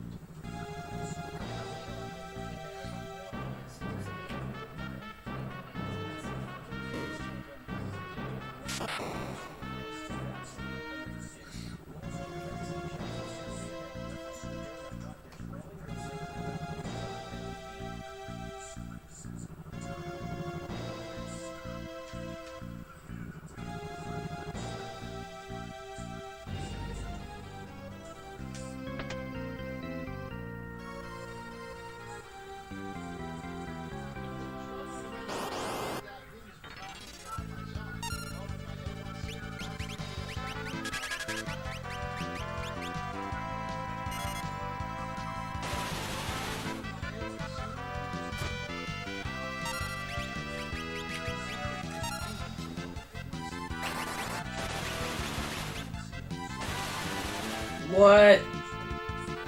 See, Walnut, he reflected it back. I told you. I never tested it, but I did on accident there.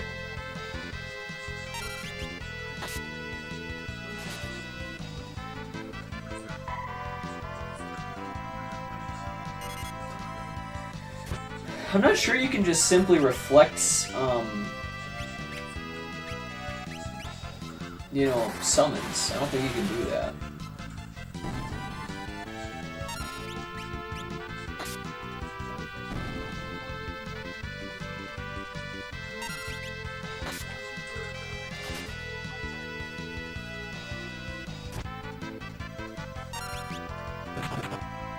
Alexis Playground.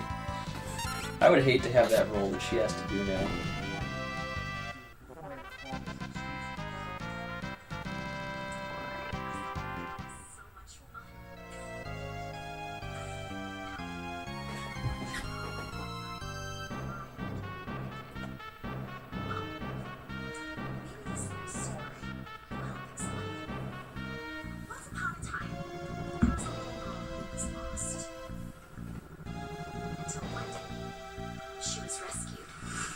I gotta hear what Alexis says.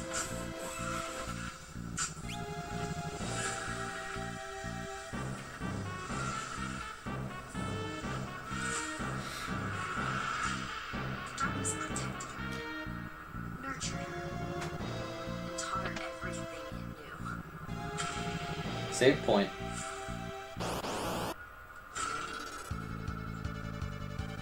Oh my.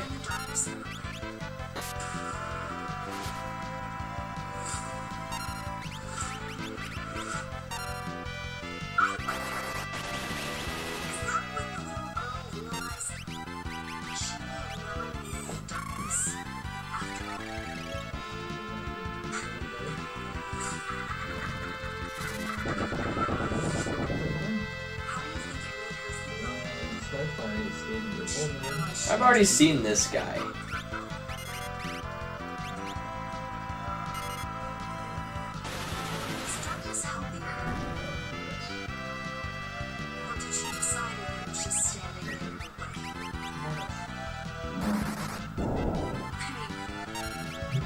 Would you please tell the jury the occupation? How long have you held that position?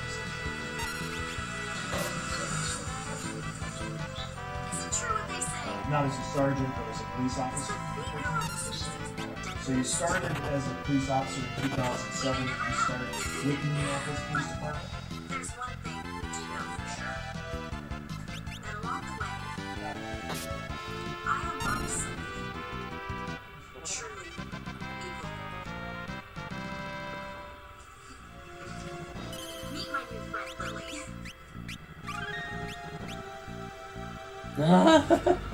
Alexa Bliss. Interesting. Our fun is just getting started.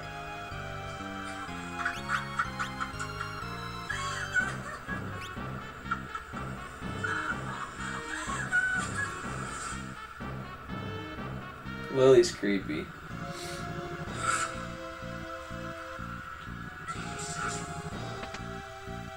Treasure chest. Yep, I could have told you that. Oh, it's a monster in a box. A monster in a box. Oh, great.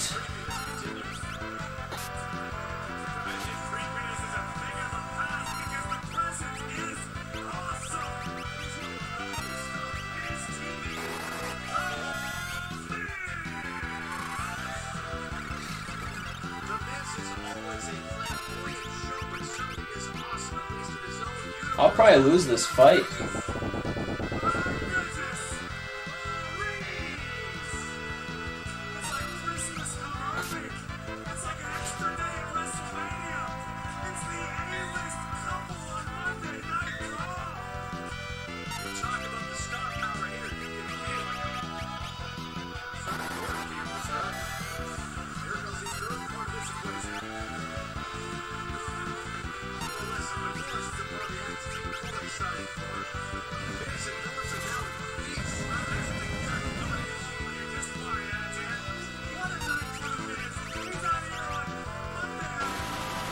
This is doing okay here so far.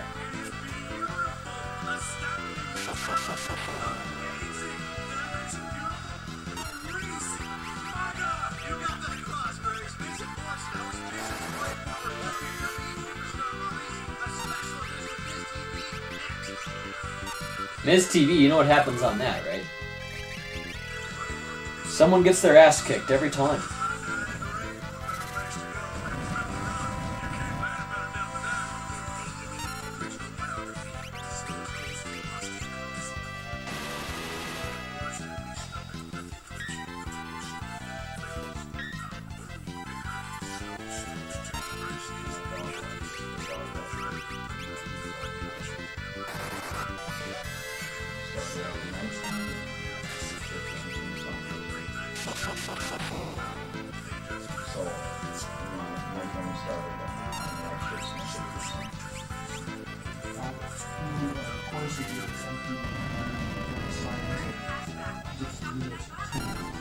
Got one.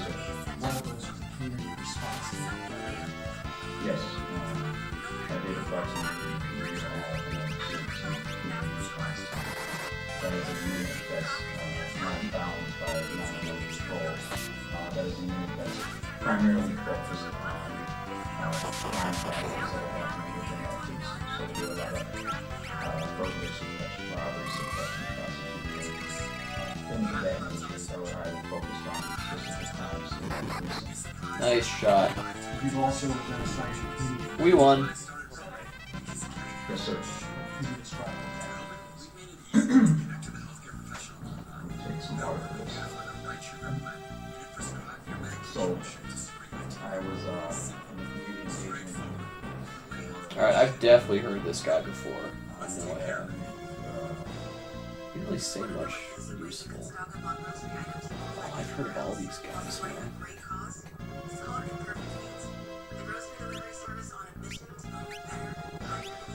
Maybe I've already seen the whole damn day. And we'll let it run for about 15 seconds and then turn the clock, okay?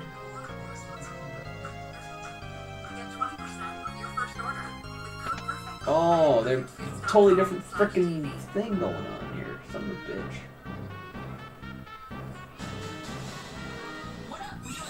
Stupid smart TV. Piece of shit TV is what it is.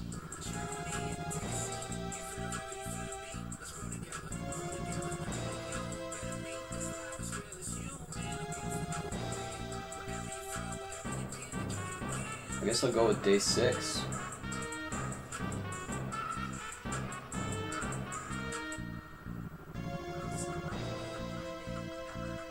Case of the Mondays. Just open the Instacart app to shop all your favorite stores. Get groceries, comfort. I have not seen day 6 yet. Delivered in as little as 2 hours. I'll get it right to your door with safe contactless delivery. Download the Instacart app today or visit instacart.com to get free delivery on your first order.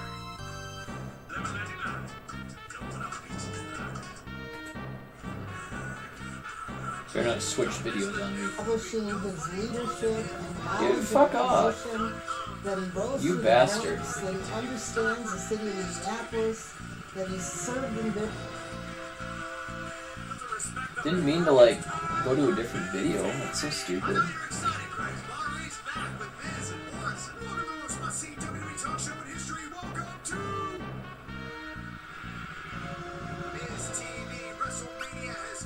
Let's try this. History was made, and yet, despite everything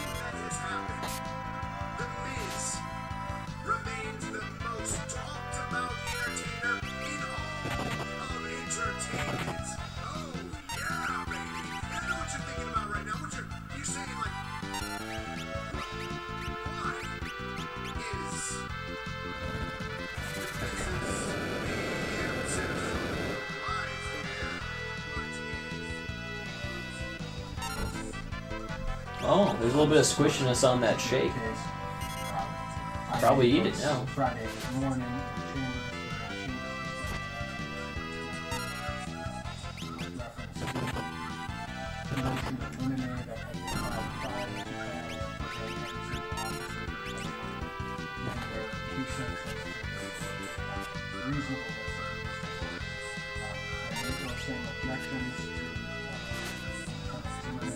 testimony.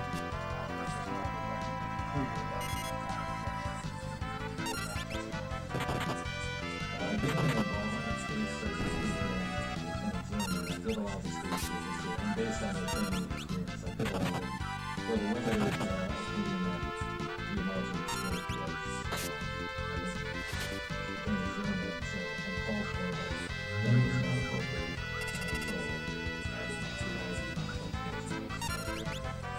Just only note today because we have 3 officers that are coming in to testify. I understand that Chief Elizondo will be testifying to the court is looking at policy decision for employment purposes. However, there are 2 other officers. Okay, let's try this, huh? One is the commander of the Black Belt, who's in charge of the training. I would note that, again, she has opinions, as well as Sergeant Kirk Gray, who's in charge of the crisis intervention program. Again,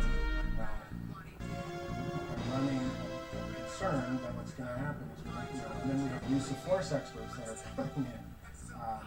So I'm concerned that the state is pigeonholing expert testimony in officers where I think that these officers these are our training materials, these are our training policies. And I don't want to receive testimony that use of force is contrary to policy.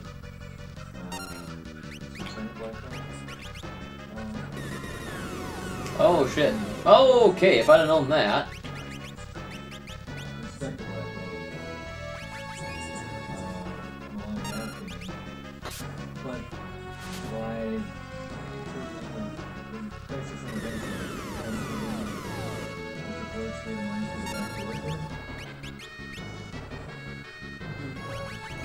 Testimony of Sergeant Kirk could just be crisis intervention, 40 hours scenario. That sucks they keep doing that spell. That's crushing you. Crushing me.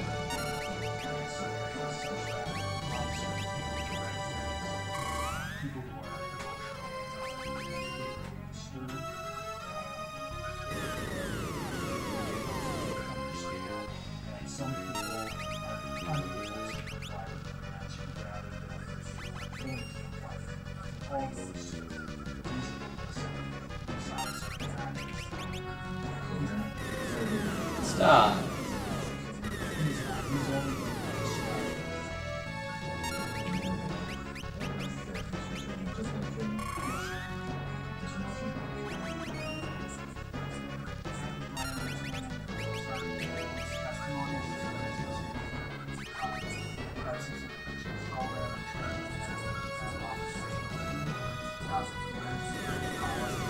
This fight sucks.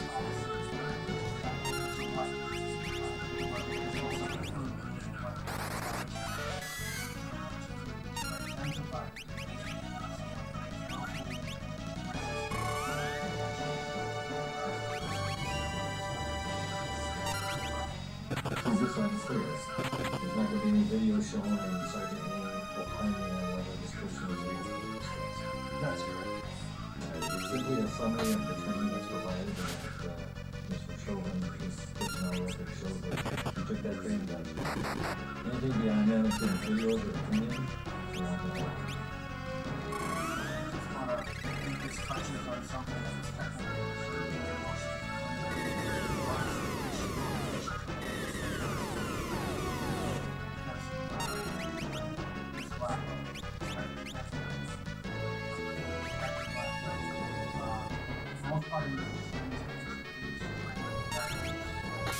This guy has to die quickly.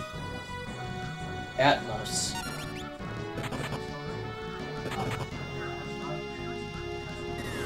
Damn it.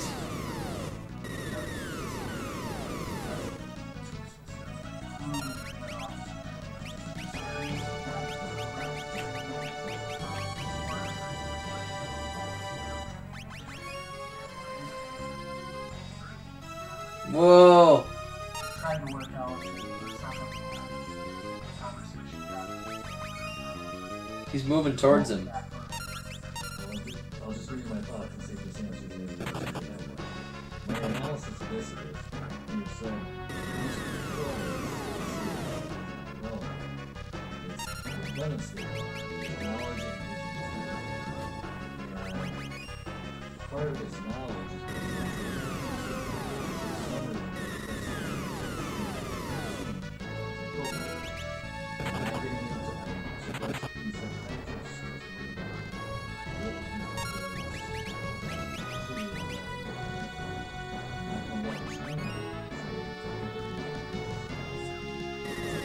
Damn it, I hate that. But evidence regarding what you should do, what you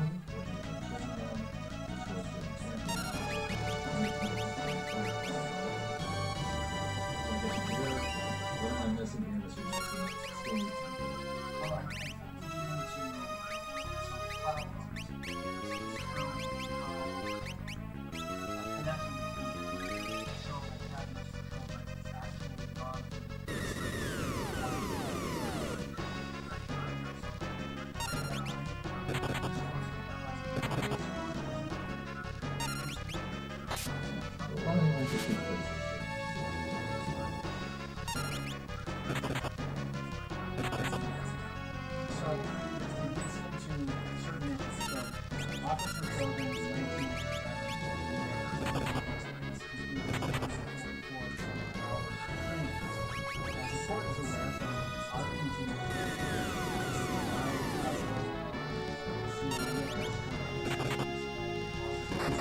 Nice.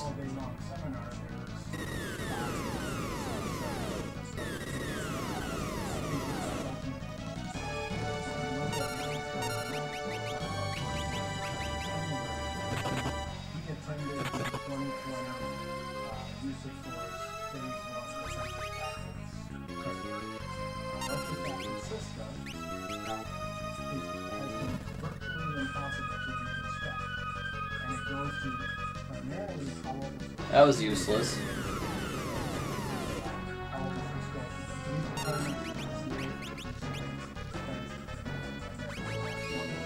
Yeah, this fight's rough here.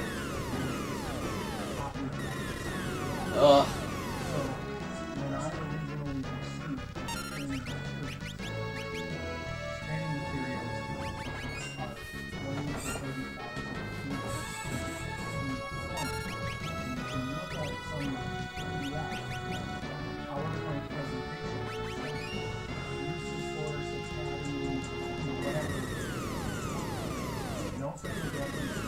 Damn it, dude! Fuck! I'm gonna drain all my Phoenix Downs.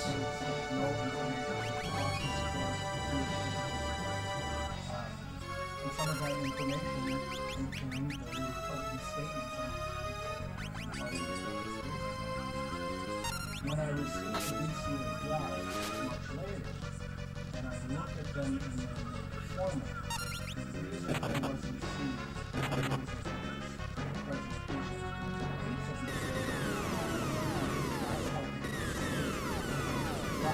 Damn it.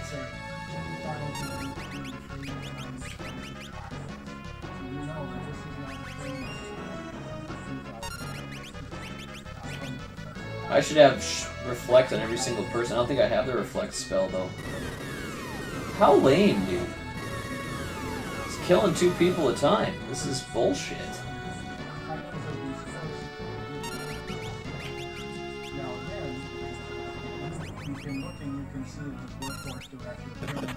Kill it.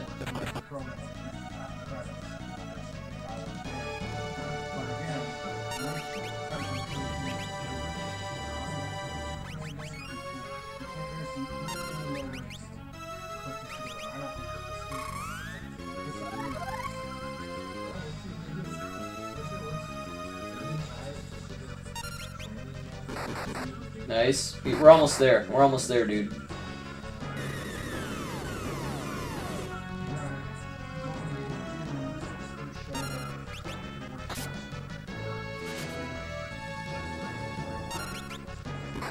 Nice. We're almost there. Those are big time shots.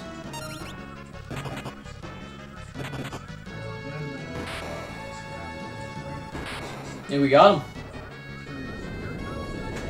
So yeah, that was a really rough fight. We wasted about 20 Phoenix Downs on that. That was pretty crazy. Butts missed out on the reward though. Let's see how the shake's doing. Oh yeah, it's doable, it looks like now. Still quite frozen actually. Let's try some of this.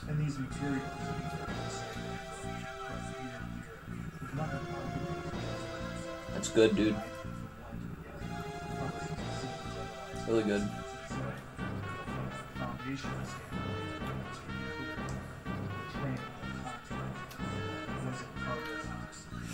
Should probably give it a little bit more time.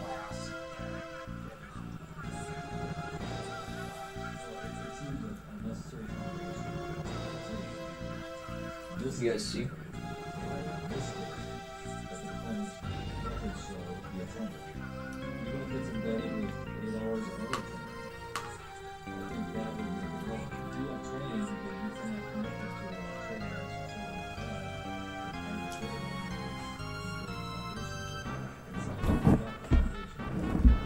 We'll give it a few more minutes at least, you know.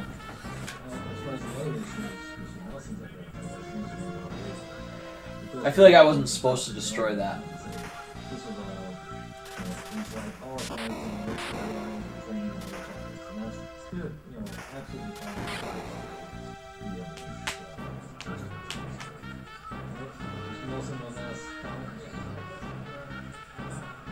Oh wow, hold on a second. Hello?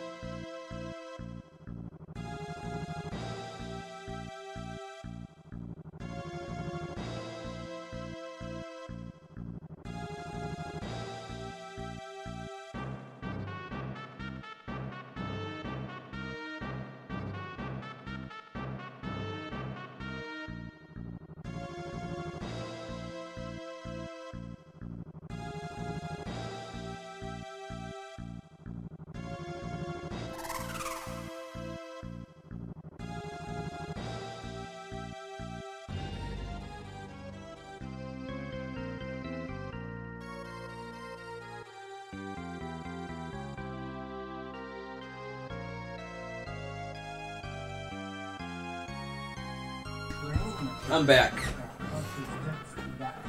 What's up?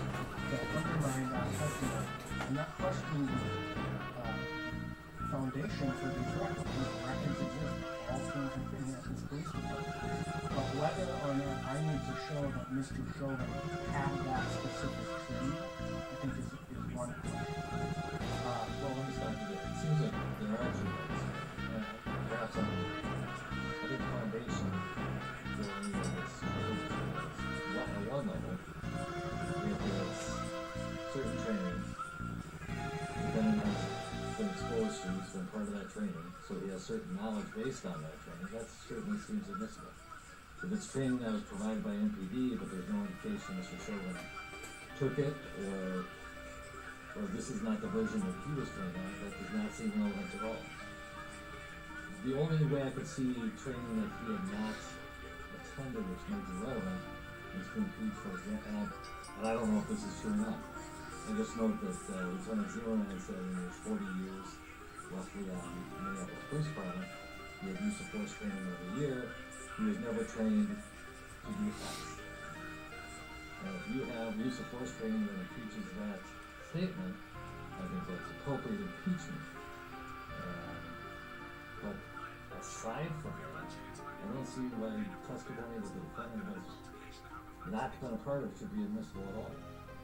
And that was kind of the concern that I had raised in terms of why I thought it was important that each side identify those training materials that needed to be or were intended to be introduced, because again, I agree with the court's analysis. It's an impeachment question on one hand. If, as you said, Lieutenant Zimmerman says we were never trained to put our knees on the neck, but there's a Minneapolis Police Department policy that says otherwise, and there's ample training materials that contradict that statement. That's impeachment of testimony, and certainly should be admissible for those purposes. Now, yeah, had he not said that, for example, I don't think it would be admissible. Because again, this is training that's going for an act. And unless you can show you had that training, it's not admissible from either side. I think that goes to sort of some of the broad problems why I raised you can't have every single officer come in and say this was or wasn't a reasonable use of force, because the training he had may be different than use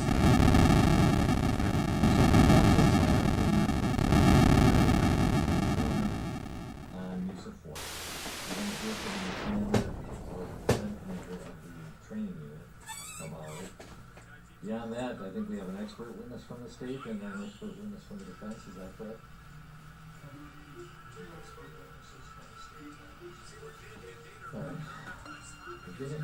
We are getting to the point of being cumulative. We're not asking every officer because that's cumulative. But also, even having two seems like it might be cumulative, but I'll deal with that later. It just seems that, you said early on, you're not going to be able to ask every officer, what would you think? We're not going to go through that. I've given you pretty... I'll let him wait. The sergeant who was involved in the case, the lieutenant who was involved in the case, the lieutenant who's been a peace officer for roughly 40 years, give his opinion. Now you're going to have the training unit and the two experts. That's it. We're done with it. We're asking other officers about the use of force. Sergeant Yang, you can ask about what the training is on crisis intervention if the defendant has it.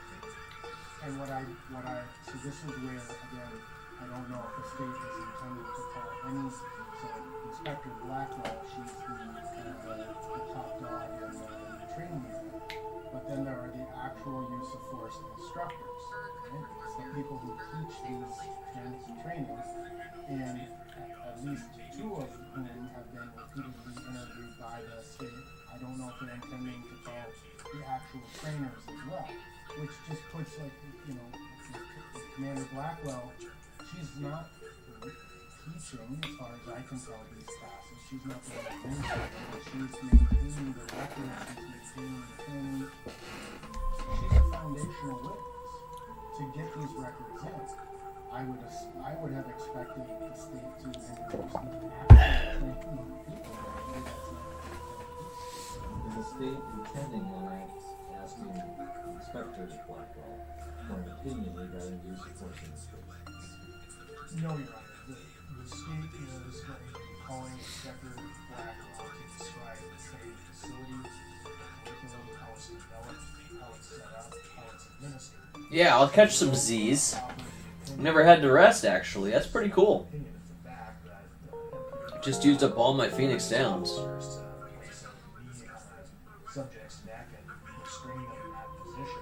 What about Gallup, though?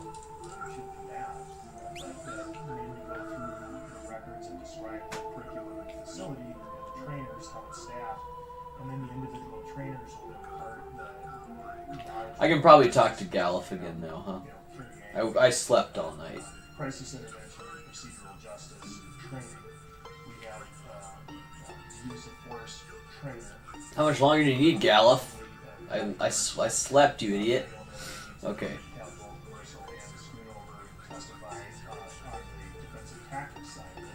And then the medical training that the officers receive from Get to Guido's Sunken Cave with the sub. Sweet, let's do it, man. That's Final Fantasy VII stuff.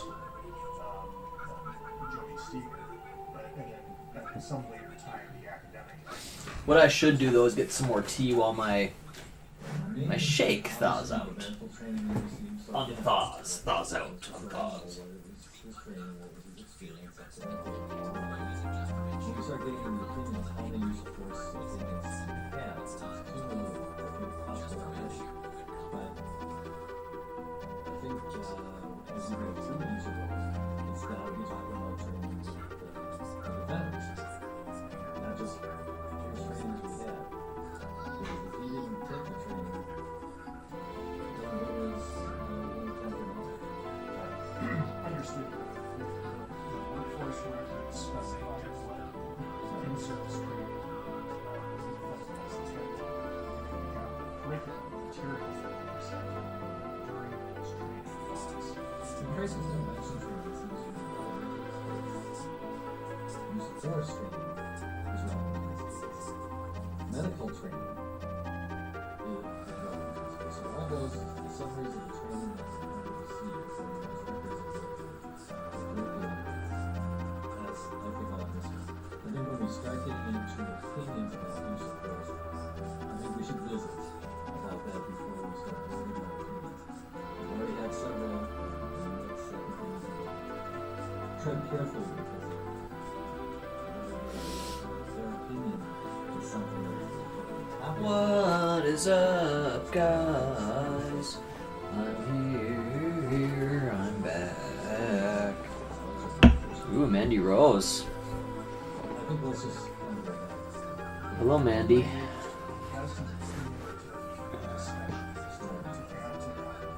You know, we're seeing if I were to just simply try to plead my case with experts, we would say, the state hired some experts to say this was reasonable, but what they did actually address the And there's no gun treated. and that's the use we need to cover the appropriate considerations, of course, really for every There's a whole lot of background stuff going on, but anyways, so yeah, here we are. Okay, not a whole lot under the sea. Under the sea. Yeah, it's so nice. Like, look at the frame rate. It's so good. Just so solid, guys. I don't know if there's any random battles down here either. I haven't encountered any yet. Look how good it looks.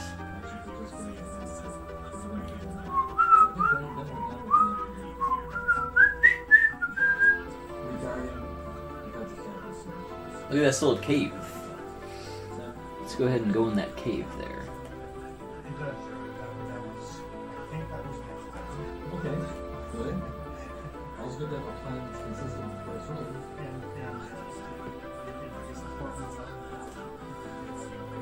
Yeah, let's just go to find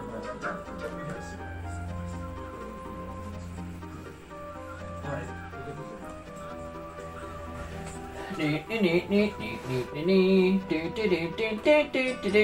Oh, Nia Jax is back right after WrestleMania. I don't know, man. WrestleMania was not. I don't know. I don't know. It wasn't horrible. It wasn't great.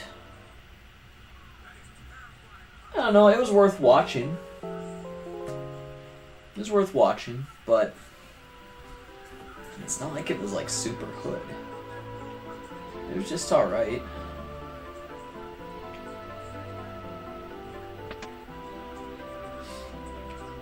Here we go, Guido's Cave, just like that. Where do I save it though? Sucks I can't save down here. I mean, in my ship, you know? I guess we'll try fire, I don't know. Fire's pretty effective. We'll do Ifrit. I gotta play Final Fantasy VIII too. I'll do more of that on stream actually. Like I'll play like the whole thing on stream. I want to get over to Twitch. That's what I want to do.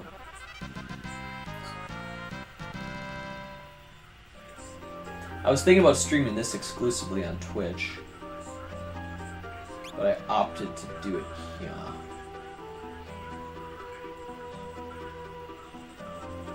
Well, I mean, I'd sure like to save though. Let's get out of here. I want to save it.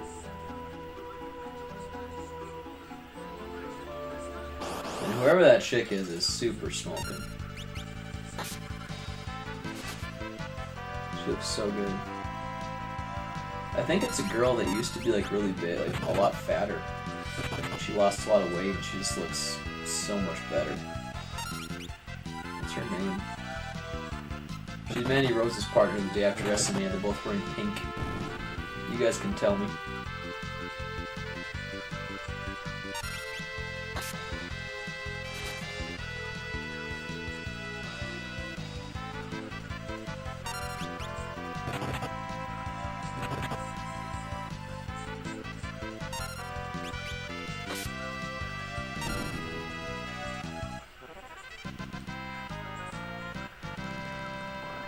Dana Brooke. Yeah, she got a lot better looking. Just lost some weight, and that was all the difference. Okay.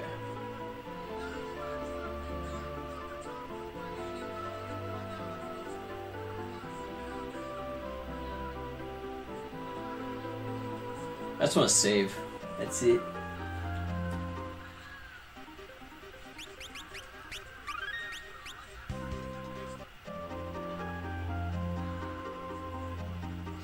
It's really cool there's no random battles. I mean, what the heck? No random battles in the ship. That's great. That's great.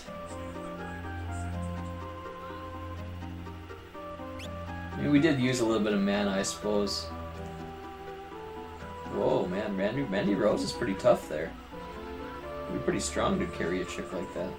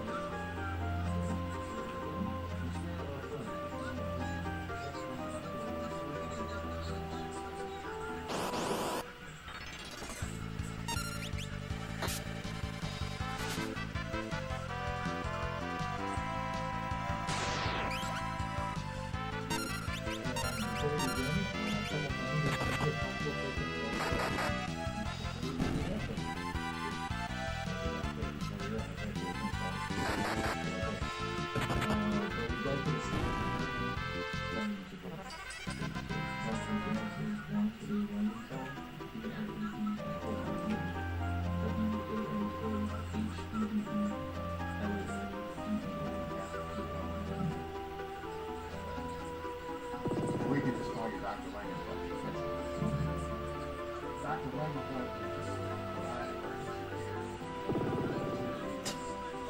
This little mini game.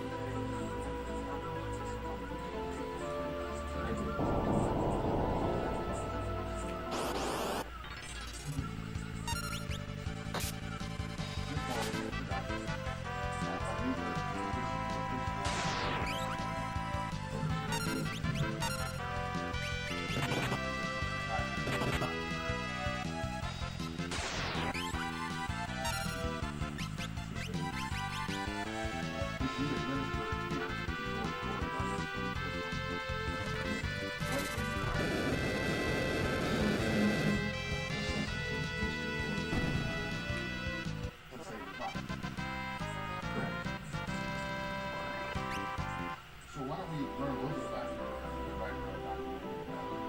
Where are you currently? Currently I'm working at Brandon Casket in the hospital. It's up in Brandon, Minnesota.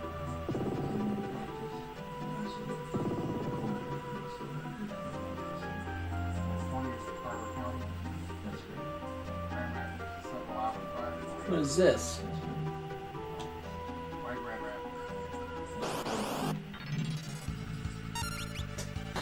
This guy's kind of funny.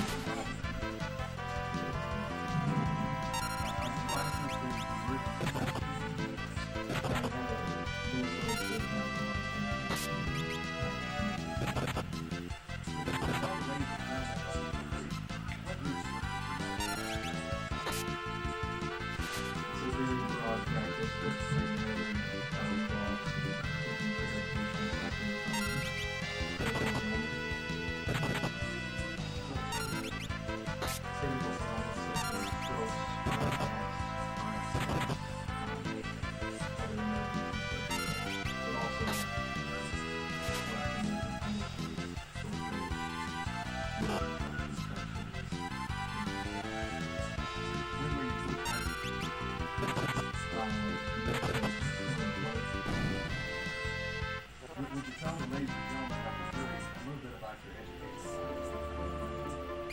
I attended medical school at the University of Minnesota Twin Cities, and then residency training at the medical center. And when did you finish your residency? Last summer. Have you ever had any occasion to testify before you finished?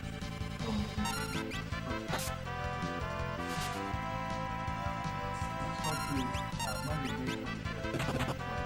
Do you recall whether you were working that evening?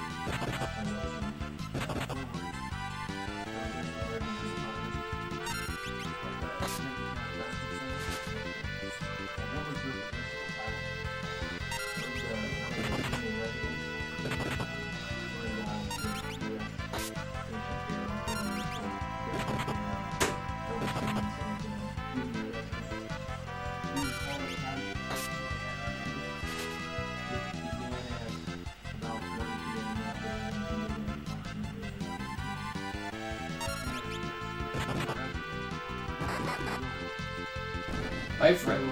Primarily direct patient care. I work underneath 10 physicians as a resident. Did you also oversee any other residents? Yes. Which residents would you oversee? More junior residents, earlier in the residency treatment. Nothing there. I didn't think so.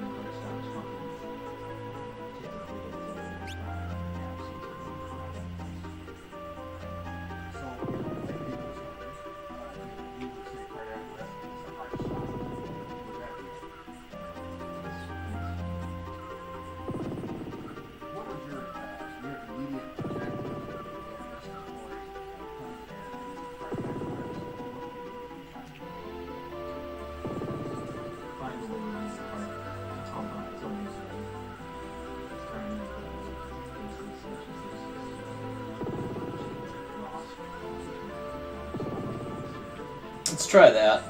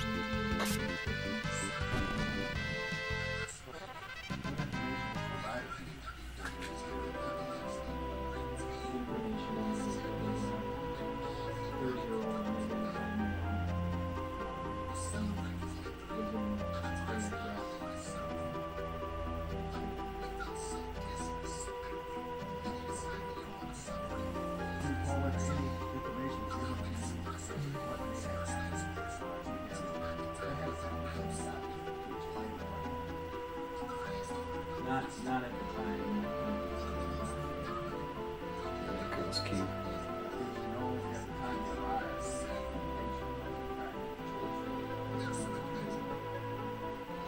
So we learned that was something. Also know at the time that they're getting over the videos so that they what happened to this employee.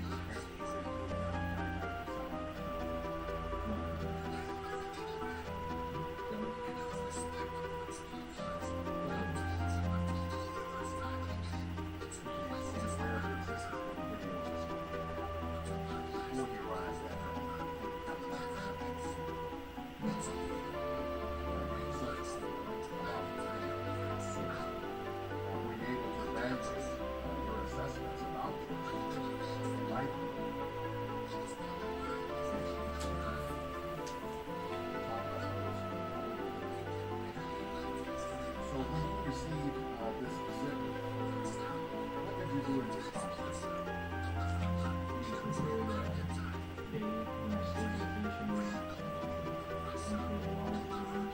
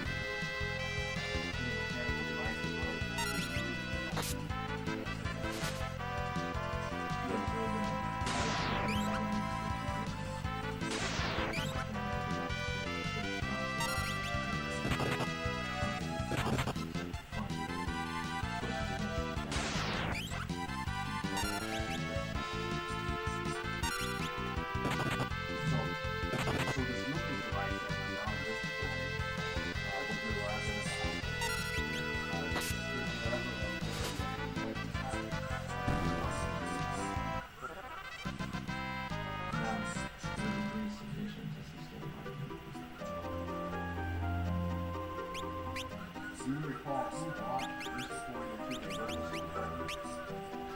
We recall 2 paramedics. Do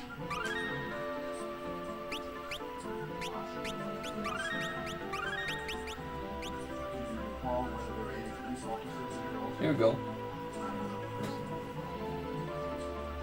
Did the paramedics arrive? This doctor's Mr.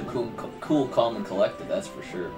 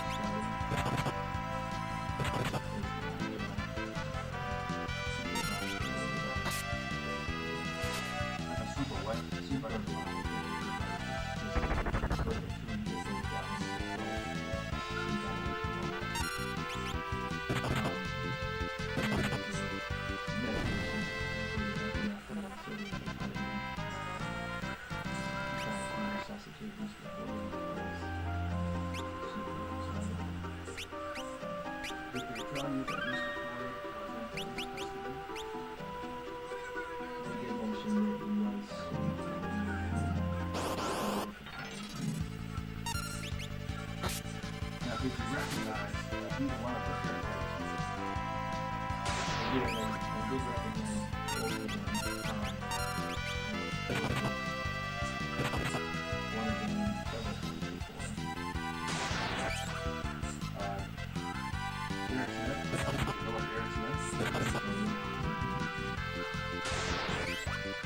You recall having worked with Derek Smith? How long? Several times.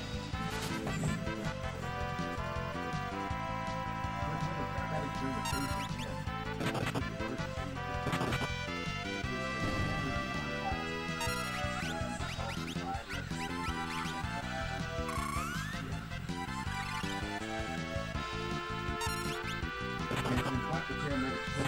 or to the emergency,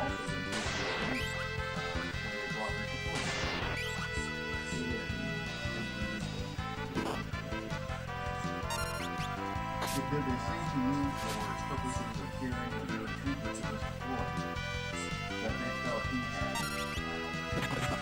suffered drug overdose?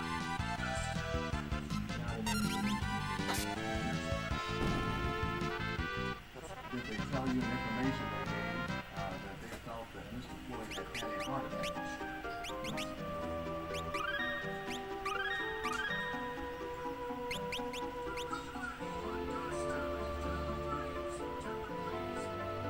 Oh, never even did try that.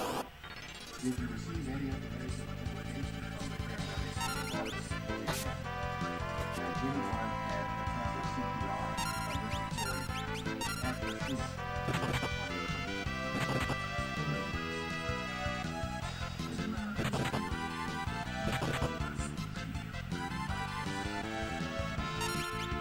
Did you receive a report that he had received CPR from any officers in this They got a bunch of people in the ring here. Ron Strowman, Drew McIntyre, Randy Orton. It is the administration of CPR right away important to do when you're dealing with a patient who has suffered cardiac arrest. It is important to do it. And what do you think about that, Dr. It's well known that any amount of time the patient spends in cardiac arrest without immediate CPR markedly increases the chance of approximately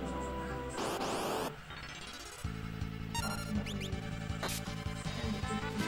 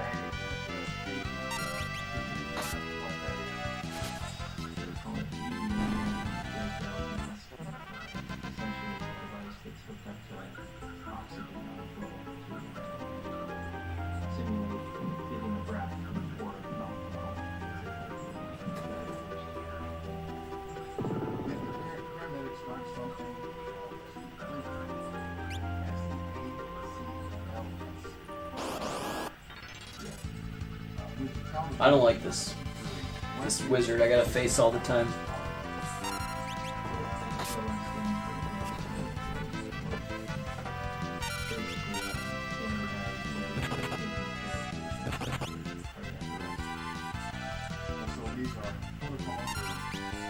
Hope I'm never in cardiac arrest.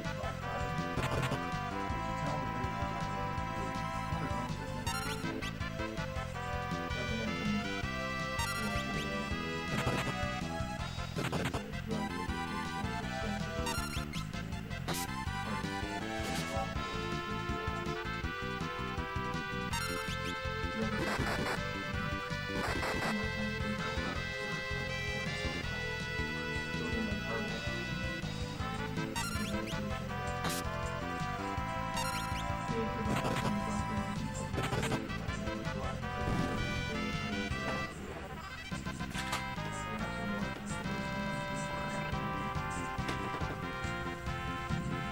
Did the paramedics tell you whether they had checked Mr. Floyd's heart function? Yes. Well, let me ask that differently. I want to talk to you about two different kind of heart functions and see if you can describe what they are when it comes into it and how if they relate to Mr. Floyd. The first one we refer to as PEA. Do you know what PEA refers to? Yes. So PEA refers to pulseless electrical activity. It's basically a situation where someone is in cardiac arrest, do not have a pulse, previously discussed, and they do have some electrical activity on the monitor. And that suggests certain underlying causes that may be more common. The most common cause of someone being in PEA arrest. The most common causes are hypovolemia, typically bleeding, or some hypoxia. So we'll talk about those in more detail. But with Mr. Floyd and PEA status, also with pulseless electrical activity, when you saw and there is another term I'd like to talk about. Bam. A systole, I think it's called. Am I pronouncing that right, by the way? Asystole. Would you spell that for ladies and gentlemen of the jury? And what is that, by the way? It's probably best known as flatlining. No cardiac activity on the cardiac monitor. And so it was Mr. Floyd in a systole status also when his body was brought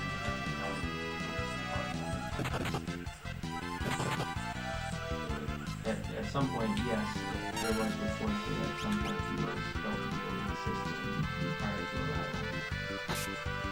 And was he a systole in flatline? Was there any point in time during your treatment of care on May 25th that Mr. Floyd was anything other than flatline during your treatment? There were times, for the majority of this time, it was in our emergency department and PEA arrest. Ultimately, it evolved into the system. Let's talk about that. Pulseless electrical activity, PEA arrest, a systole, are those conditions of the heart where you can simply fire a shot and potentially bring the patient in? No. What are what we refer to as shockable arrhythmias? Is there such a thing, shockable? So typically these are followed as like a ventricular tachycardia or ventricular fibrillation, which are basically abnormal rhythms of the heart. They are more commonly associated with cardiac arrest, specifically from a heart attack. And they are rhythms that you can administer electricity to, shock the patient backwards. But Mr. Floyd didn't have ventricular fibrillation or ventricular tachycardia, correct? Because his heart wasn't pumping. Yes, because he did. Yes. In both situations, it's a little more complicated than that, but yes, there's not any detail that he was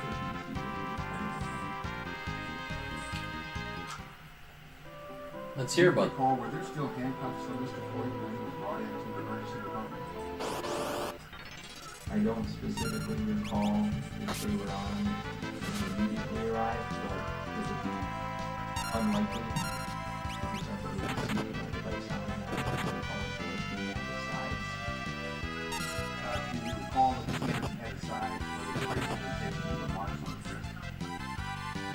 At the end of the case, yes, after he was declared. What did you observe in that regard? in terms of any invitations on the ribs or markings on it. I inferred that it was from So let's talk about then the gear you've been provided. Once the paramedics have brought these employees to the emergency department,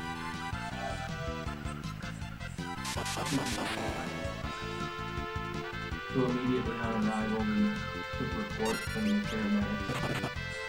Mr. Floyd, as the meeting at the time when unidentified individual was transferred over to the bed in the emergency department.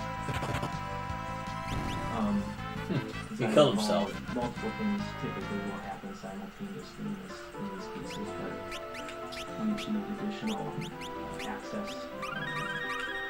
Placed intraosseous line in his bone in his leg. ladies and gentlemen of the jury, what intraosseous? It's basically a type of IV that goes into the bone and injects fluid or medications directly into the bone. It's a type of access that's easier to achieve in some of these intravenous arrests.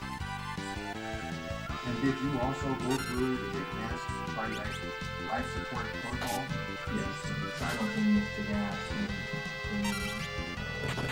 blood draws, chest compressions, etc.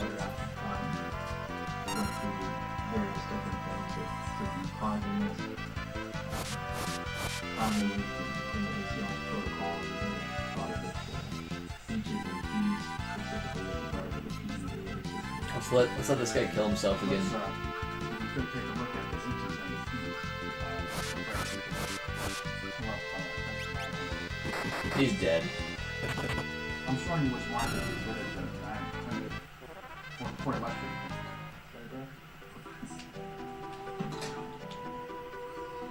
Oh, look.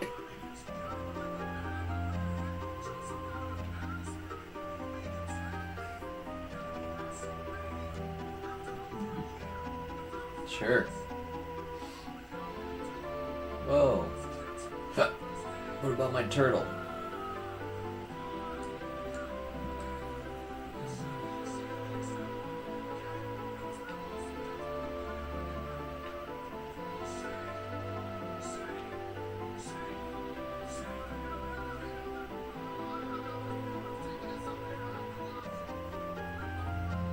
Is this a boss? What's this turtle? My turtles. I like turtles. I like turtles.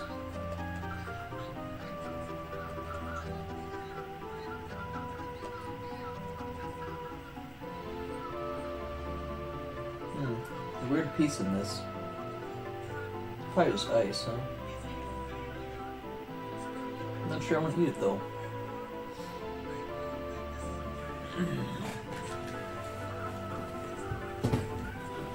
Potassium can cause. That's fucked up. I didn't know that. Toxins. Jeez. Toxins. I never pay attention to my potassium guys at all. Never.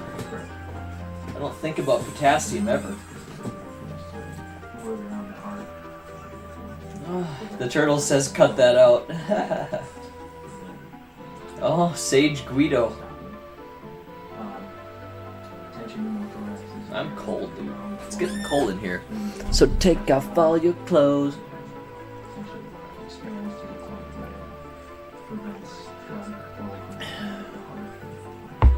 So put on all your clothes. Maybe get a blanket as well.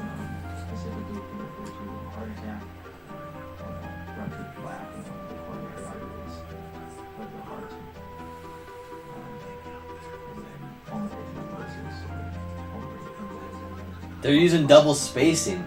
See, that went away since they did this translation. I used to double space after periods, you know, it makes great sense to me.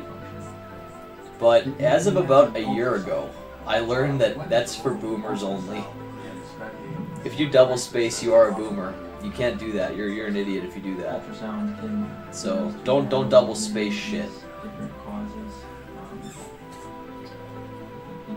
most familiar with ultrasound from movies where they look at the baby using an ultrasound device or a small probe by the abdomen. It's the same technology. We can look at the heart directly and see if there's fluid around the heart, for example. We can evaluate for a large right ventricle that might be suggestive of a pulmonary thrombosis. We can increase strain on that side of the heart. Excuse me, guys. Evidence of hemorrhage or bulimia by looking in the abdomen to see if there's any bleeding or bleeding elsewhere. We can look for evidence of tension in the thorax, for example. We can evaluate it for what's called Great forest, huh?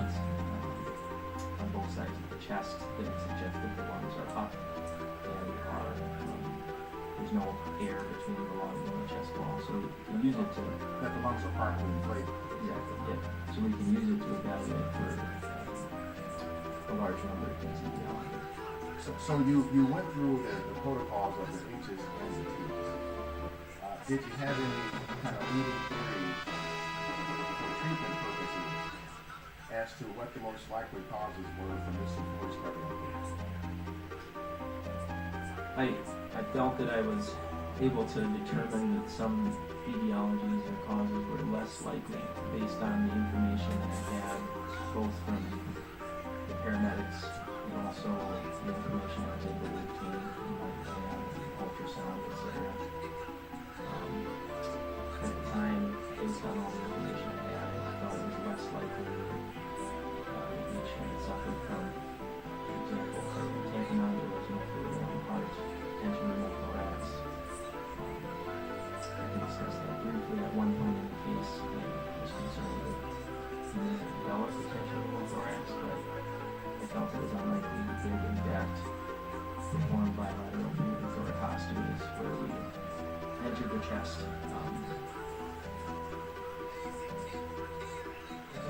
I'll ask you another question. You were explaining to the jury that you thought it was not likely cardiac tamponade. Then you explained why you thought that tension pneumothorax was not likely. And could you, in plain English, help the jurors understand how you might have done that? We essentially used a scalpel to cut into the chest and create a hole between the chest and the potential space around the lungs. We did not appreciate a large gush of air that might suggest that there was air in that potential space. Was there anything that you looked at to determine whether or not the cardiac arrest was likely or unlikely to be related to Mr. Floyd having had a heart attack? A lot of that is based on the history that we received from paramedics. There was no report that, for example, the patient complained of chest pain and was clutching his chest at many points, or having any other symptoms to suggest a heart attack. That information was absent. Also, the fact that he was in CEA systole, as I was told on the initial rhythm check, further decreases the likelihood of that possibility. At the time, it was not completely possible to rule that out, but I felt that it was less likely based on the information that was available to us. Did the ultrasound play any role in the question of whether or not he did or did not, or was likely not to have had a heart attack? No, not especially in this case. No.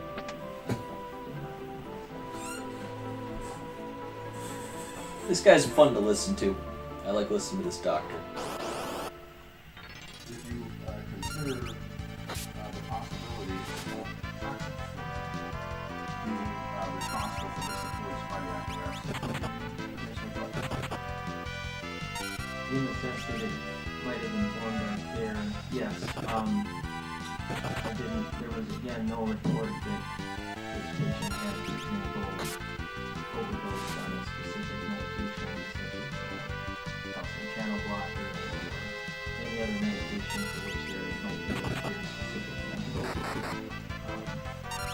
So in that sense, I didn't feel that there was a specific toxin that we could give a medication for the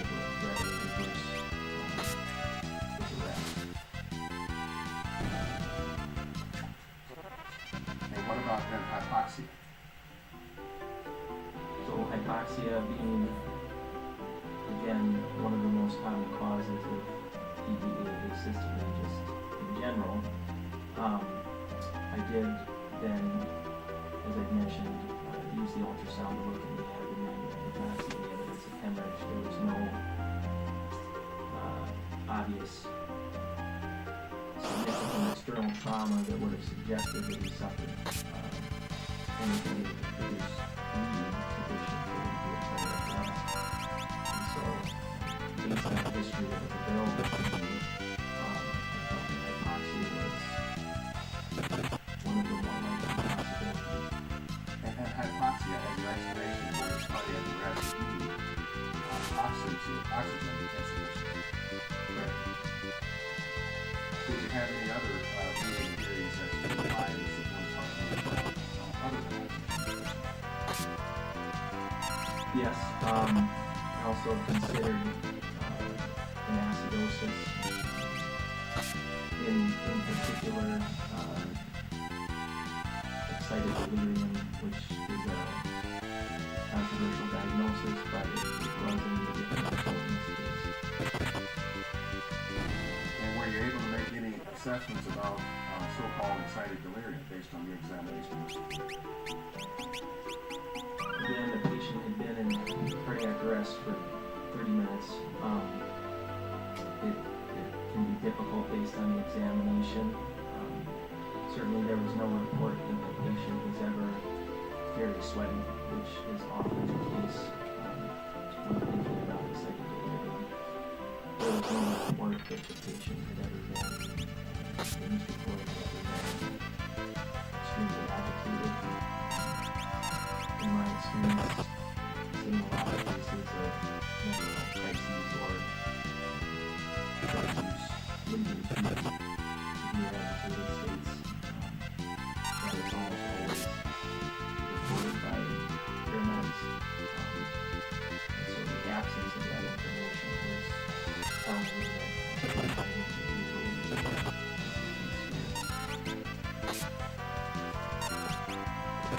So when you, how long was Mr. Floyd in your care in the emergency department? approximately 30 minutes. And at the end of the 30 minutes, did you pronounce him formally dead? At the time you pronounced him dead, That's it. was he still in some degree in PEA or asystole in terms of describing his heart? I think it's probably best to think of these as sort of a spectrum where PEA is some degree of electrical activity still running through the heart. The heart's not pumping. Last step. And then eventually that will evolve into asystole where both the heart and the pumping and then the electrical activity stops as well. Look at the frog. End of the case, Mr. Floyd was still in PEA, but there was virtually no cardiac activity. At that point, in the absence of any apparent reversible cause, and because Mr. Floyd had been in arrest for, by this time, 60 minutes, I determined that the likelihood of meaningful outcome was far below 1%. Not be able to resuscitate Mr. Floyd, so I'd rather pronounced him dead. And doctor, was your leading theory then for the cause of Mr. Floyd's cardiac arrest oxygen deficiency? That was one of the more likely possibilities. Why not try the shock therapy though? Based on the information I had. I'm just a dumbass that doesn't know this, but they say it doesn't work. Why not give it a shot? Before calling it over. Why not just shock the fuck out of the guy and just see if he wakes up? You know? What the hell's that gonna hurt? He's gonna die anyway, right? So maybe there's a chance. Just shock the shit out of him. Maybe just like, oh fuck. You know, I don't know. I'm not a medical guy, but that's what I do every time. I'd probably be convinced by my peers that that's stupid, but before I'd pronounce him dead, I'd be like, let's just give this a try. Maybe it'll work this time. Let's shock the shit out of his heart and see if it wakes it up. If there's some activity, why can't that work? Of course, I'm just an idiot. Keep in mind, I'm just a dumbass. I'm not a doctor or medical guy at all. But, I mean, I don't know. There's a chance, why not take it, right?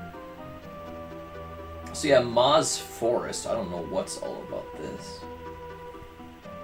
I don't know.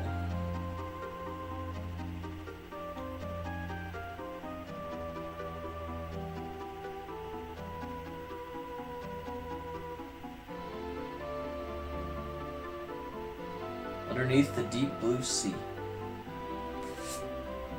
Oh, I went right past my destination.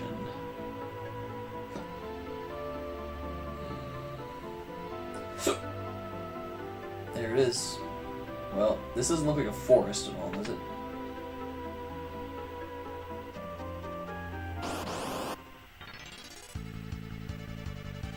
Never have been here before. Do not remember these enemies. What is this frickin' Bray Wyatt talking about?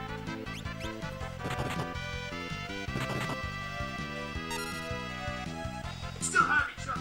We will always have each other.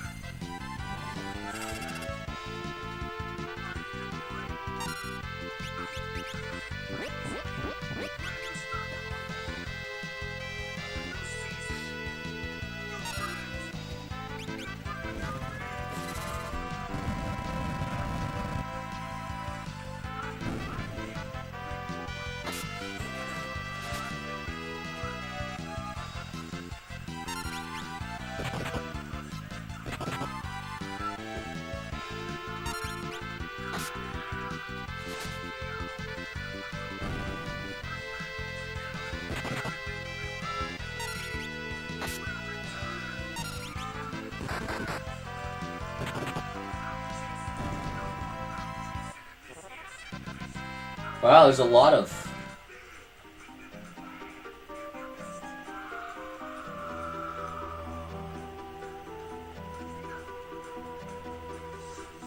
experience there.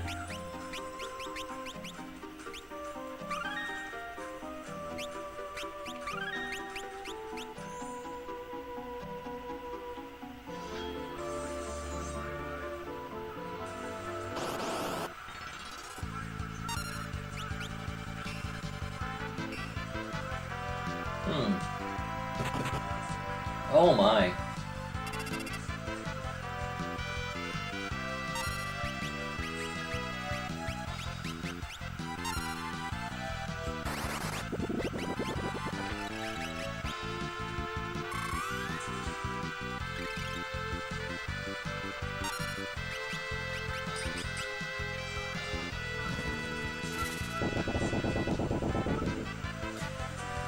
It's like the golem completely halves everything. See if this flame does anything to him. Okay. Do get some damage from flame. Memory was erased. What? He just disappeared? Where'd he go?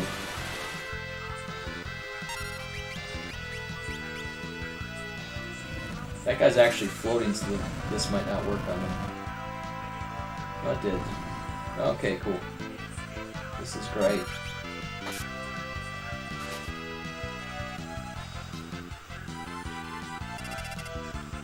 Here's the main event of the evening. Braun Strowman, this is a good main event. Braun Strowman, McIntyre, and Randy Orton, I think. It's a hell of a main event. So his butt's alive.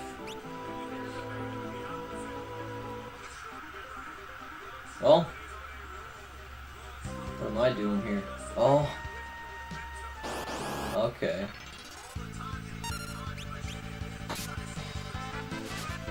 I don't know what this is all about.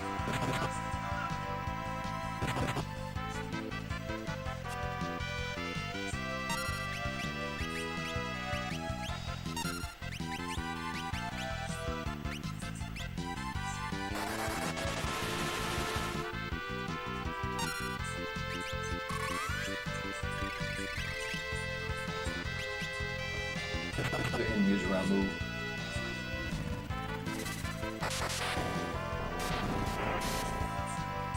Ah! I hate how you heal people.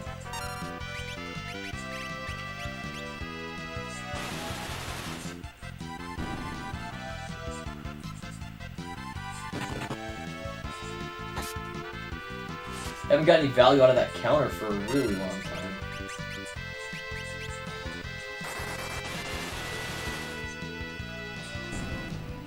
Okay.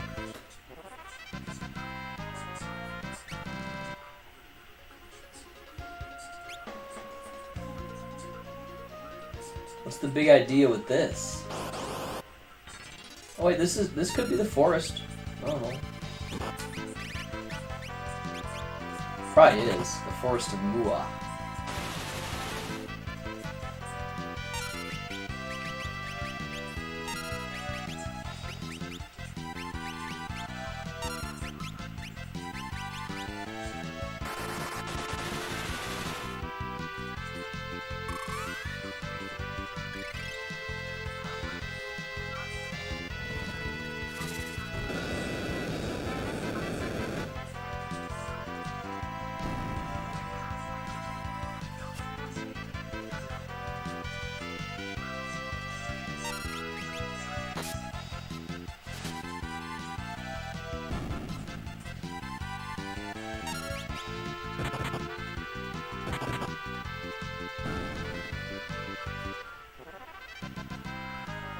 Nice experience again here.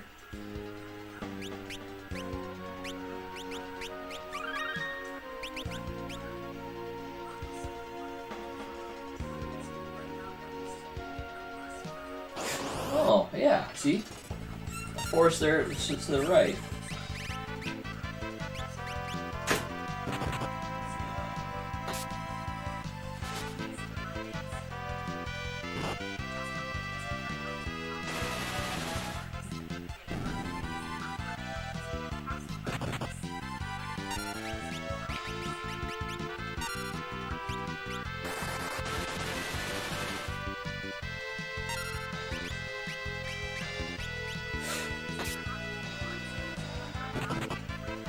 Value, come on.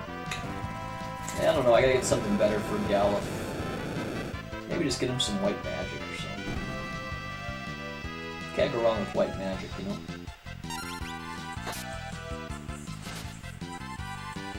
We're not doing a lot of class changes lately. We've had these same classes for a really long time.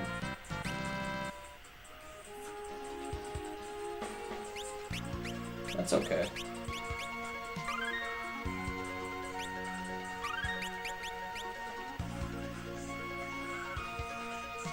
Oh yeah. Oh, it's a chocobo forest?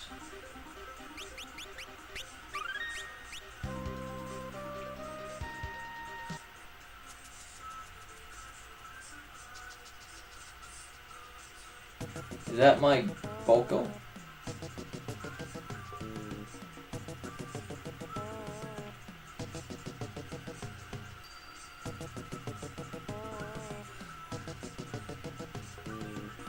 Can't ride it. Why not?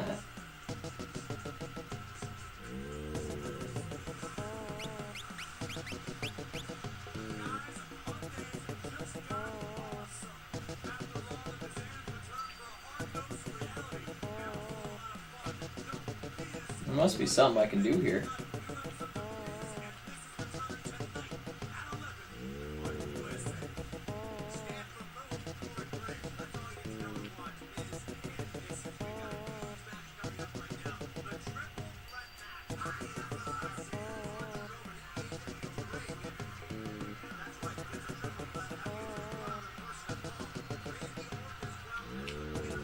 No, I can't do anything here. What's the point of it?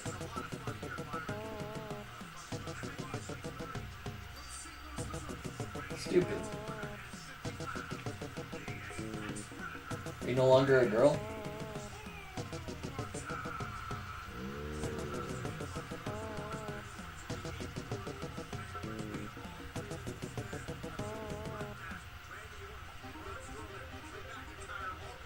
Yeah, we'll think about that later.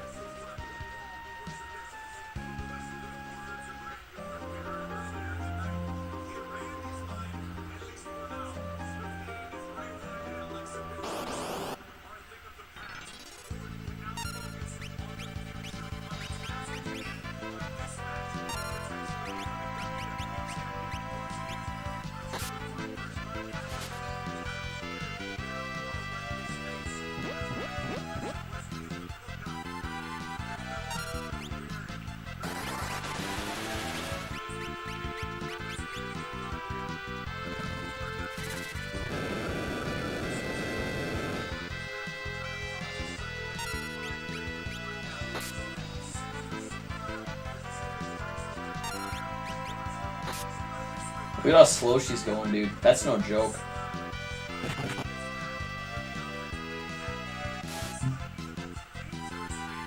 Memory was erased.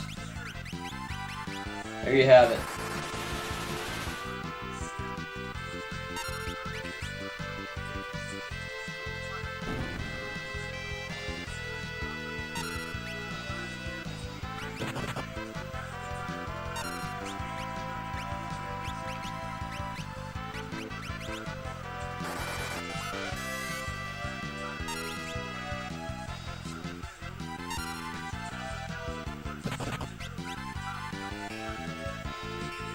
No damage.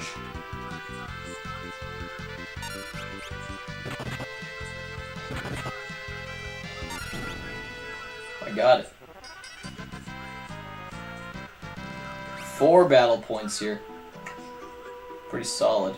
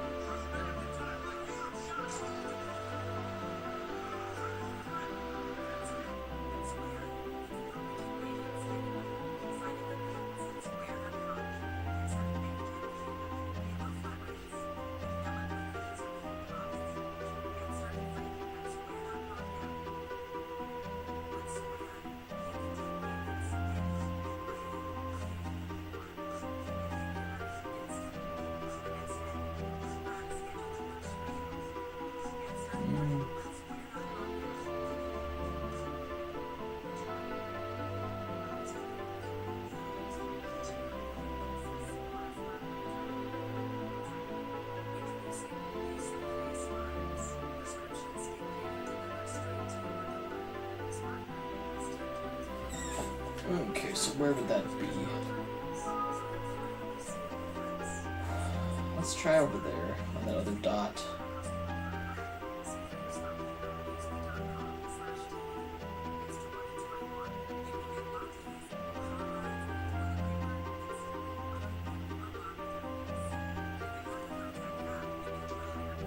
I am getting close.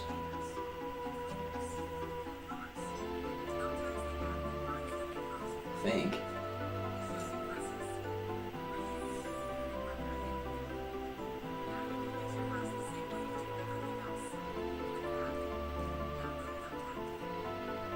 Look at that, dude.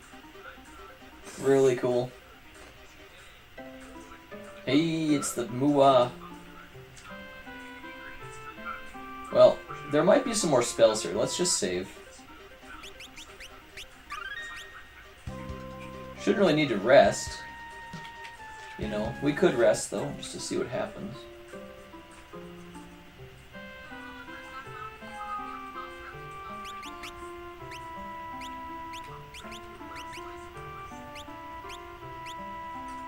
Make sure to change that. Greed may result in evil. Yep, it might.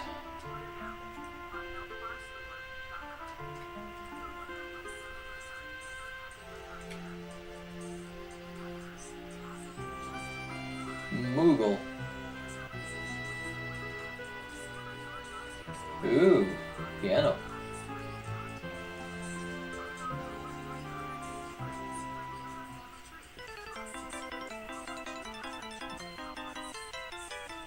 see what Phil says. It should be funny.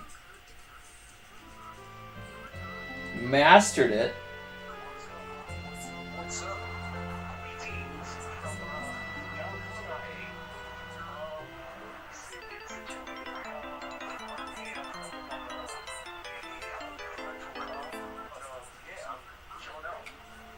Since today, I definitely feel pretty up for today.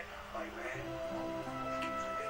it's really open over there. Really open on it. I had my instances with relatives and hands like that, dementia, Alzheimer's type situation going on. So definitely praise out to you, Dan, man. Definitely take this.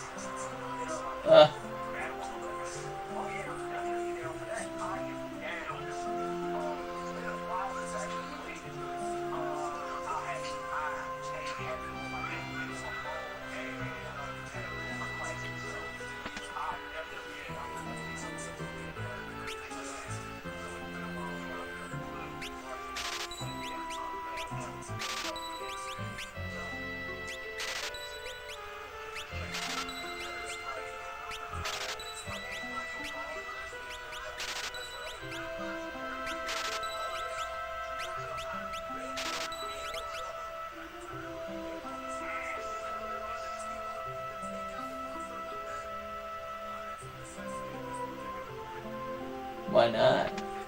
I have that tree branch though, so I can enter.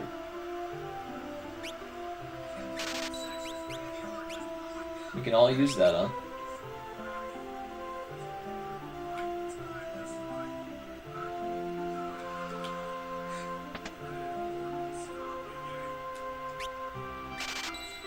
Yes, Tier 3.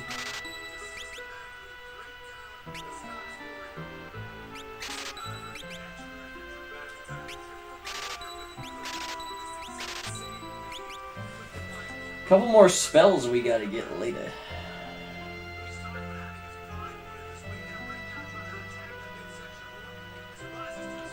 We'll come back to that place later. We could probably sell some equipment, but I don't like to ever sell anything. At least not in this game, it's not the best.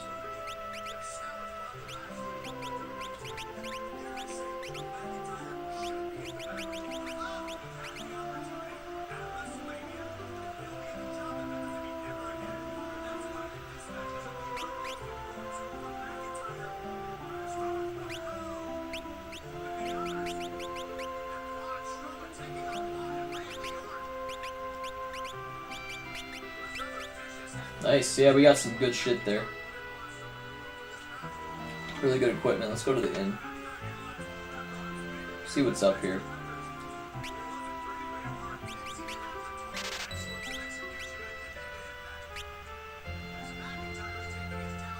Can't buy tents, I don't like it. Let's just see if there's a cutscene. That's the only reason I'm staying here. See if there's a cutscene. That's it.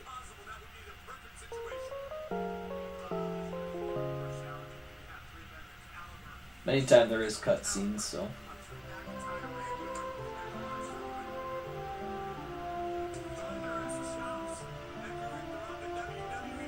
We did a major equipment upgrade there, guys. That was a big time upgrade. We got rid of the bathroom again.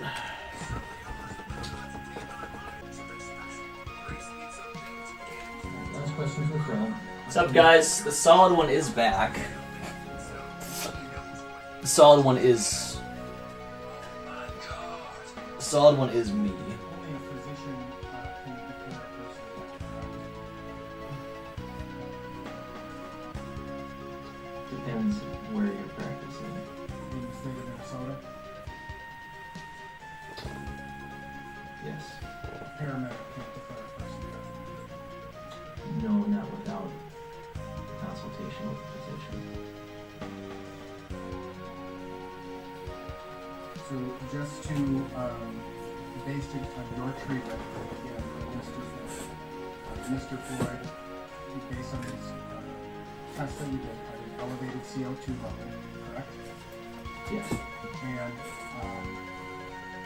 that CO2 level was considered to be exceptional, correct? Correct. And you did not, in the course of your consideration, provide naloxone or Narcan. No. And it would be, is it fair to say that the administration of Narcan, if you do not have opiates in your system, is a safe procedure? And yes. And if you do have opiates in your system, the administration of Narcan could be life-changing, life-saving. Yes, but not in this case. Prior to the, but again, the paramedics, also based on your information, did not administer Narcan. Correct.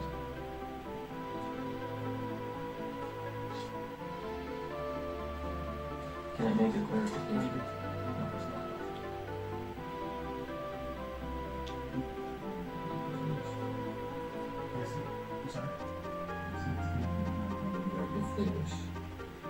And you would agree that Mr. Floyd arrived at HCMC at approximately 8:53, if we have seen evidence previously? That sounds correct. I have no further questions. Mr. Blackwell. Let's just fight a little bit out here. Let's get a feel for this dungeon. Yes, if you wanted to clarify. Please do so. Only to state that Narcan, administering Narcan to someone who potentially suffered a fentanyl overdose, once that individual is in cardiac arrest, the administration of Narcan would provide no benefit. It's obviously in cardiac arrest. Correct. You were asked questions just now about whether fentanyl works by causing someone to feel very sleepy. Remember that discussion? Yes. Did the paramedics tell you that Mr. Floyd was never asleep or sleepy, or did anything that sounds like sleep? The report that I received was that the patient, Mr. Floyd, was unresponsive on their arrival and did not have a pulse. So there was no report that he had been sleepy or difficult to arouse per se. You asked quite a number of questions about carbon dioxide. Whoa, man. First off, that's powerful. A person is suffering from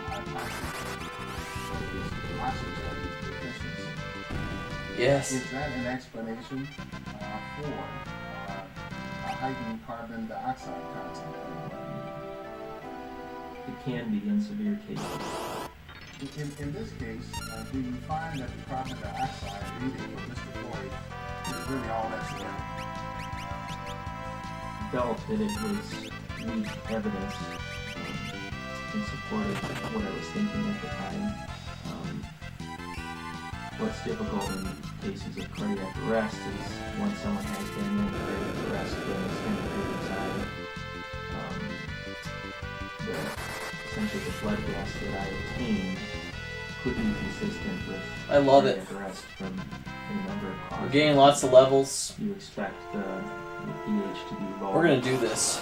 We're gonna fight a while. I'll provide a little bit of explanation on that. During cardiac arrest, there's no blood flow to the tissues, therefore there's no oxygen getting to the tissues. Therefore, the cells will die. They'll release hydrogen ions, which lower the pH, creating an acidic environment. They'll release lactate, which complicates that further. Because the person's heart has stopped from whatever cause, will no longer be breathing either. And so you would expect that their CO2 is high. Again, it can vary a little bit depending This on is the awesome, dude. We're getting all this experience. In my estimation, the blood gas in this case Whoa. wasn't very strong evidence for one cause over another as far as the etiology of the rest. And it was simply consistent with the fact of cardiac arrest. Correct. The fact that the heart stopped. I felt that the high CO2 may have suggested a respiratory cause. Now, you were asked questions about somebody administering narcotics interrectally. Remember those questions? Yes. Did you get any indication that Mr. Floyd had administered narcotics interrectally? I have no information to suggest that. Dr. Langenfeld, thank you. Thank you, Doctor. You may step down. That's all for the doc. He's done for the day. He can go do his other things. Probably got a hot wife. Probably has a boat. Things like that.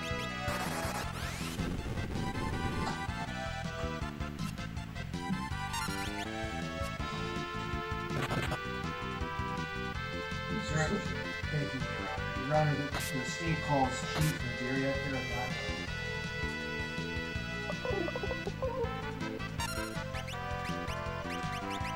I'm out of mana already, see, that's why I was just fighting a little bit. We can go get some more mana and try this dungeon again.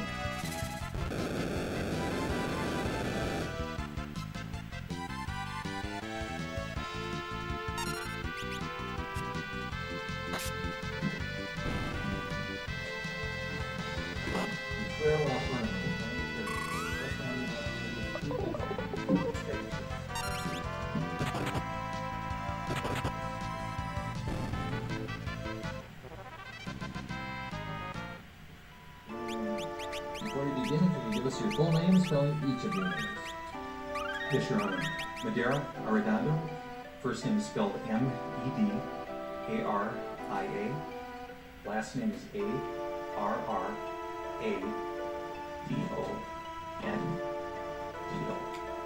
Mr. Social. Thank you. Sir, what is your current role? My current role is Chief of the Minneapolis Police Department. How long?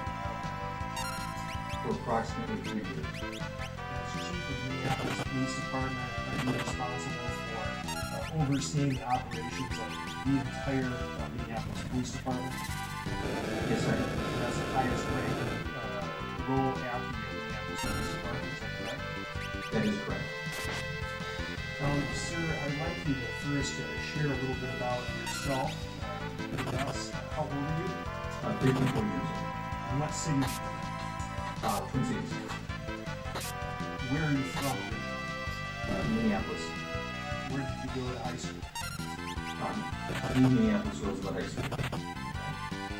And have you ever lived outside of the Twin Cities, Minneapolis area? I went away for college for a couple of years in Michigan. Where in Michigan? It was Hancock, Michigan. Which school? Which is now called Finlandia University. Sorry, Your Honor. Finlandia University. And what is the highest level of education? I received my master's degree. What degree did you receive? That degree was a criminal justice degree. After you completed your college studies, you returned to the Twin Cities area? That is correct. And is that when you first joined the Minneapolis Police Department?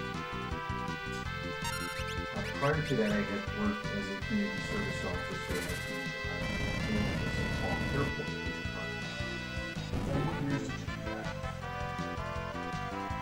I believe that was from 1987 to 1989.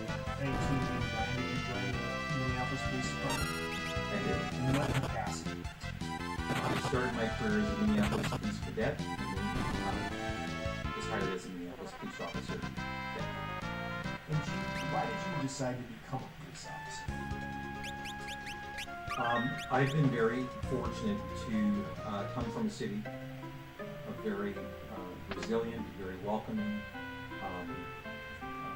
proud people here in the city of Minneapolis. And my dear parents taught all of my siblings and me about the service of love. And so I've been very fortunate to then eventually join the Minneapolis Police Department and give back to the very community, the very city that embraced me and has been so good to me. you familiar with the motto of the Minneapolis Police Department? Yes, I am. And that is to protect with courage and serve with compassion. And what does that motto mean? We are oftentimes the first face of government. He has level 5 white ability. And oftentimes meet them at their worst moments. And so the badge that I wear and that members of the Minneapolis Police Department wear means a lot. Because the first time that we interact with our community members may be the only time that they have an interaction. And so not enough money or something. And so it's very important for us to make sure that we're meeting our community in that space, treating them with dignity. Bury me with my money. And representing and all of the men and women that came before us who served so proudly in this department. Sometimes you have to protect with courage. You have to use force. Is that correct?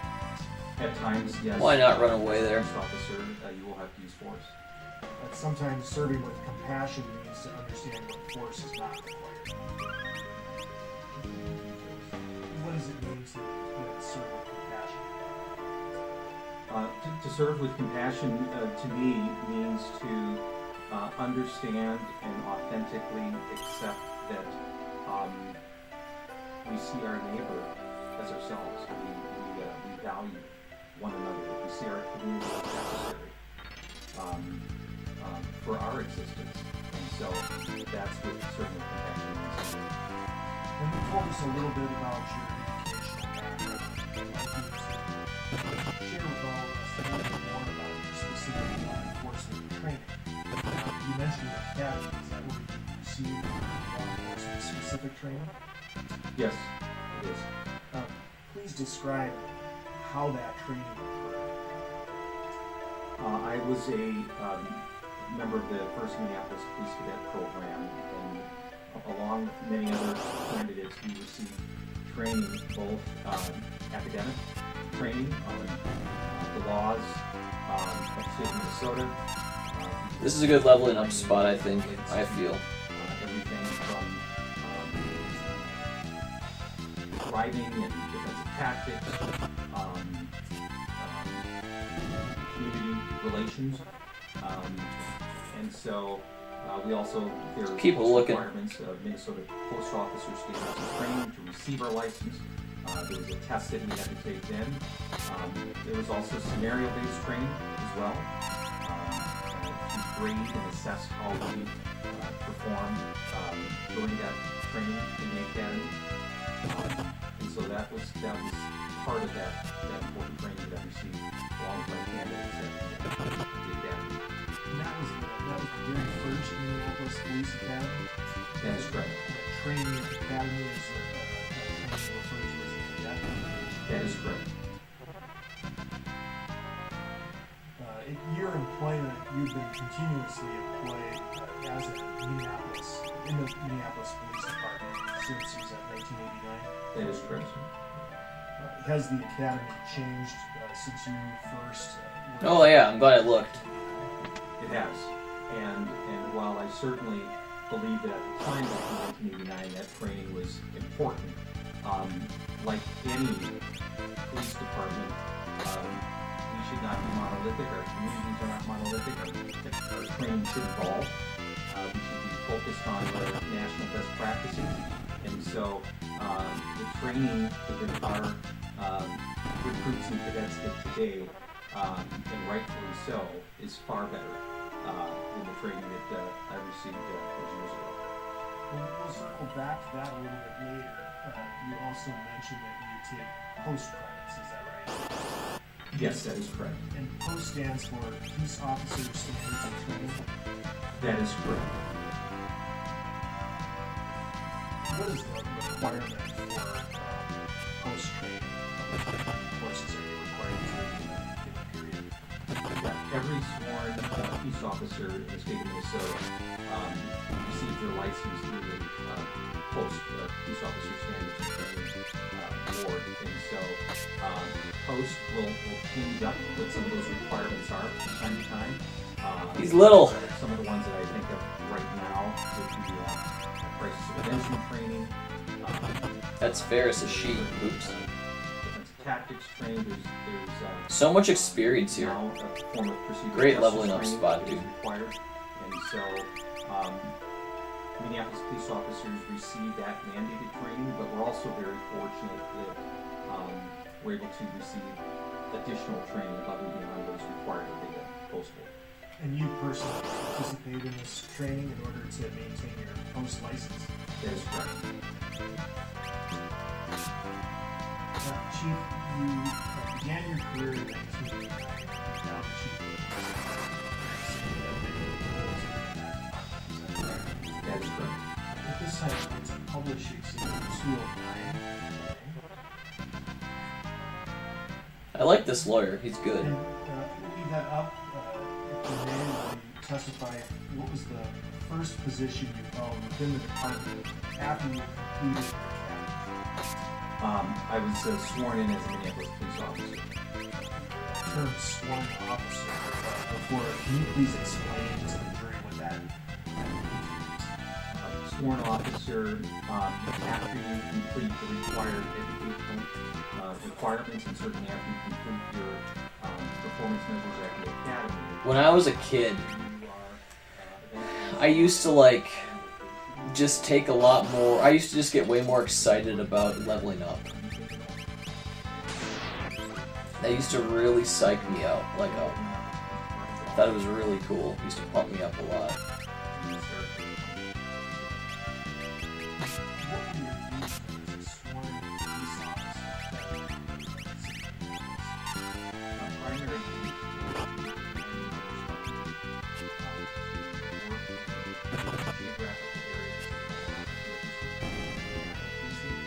Here it comes. I figured that might heal that thing, whatever it is. I did, I figured so. We got him though. One of these things is gonna hit him.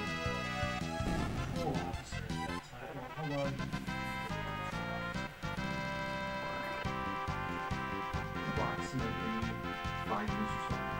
And can you tell the jury what geographic district you served as a patrol officer? Yes, I served for a short time in the 3rd Precinct, and then... Look at that.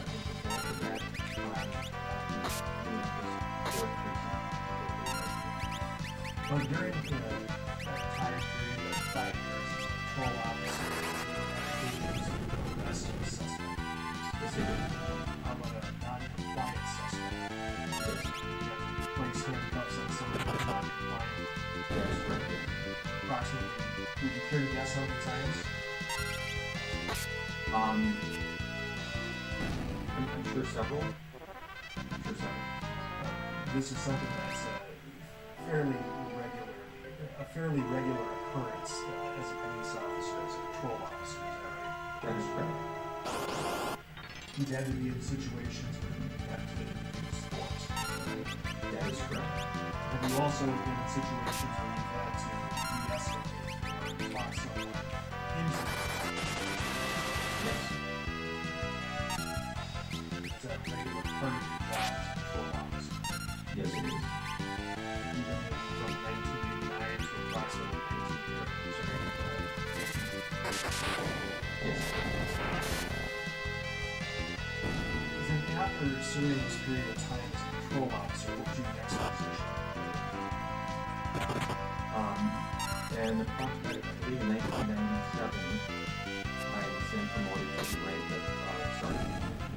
What would you have to do to be promoted to the rank of sergeant? It is a civil service test that you take, and if you successfully pass that, you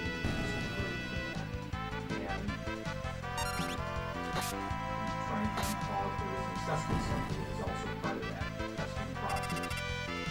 But there is a number of years that you have to use to serve as a police officer before you can take the sergeant's test. And what is the role of a sergeant? Sergeant's role, and I've often said it is the most influential role in the police department. it's most influential because you have the most proximity to the men and women who are out there serving in the community. You're there for them at their roll call. You are a mentor. You give them guidance. They're going to see you far often than they would ever see the chief of police, for example. And you set the tone in the attitude. And so that's really a very significant role within the Yes, it is. I love this fight though. Like, look at all the experience we get. It's really hood. 4 dead, one to go. He'll die by the samurai. Boom.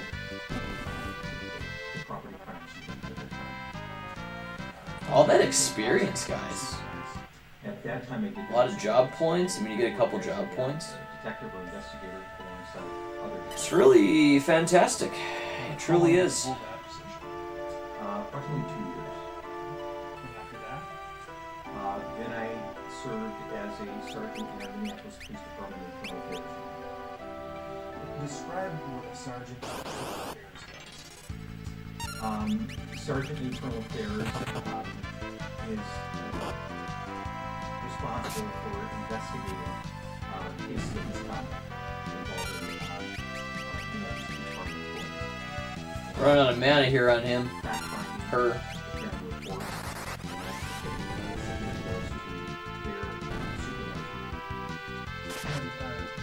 Dead. Huge critical hit. There's a cabin, baby. Have you ever evaluated an excessive force case in internal affairs context? Is that a save point? It must be. How long did you serve as a sergeant? I served in that position for about 2 years as well. Then I was promoted to the rank of lieutenant. Now, what was required of you to be promoted? That also required to go to the civil service exam, and I believe serving at that time going to an assessment center, which comprised It is a save point. scenarios and different type of performance measures for that position. Is it true that a lieutenant is just it's a higher level of the first line? We might go back to that. Yes, our lieutenants are considered managers within the organization.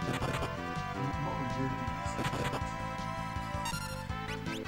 I served for a time as overseeing at that time the federal mediation agreement.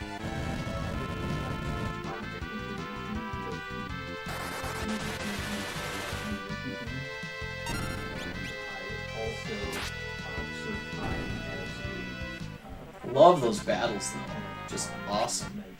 Probably gonna get better and better too. So, but this has been the best spot for grinding I've ever seen in this game so far. You have a team of sergeants and a team of officers on a ship. That particular ship worked at night hours in North Minneapolis. And really there's support the mission of the precinct inspector. It's kind of like the chief of that precinct. But also then support the officers on the ship as well. How long did you hold that? Probably about 2 years ago. What happened after that? After that, I was appointed to the rank of commander. What is it? Commander now, unlike the previous civil service positions, a commander now is appointed specifically by the chief of police, and it is a higher position, and the commander is usually in charge of a division. And so at that A worm.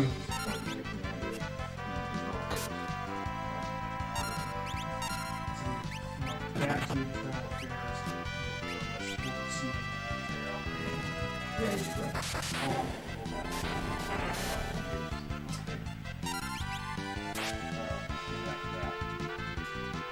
Then I was appointed as the first precinct inspector. And so that was a position in charge of the downtown precinct. There you go. That was a patrol function, so that was mainly patrol-related functions, even though we do have great civilian teams who work on things such as crime prevention and others, but I was appointed. Pretty badass. What does the inspector do at that level? The inspector at that level was really driving the We work found a of save the point, precinct, right? monitoring and I go working find that with, again. trying to reduce crime in that precinct, working with its stakeholders, its neighborhood associations, its business community, making sure that whether it's investigative patrol or the precinct, they have the resources and things that they need, interfacing with the city council members of that particular ward. And so that is really a lot of the work that the precinct inspector does. And does the precinct inspector supervise ground level that is responsible for the supervision of all of the operations of the inspector? That is correct. And how long do you have? About 2 years. And after that? Then I was appointed to be deputy chief and chief of staff. What is a deputy chief? Deputy chief at that time was a unique role in that I was really chief of staff for the chief of police. A lot of work helping to support our department initiatives, reaching out to elected officials. Okay, there's that. Community stakeholders. There's that safe spot. Boosting up programs, grants that the department had received. I want to make sure I can find it. That's all. That's truly all. I want to make sure I can find it. About 2 years, I was appointed to assistant chief. And by whom were you appointed? It was former chief mayor. What did you do as an assistant chief? That was really overseeing the daily operation of the police department and also supporting the chief. For approximately how long? That may have been a little short, 5 years. Go over the map. Yeah. And now, of course, you're the chief of police. How were you selected, or who selected you to be the chief of police? Well, I served in an acting or an interim capacity, then under Mayor Betsy Hodges, and then after that term ended, then Mayor Fry at City of Minneapolis appointed me as chief of police. So you've had certainly, it seems that every rank available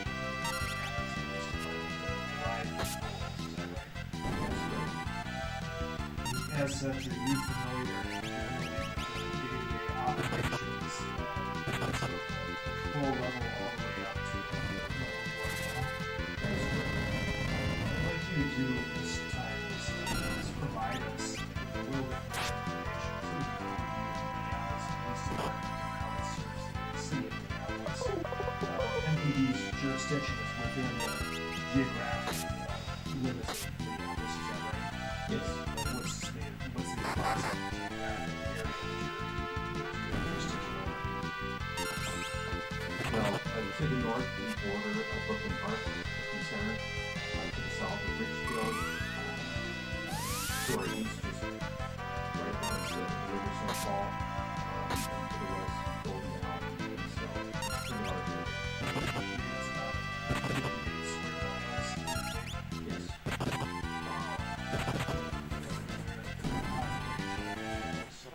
2 million? Roughly about 420,000-30,000. That's it? How many sworn officers work for the Minneapolis Police? Oh, look at what I found. Currently, around 700. As the chief and generally officers, It's a lot of people, and so it can be taxing to try to, a lot of people work in different areas, but I have a pretty good understanding of where folks are from. We know I'll be asking recognize names of different people we may have met at this point, but at this time, up until May 26, 2020, an individual named Derek Chauvin was the police officer. Is that right? That is correct. Are you aware of who this person is? I am. Do you recognize this person reporting today? I do. Point to them and describe them. Yes. Mr. Chauvin's right there. He appears to be wearing a navy blue suit with a light blue tie and white shirt. Thank you, Your Honor. May the record reflect that the witness has identified the defendant?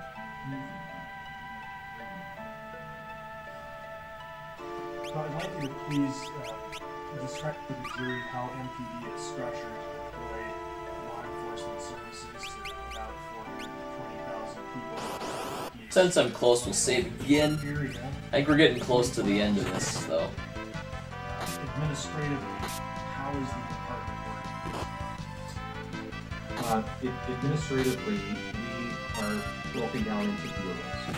And so, we have mentioned that the chief of police that really leads the organization, mission, vision, goals. And then we have an assistant chief that oversees the daily operations. After that, there are three deputies. The deputy chief of patrol, and deputy chief of patrol is responsible for the 5 geographical precincts throughout the city of Minneapolis. We also have a deputy chief of professional standards, and that deputy chief oversees really 2 main functions, and that is a training for our entire department, as well as the internal affairs portion of the department. And then we have the deputy chief, the third one, for investigations. So all of the employees who work, whether it's homicide unit, robbery, assault, that deputy chief oversees the investigations bureau. That was powerful. I'm missing so many shots here. Crazy. Serve in different divisions. And the precincts, as I mentioned, there's 5 geographical areas and 5 precinct inspectors for those precincts. Miss. No, he got it. Okay. That's dead. She's dead, for sure. The Investigations Bureau has a number of individual units within it, correct? That is correct.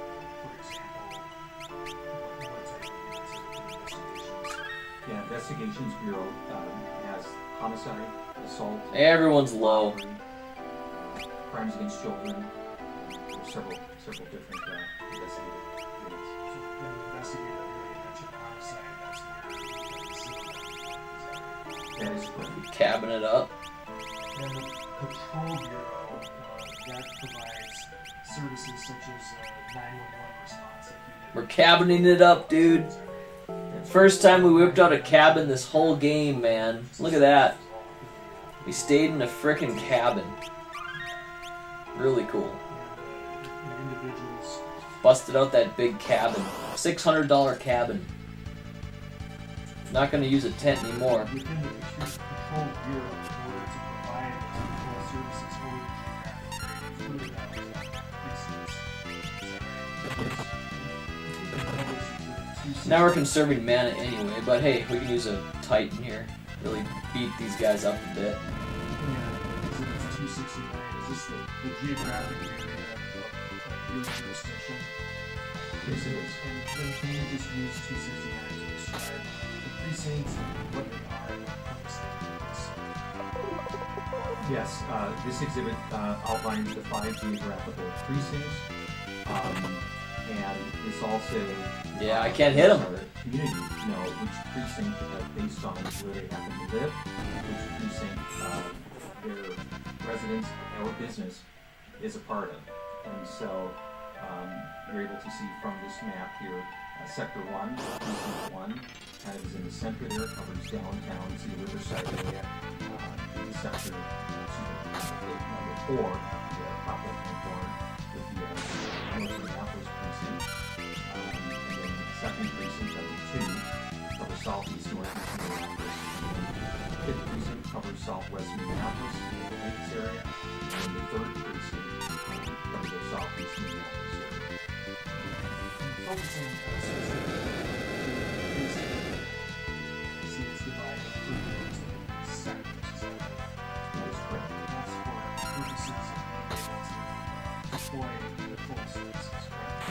When you look at various precincts, this is primary tool for this. There we go. That's gotta be it. But there are also investigative functions of things as well, correct? Yes. That would be specifically assigned to that precinct? Yes. But professional standards that would come along with precincts. Yes. Here we go. Boss fight. Published 268. Wonder why that save point looks different than any other save point in the whole game. What's up with that? The forest is burning. We didn't stop the fire. You can see the different colors. It was always burning, it was turning. Oh shit. X-Death, you ass. And if you take a look at Sector 1, that would be represented as 310. The friggin' chest, I see it. Sector 2 is 320. Yes. And we won't go through Moogle? each of the sectors, but the purpose of these You saving me or what? further distinguish different geographic areas within the third precinct or any precinct. I saw a chest though. Dispatchers deploy. Can I get it? That is correct. Ah. I can't leave. Stupid. Wait. Hey! Professional Standards Bureau. The Professional Standards Bureau. What does a Professional Standards Bureau do? Saving One of the or functions is training. getting in a cabin was a waste. I thought there'd be a boss fight. Oversees the training division. What? We got in a cabin for no reason. Our officers. That's why I'm always so conservative and careful. mandated posts. I hate wasting money. It's only 600 gold.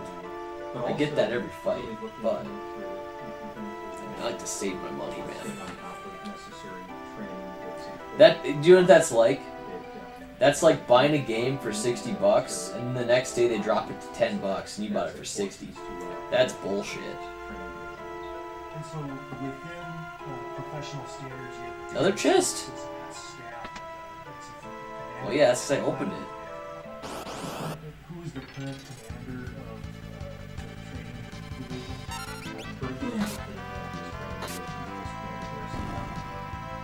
Last year. Last year, she's now inspector Katie Blackwell, but she was commander Katie Blackwell. Last year, she And she would have been training commander after 2005. And there's other divisions within professional standards. But there's also administrative services. What is the administrative services? Administrative Services Division can deal with everything from grants, different types of programs that the city of Minneapolis is embarking on, employee personnel matters as well. Also, business software and equipment. Technology, business software, yes. Body cameras, mouse cameras. Yes. We got Jeff Rubel. Yes, Lieutenant Rubel is part of that. I'd like to talk to you a little bit about the Minneapolis Police Department reacting to calls of disturbance. The role of the Minneapolis Police Department is to serve the community's law enforcement. requests for service come in through the 911 system, is that right? Yes. You respond, officers respond to different calls for service. Obtain soot. Well, what am I gonna do with that?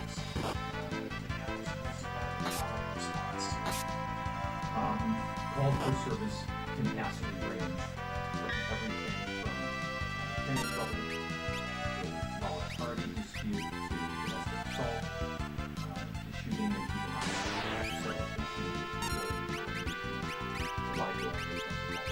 People will call to report request assistance. People will also call to report general emergencies. Yes, they can. What type of emergencies? Medical emergencies. They request calls for service for that. Oftentimes we have community who are calling because it may be 3 o'clock in the morning and they don't know of any other service or who will respond, but they will call us for those types of situations. I suppose what constitutes an emergency is but nonetheless, a response.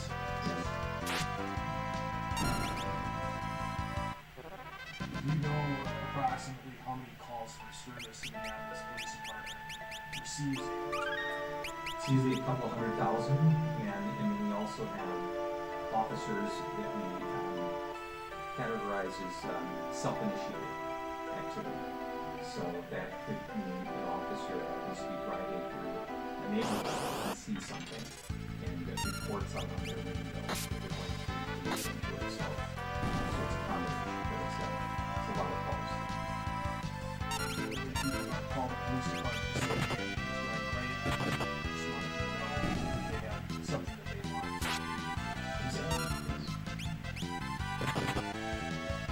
It sounds like it's fair to say there's more policing than just going out and arresting people.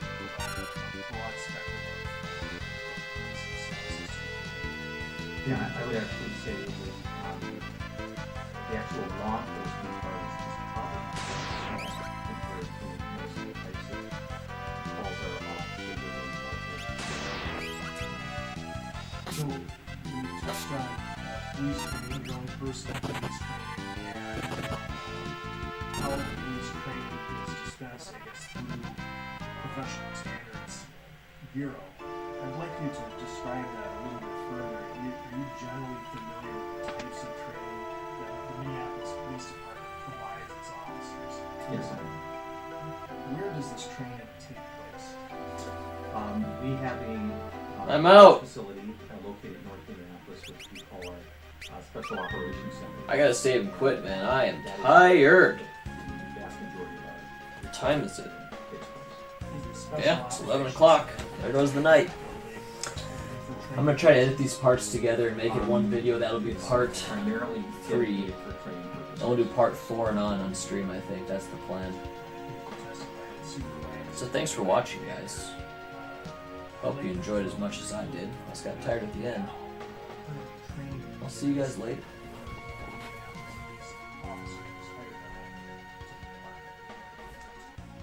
For a new officer, we started out